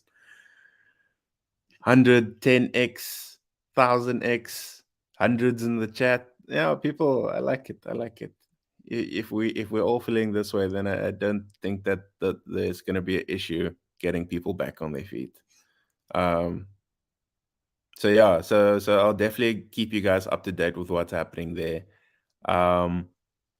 Let me have a chat with the team and the mods and see how we're gonna go about this. But the idea is that we would try and run a daily session between us, where we all just sit with you guys and teach you guys, and actually do the trading with you guys. The idea is that we don't give you trades. You come to the table and say, look, this is the chart that I'm looking at. I want to trade it. Can you help me go through the steps to set up the trade? So, because we've also realized that there's people from Sniper 1, Sniper 2, Sniper 3, all the way to the current Sniper group that haven't taken their first trade. I mean, if you are here watching people make millions, like, doesn't that make you feel sad if you're missing out? Like, I for certain feel this way at least once a week when I see people, making these 100% games, not gains, games. I mean, making 100% gains. I know there's a specific someone here. He goes by the name of Mr. Ishmael. He's silent, but he's violent. He makes a nice 100x there in the background when you're not looking. Mr. Ishmael with a Z, that's why he was gone for a few months. You didn't see him or hear from him, but he was busy making them gains. Sean's also another silent one there in Australia. That's why he's friend as the seed phrase, the one who doesn't know anything about crypto. But at the end of the day, these are the people who have the good security, who know what they're talking about. They're making the gains daily, and it's all because they've been through the paces. They've been through all the things that we're trying to help the community with now. Marcus, I can tell you what my live goal is, and a whole warty live. I have then a good life when I'm able to improve the life of another person. That is true, bro. That is very true. That's my goal to achieve in this life. First of all, to help other people, you must be able to help yourself in the first place. So yes, so that is very much the core concept with this challenge. The idea is that we want everyone to be able to sort themselves out. I mean, you hear Sheldon and Mama Sniper talk about this all the time. Like, if you don't have a job, like many of us might have in this current situation, many of you people don't know this, but the job market for creatives is cutthroat. Like, it's really hard to find a stable job in the current network of things, with AI coming out, with ChatGPT, with stable diffusion, all these things that make generating concepts and art short. Like, I mean, if you had to generate a concept for a client, you usually had a team and you guys would brainstorm over a cup of coffee by the table with pad of paper and pens. Now you just say, hey, GPT, I need a project idea for this next item launch for Nike. It has to be extravagant, out of space. Next thing you know, GPT is giving you like 7 different ideas you can use. And at the end of the day, you can use them and then, throw them into Stable Diffusion and then come up with the art also in a split second. So, yeah, with everything evolving like that, you're bound to be struggling to get a job that is very stable in a lot of markets, not only creatives, with the way everything's moving and how it's moving rapidly right now. That is the reality that we're in right now. So if we can get to the point where we can say, hey, that line that Mama Sniper and Watch Sheldon keep saying, if you don't have a job, you can trade to make it. If we can get to a point where that $10 challenge actually gets everyone the ability to do that, we already solved half of the world's problems. AI is not a problem, though. I'm not saying AI is a problem. I'm just saying that it makes it harder for people to sustain their work. Rather drive Uber. Oh, bro. Uber's cool. Uber helps you meet a lot of nice people. I'm not going to lie. But you can only drive so many hours in a day, man. Speaking from experience. Okay. Just scrolling through the chat. You know me well. I know. Trading Max on Bitcoin is playing out. Okay. So Max's Bitcoin trade is playing out. Been in it for more than 10 years and now it's gone. Are you talking about your creative industry, man? So are you a designer? Are you a video editor? What do you do? Marcus, exactly same problem here, and it makes me ill and depressed. George, yes, AI has totally disrupted creative. Yes and no. Like, surprisingly, I actually did some self-study right after I left school, and I actually learned a lot of the AI tools. So GPT, I can prompt it quite accurately for what I need. I've learned Stable Diffusion, so I can do all the image generation as well. The last thing that I'm still busy learning is what's the thing called? I can't remember the name, but it's the one for video, so to help you generate video. Marcus, if you saw the possibilities of AI, for me was crystal clear that it could produce faster and more better content than I ever could be able to do. So that's the one thing that we need to learn. Like, it can make the process better and it can make it easier, but at the end of the day, there's still someone that needs to prompt at things. The creative still at the end of the day will be the ultimate mind, because we can still think outside the box. AIs are still limited to what we give them to work with. Man, I'm getting into trading so that I can firstly help my family financially, then my friends and the people I need to help or that need my help. George, moving so fast, I've been blown away. I was out of commission for 3 years, came back, and my mind is blown off. Are you also creative? I didn't quite get your background, George. That would be interesting.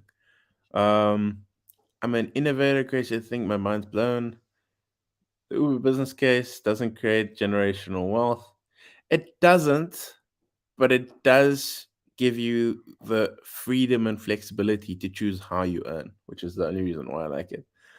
How much did you start with in crypto? Okay, so MKZ, that was about 6,000 Rand back in Oh wait, no, I lie. So that 6,000 rand that I was referring to, that was the start of my DeFi journey. I got into mining in 2017, 2016, give or take, with my computer.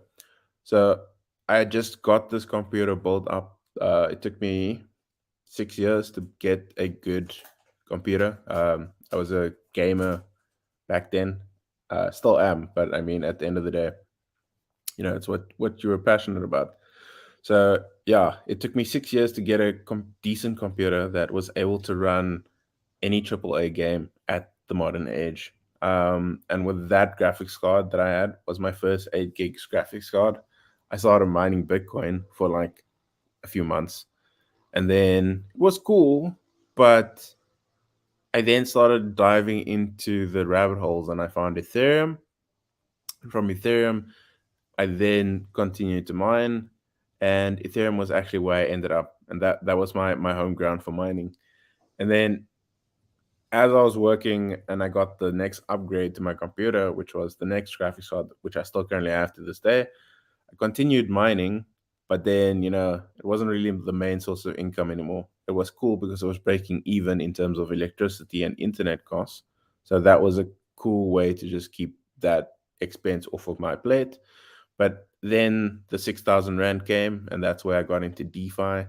Like I said, the friend that got me in at that time spotted me the remainder that I needed to join this project that we were all in. And from that journey on, so 6,000 Rand, I don't know if you're South African. Let me just do that math quickly. Is about $300, probably closer to $400 at that point in time. Because the buy-in was $800 for that project when we got in. So that's the amount that I started with. Try Midjourney. Midjourney's cool. I just don't like the UI, unfortunately. Well, actually, I don't actually know. I can't remember why I didn't like it. Turns our brains to mush. Prompt engineer is one of the fastest growing jobs. Code, definitely. Oh, you're a software developer. Okay, that's cool. This marathon's awesome. It is a question of scale. Now that it's going to become an art of asking the right question so you can give the AI your right answer. Yeah, no, that's definitely the case now. And this comes back to just knowing what to ask the AI model. But that is also something that you guys need to check out. Have you guys checked out Miles? He's been using the AI prompting tools like Google Bard and ChatGPT to give him the information on tokens that aren't performing well, or tokens that are due for an influx of volume. And that's how he's been tracking tokens that he needs to add to his portfolio, which is also something we should look into. I know with Google Bard specifically, it can summarize details on specific websites now. If it's summarized in a table, then the table can be read by this AI model. Jaki is the GOAT. Well, soon to be well. Right now, I'm a dolphin, bro. Jaki, what DeFi project was it that you were in, if you don't mind me asking? So the DeFi project was called Drip, fixed staking contract. You earned 1% a day, and then you could choose to either claim it and sell it, or compound that 1%. So then if you compound it back into your initial investment, you then earned 1% on the new investment. So that was the project. The dean of DeFi knows. That's why he's laughing. So yeah, so Drip was actually what kept me going. But the idea behind Drip is actually the inspiration for this $10 challenge. Because if we can get to a point where we're each just making 1% consistently with the trading, it'll be the same effect as that project. Yes. Ish, got into drip too late. It's dead. Well, it's not dead. It's just stopped for now. With all the market cycle manipulation right now, the whales and the early players are getting out, and each time the price got close to $1, they sold their mass bags to get as much profit out. But I wouldn't get rid of oil drip yet. The team has ended the hydration feature, so that stops making drip inflationary. They're planning to burn all the drip that was saved up in their vault, so it's going to be burned, and then the project is going to move from an inflationary status to a deflationary status. So whatever drips left in circulation will become more valuable. So yeah, we'll wait and see on that. I'm still hopeful that it will rise. Sniper Ball, as Sean says there, all these sessions were recorded. They were recorded in 5 parts, so you will find all 5 parts on the school's YouTube channel.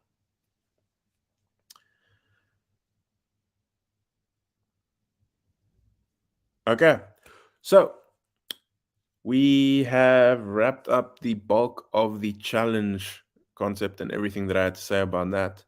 So we have half an hour left. Is there any concepts or things from this 24-hour section that you missed, that you didn't understand, or that you want me to go through? Marcus, may ask you why you left Banter if it's not personal? From what I realized, it representing everything on the pulse.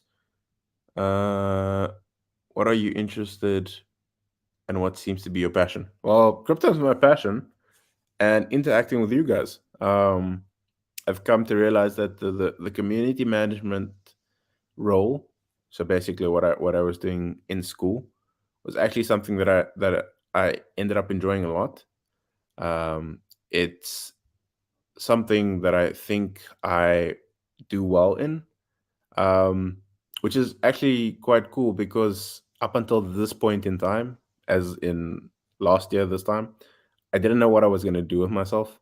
I'm a designer, a creative, but those are all skills that I learned. It was a nice hobby growing up. I taught all these things to myself in high school, and then just learned it because I didn't know what I was going to do with myself, and it was the next best out. But that at the end of the day, the creative career became draining because of the high pressure, high stakes environment that it is. So I naturally didn't end up feeling it was a passion at the end of the day anymore. So I still enjoy the work. I just don't like the hustle and burnout that comes with agency and industry life as much these days. So that's when I found the passion for the community management. So that's what I like doing. And then the reasons for leaving Banter, it was just that, they gave me a lot of room and opportunities to grow. So much so that I felt that the things I was doing for the company was good, and that the role I was playing was a very key role. So I tried negotiating for a better income, considering that I'd been on the same salary at that point in time for about 4 years with no pay increases, and everything's just going up. My insurance and my house's levies went up by 2,000 Rand in total, those two alone. So I just thought it was fair that, I started valuing myself, and started standing up for what I thought I needed. So I was just open. I told the team, hey, so, let's discuss a better position, better salary. But at the end of the day, we didn't quite meet in the middle. We left on good terms. I'm still good and close with the team. I was actually there last week just to say hi and how things are going. But, it is what it is. We move on and we find the next best thing that's needed for us individually.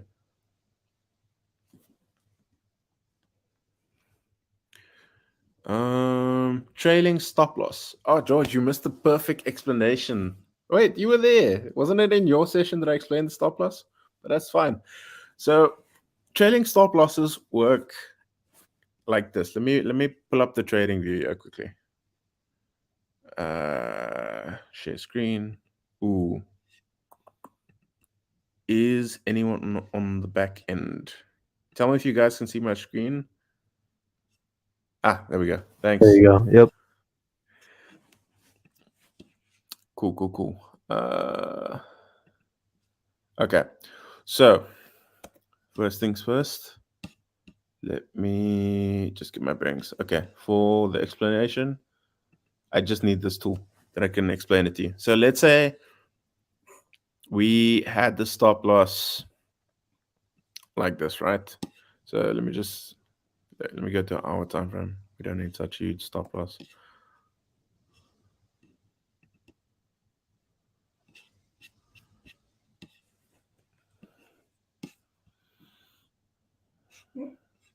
Okay, so if we placed the long position here, right, and we were targeting, let's say, 15%, give or take. So how a trailing stop loss works is as follows. So you have your entry price, you have the default stop loss that you set yourself, and then you have a level. So this level is whatever you decide it to be. So what you're telling the exchange should do is, once price moves up from my entry point and hits this level, at this level, whichever percentage gain, so in this case, let's say if it moved up 2% from my marker,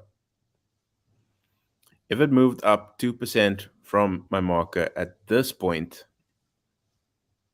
my stop loss should raise by 2% for every 2% that it moves above my marker. So if that's the case, then each time I go up, the stop loss follows. So there is a way to set it up to do this. So this is the one way I've seen this as trailing stop loss work, but this varies from exchange to exchange. And then the other method that this works is, let's say this was the case, that was the move. When price reached the marker, your stop loss now goes exactly 2% under there. And then as price moves up, it will travel along, but keep that 2% threshold. And then when price comes down, it will then just stop you out. So the stop loss only moves up if price moves up. If price doesn't move up within that threshold, the stop loss stays in its last highest position. And if price comes back to that level, you get stopped out. So that is how the trailing stop loss works.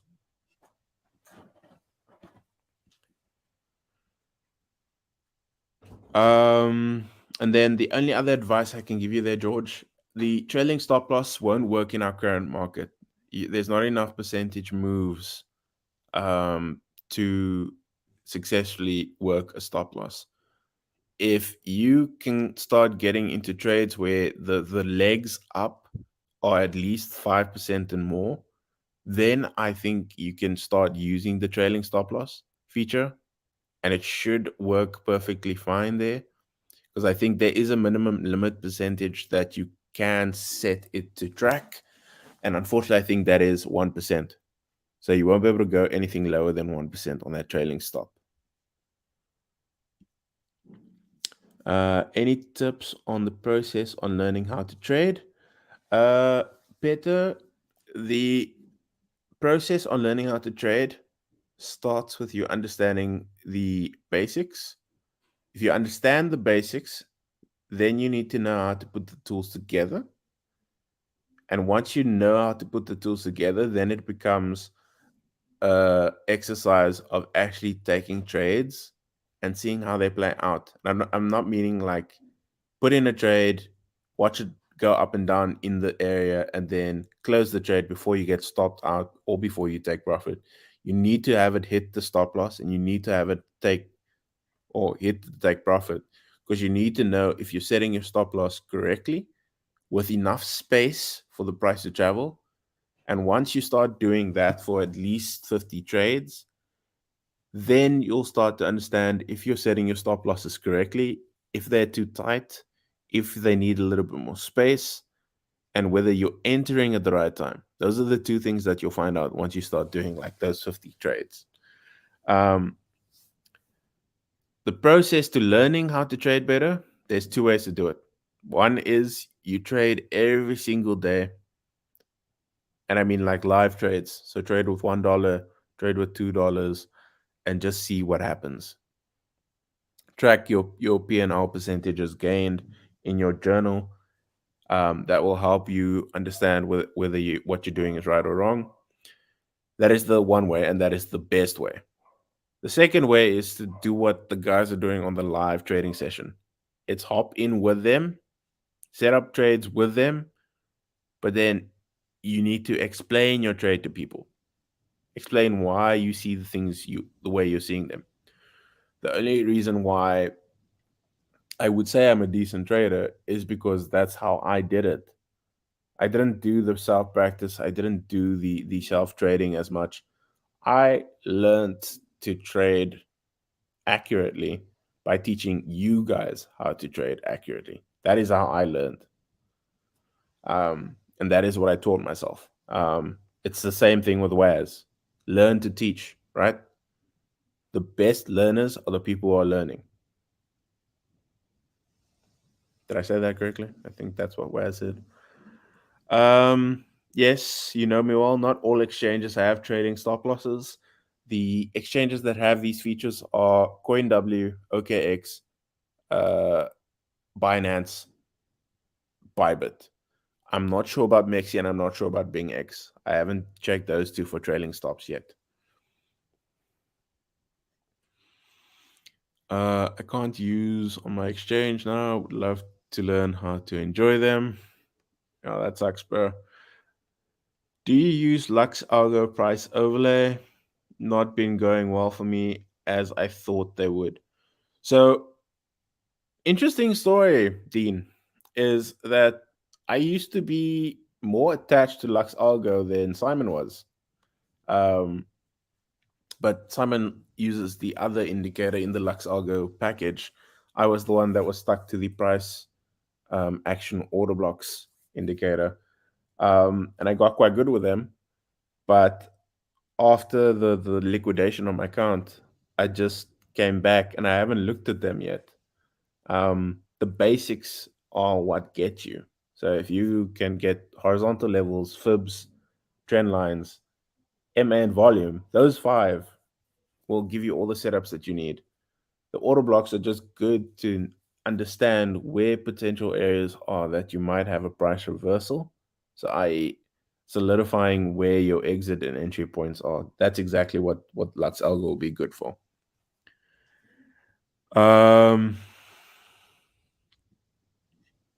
How do you see a monthly percentage on all trades on the Bybit exchange?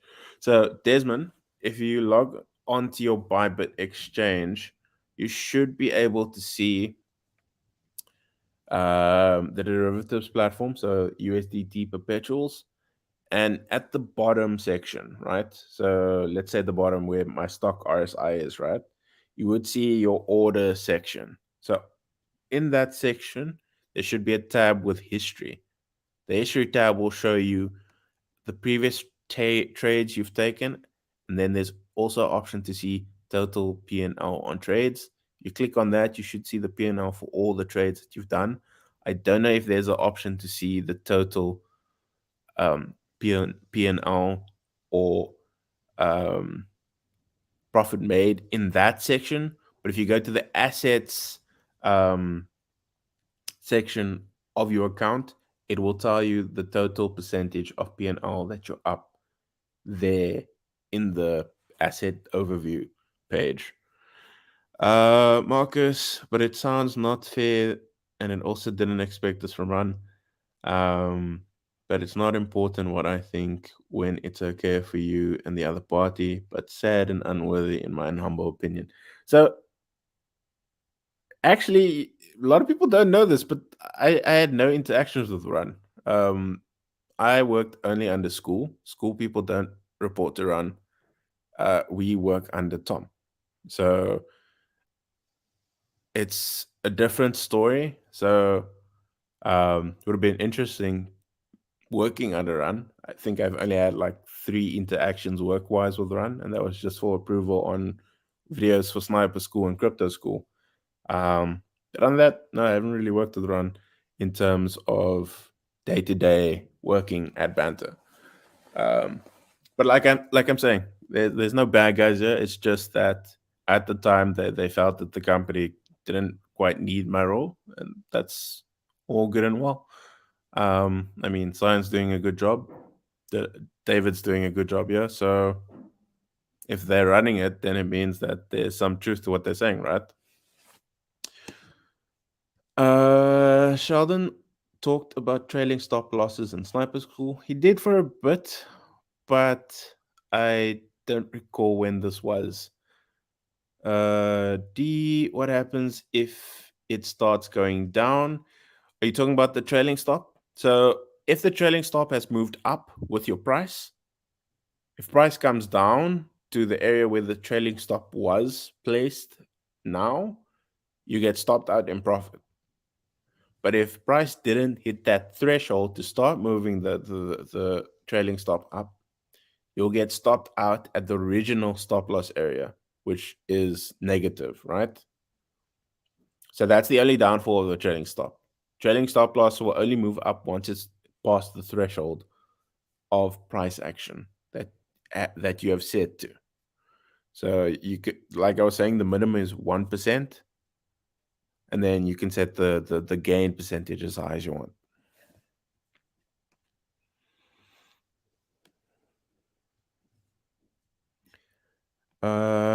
George, thank you. It's the one thing that I decided to try today. Okay, that's cool. Let me know how it goes. This opens up speaking from heart is outstanding. I give you every credit that I can give. Incredibly strong. Thanks, bro. That means a lot. Yeah, I always try to keep it real. Like, there's no point in being fake in the crypto space. That's generally how people get burned in this industry. If you don't have a backbone and you can't stand up for what you believe in the crypto space, you will generally be faded out, and people will just forget you and walk over you. Speaking from experiences in my old community, I've seen this happen. The Dean of DeFi, so it has to move up 1%, bigger than 1% to start trailing. Yes, that is correct. So if you set the threshold at 1%, the price action needs to move up 1% past that threshold, like not 1% past that threshold, but it needs to move 1% up and then past that 1% threshold. Once it started passing the threshold, the stop loss will move up at a gap of that threshold. So if the threshold's 1%, it will start trailing your price by 1%.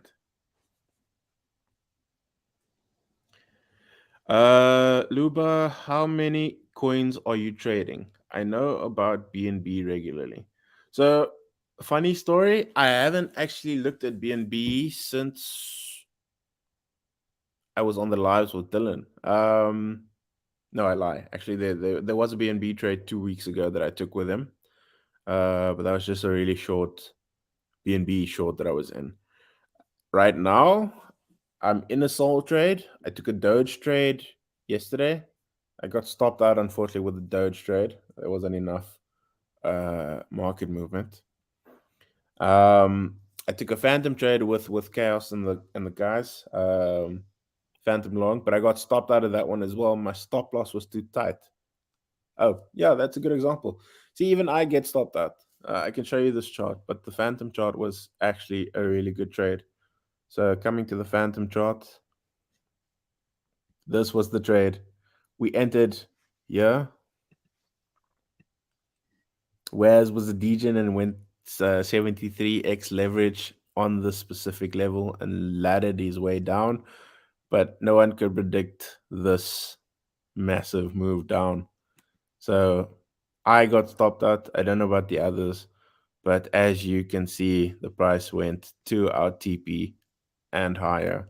So that would have been a brilliant phantom trade.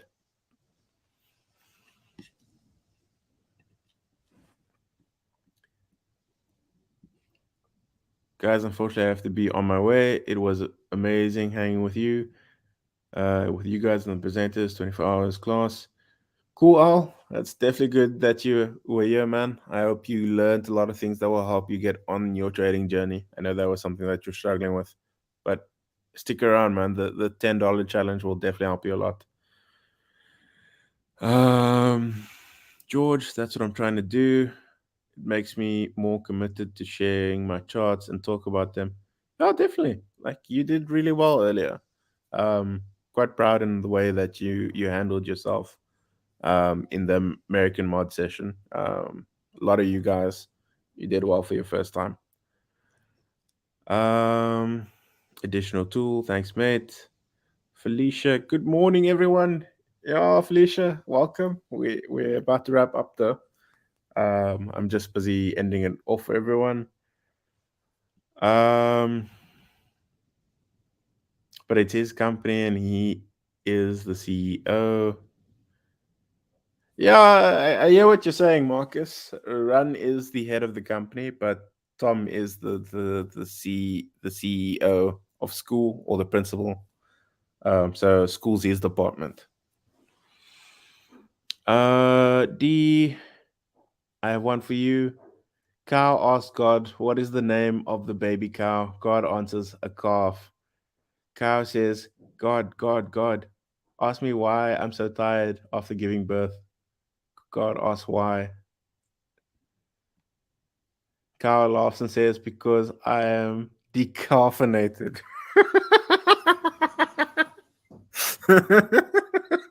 Really, D. Oh, it's brilliant. That is brilliant. Oh, what a weekend. Happy to see you. Yeah, likewise. Glad you could join us. Yeah, you should have slept with your computer. There was a lot of alpha going around. I think I killed David with my bad joke. Yes, you can rewatch. Definitely worth it. There's been a lot of good alpha points from everyone all throughout the 24 hours. Technically 25 hours. By the sounds of things, mine's a little extra jam-packed hour for you guys, but I'm glad I was here to share. DJ David still awake? I don't know. He was here earlier, but I'm not sure. You can also say at which point it should start to run. For example, Bitcoin is 25. Yes, so that's true what Marcus is saying. So you can also target a specific level in price where you think you need to start trailing, and it will start trailing at that specific price point. So he's on the money there. I'm not DJ and David. I'm just David. Yeah. Okay. Well, we are just about getting close to the final hour mark. Is there any other last things that need to be explained that you didn't quite get to, or that you didn't quite understand? I know that David is probably tackling his bed right now like a springbok. So yeah, let's start wrapping up, and then yeah, we can chat about this in the Discord afterwards. Oh my gosh, here we go again. God looks at Cow unamused. Cow says, I didn't know you were laughing those intolerant. Oh my gosh. Laugh toast intolerant. 5 minutes till we leave. Everyone grab a coffee and some bacon and eggs. But what if it's midnight for some people, bro? We're gonna have bacon and eggs at midnight. I mean, like I don't know what time it was, like 6 a.m. for me. I walked off to make bacon. And I sat in chat, and then like half an hour after coming back, somebody literally left in the middle of the night to make some bacon. Brilliant, bro. Ooh. I see authenticator question. Sniper Paul, any idea how to reset the authenticator on a Nexi account? I changed my phone and wasn't aware that you first have to transfer it before moving to another phone. Okay. Do you still have the old phone? If you do, just switch it on. Go to that authenticator app. If it's Google Authenticator or the Microsoft Authenticator, they all have this feature where you can export whichever code you had on your phone. And if it was an iPhone, just hover, click, press and hold on the entry, and you should be able to edit the key and edit the entry, and the key will be saved on that entry. This is only on iPhone, unfortunately. So that's a benefit of iPhone. You can get the key still. And then you can just copy that key over to the new phone and then set it up on the new device. Just remember to remove it on the old device if you aren't going to use the old device or if you're planning to sell it. And if you don't have the device anymore, you need to contact Mexi and tell them this is the scenario, and then they will assist you to remove it after you prove you are the owner of the account. Niren, thanks for sharing your story. It was great to get understanding and insight from your personal journey. It's a pleasure. I don't mind sharing my story if it helps other people understand that we're all human, right? Jaki, you're the best. Thanks. I appreciate that, man.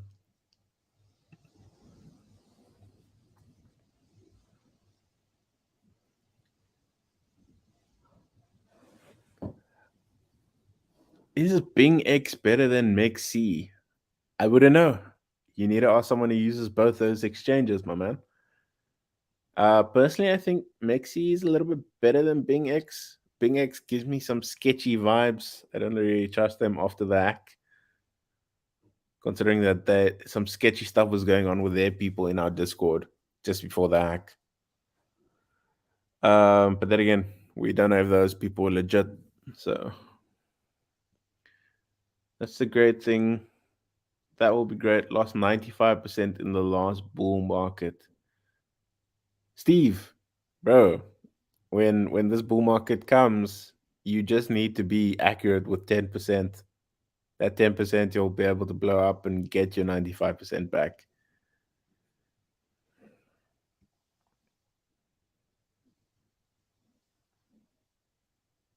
Nice. My dogs aren't the same. They bark at everything. Well, not everything. They only bark at people. They don't bark at dogs, unfortunately, which is weird. So if I walk around the block with them, they don't bark at other dogs. What type of dogs do you have, bro? Chihuahuas, like. I got a German Pinscher and a mixed special. I don't know what the other one is. Sure, bro. Nah, we got like a family dog. It's a mixed Maltese poodle, bro. He barks at anything, man. You can literally just like sneeze and you'll be upstairs. You just hear him start going off, man.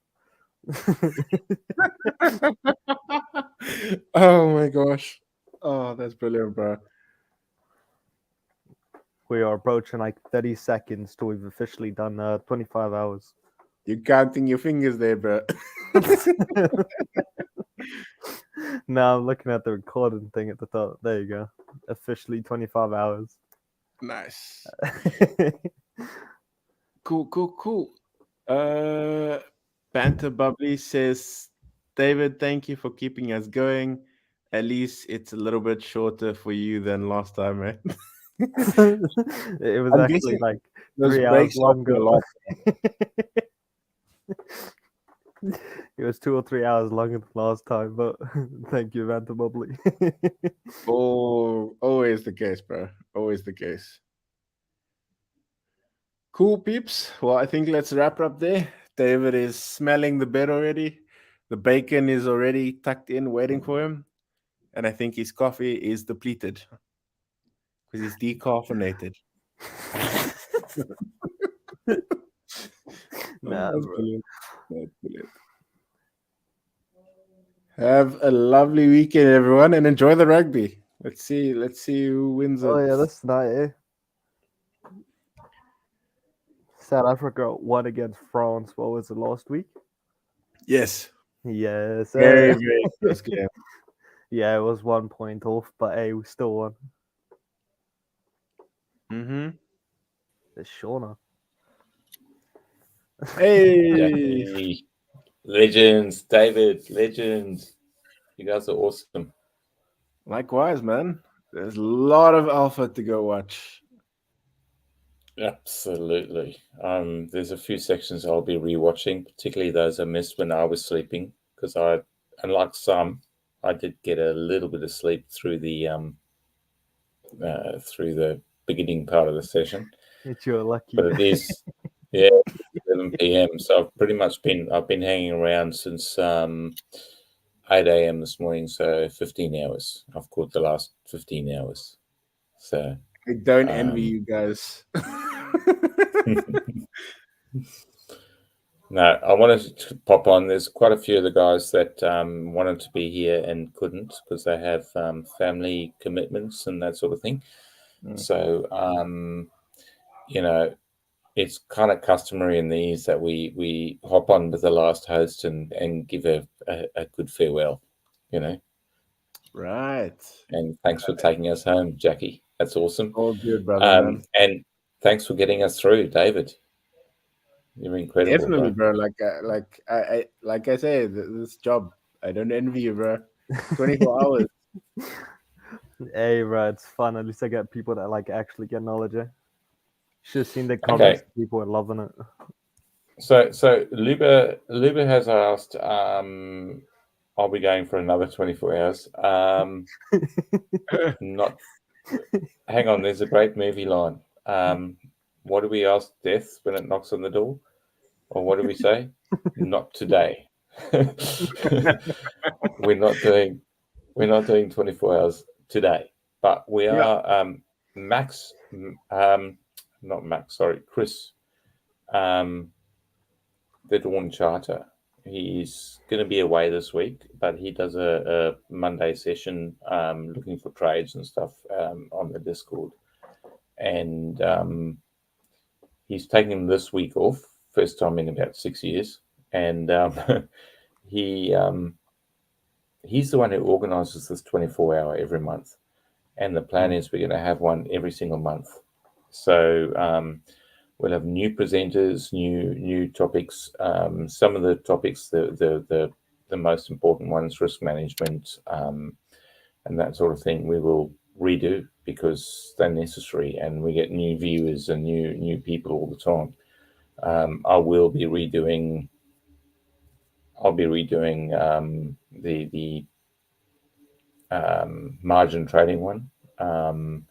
We'll have more risk management ones. We'll have hopefully we'll have Waz back, do another session on Web3, and hopefully we can throw a bit of DeFi stuff in there as well. Yeah, I should definitely get that in. Yeah, let us know on the Discord and tag us and let us know what you guys want to see, because we're keen to be here. Definitely, man. Most people do drugs or cocaine. We do this. We do crypto. So you kind of need both to do this, but yeah. You need both. Yeah, I'm telling away my secrets, bro. That's crazy. No, bro. It's the dad jokes. The dad jokes is what gets us through it. Yeah, that's true. We had a very serious talk about dwarfs and elves in the chat. I don't know if you saw that. No. I just bounced out before that. I saw a few messages about it. Yes, I did. It was gone on for a good while, bro. Yeah, what's red and bad for your teeth? I don't know, probably Banter. I don't know. Wow. No. It's a brick.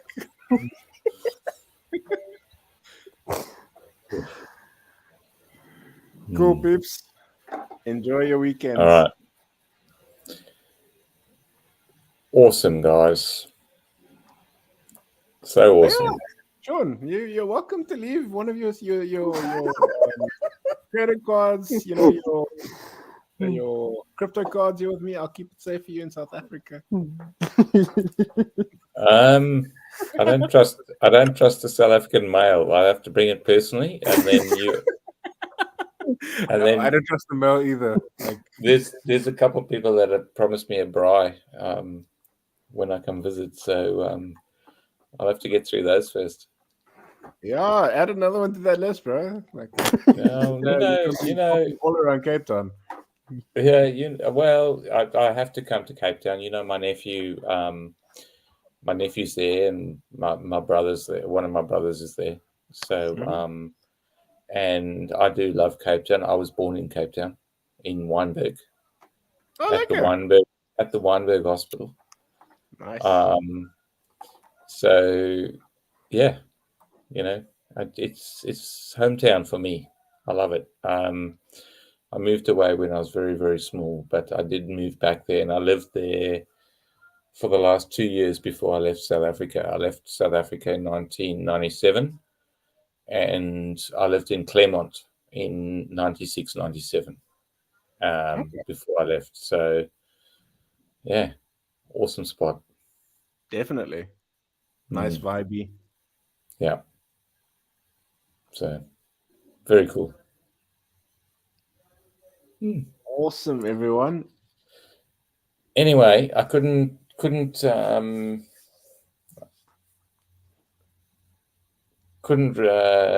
drop the opportunity to jump on and say thank you very much for taking us home, Jaki, and thank you so much, David, for everything you've done. I think you've pretty much been awake and around and helping us out and then loading our screens and everything else. And I can see your mum shouting out, "Hey, David, every time you go to the toilet, somebody needs a new screen loaded and you've got to rush back." I don't know how you've had a break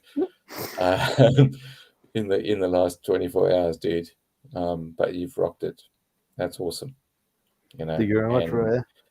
And for the whole team, I see there's a few listening. I see Simon's here, George is here. George's presentation was phenomenal. Particularly that she did one on security that was so well planned out with and the slides were informative and the content was informative and absolutely rocked it. And we are going to ask you to do that again next month, George. So don't delete it. Who else we got still here? Luba's been around most of it. Molman is at every single presentation I do. Molman's there, Banter Bubbly pretty much makes every single live, every single AMA, she's always around, guys, you know me well. He's here. He's commenting about BRICS. I think it was your comment on the BRICS in the teeth. But BRICS is also the getting away from the US dollar movement. Rick in Korea is always around, and he's been on he was here this morning at 9 a.m. It's now 14 hours later, and he's still here. You guys are legends, and the feedback and the love we get from you guys is why we do it. Such a privilege to be part of the family here. So the Dean of DeFi says there's a 48-hour alpha session coming on. If he's running it, sure, any day. Yeah. So no, guys, thank you so much. Yeah, Luba actually says George was amazing, and you were. Thanks, George. and the whole team. And we had Scotty and the men from the American team. They're probably all asleep now. They may have watched this later.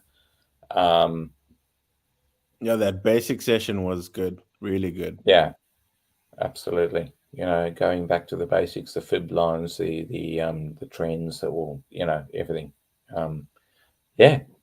So please, you know, guys, pop on Discord if there's any particular sessions you feel we haven't covered well enough. And I like that trailing stop loss one. It's one that I think Jaki already mentioned that it, you know, in the sideways market doesn't work so well. But I do remember in the last bull run, Chaos hitting a trailing stop loss and trailing a Bitcoin long that he did all the way up to 60K,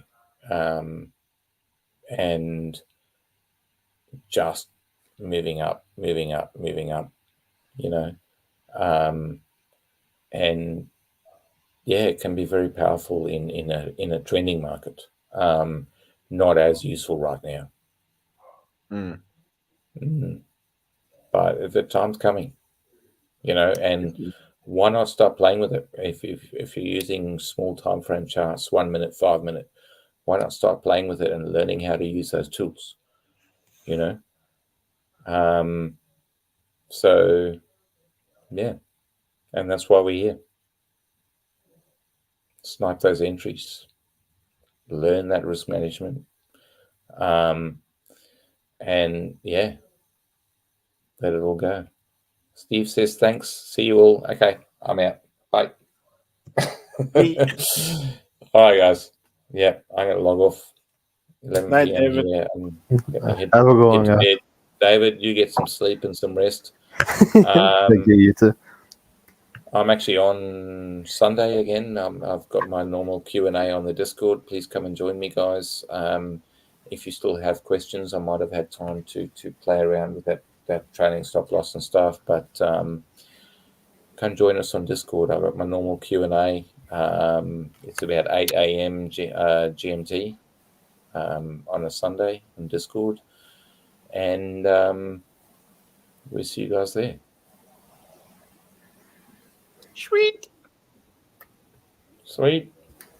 Cool. Thank you very much, everyone. Have a good one. Thanks, David. I'm gonna head out. Yeah, that's fine. I am as well. See you guys. See you, Bye. everyone. Trade safe.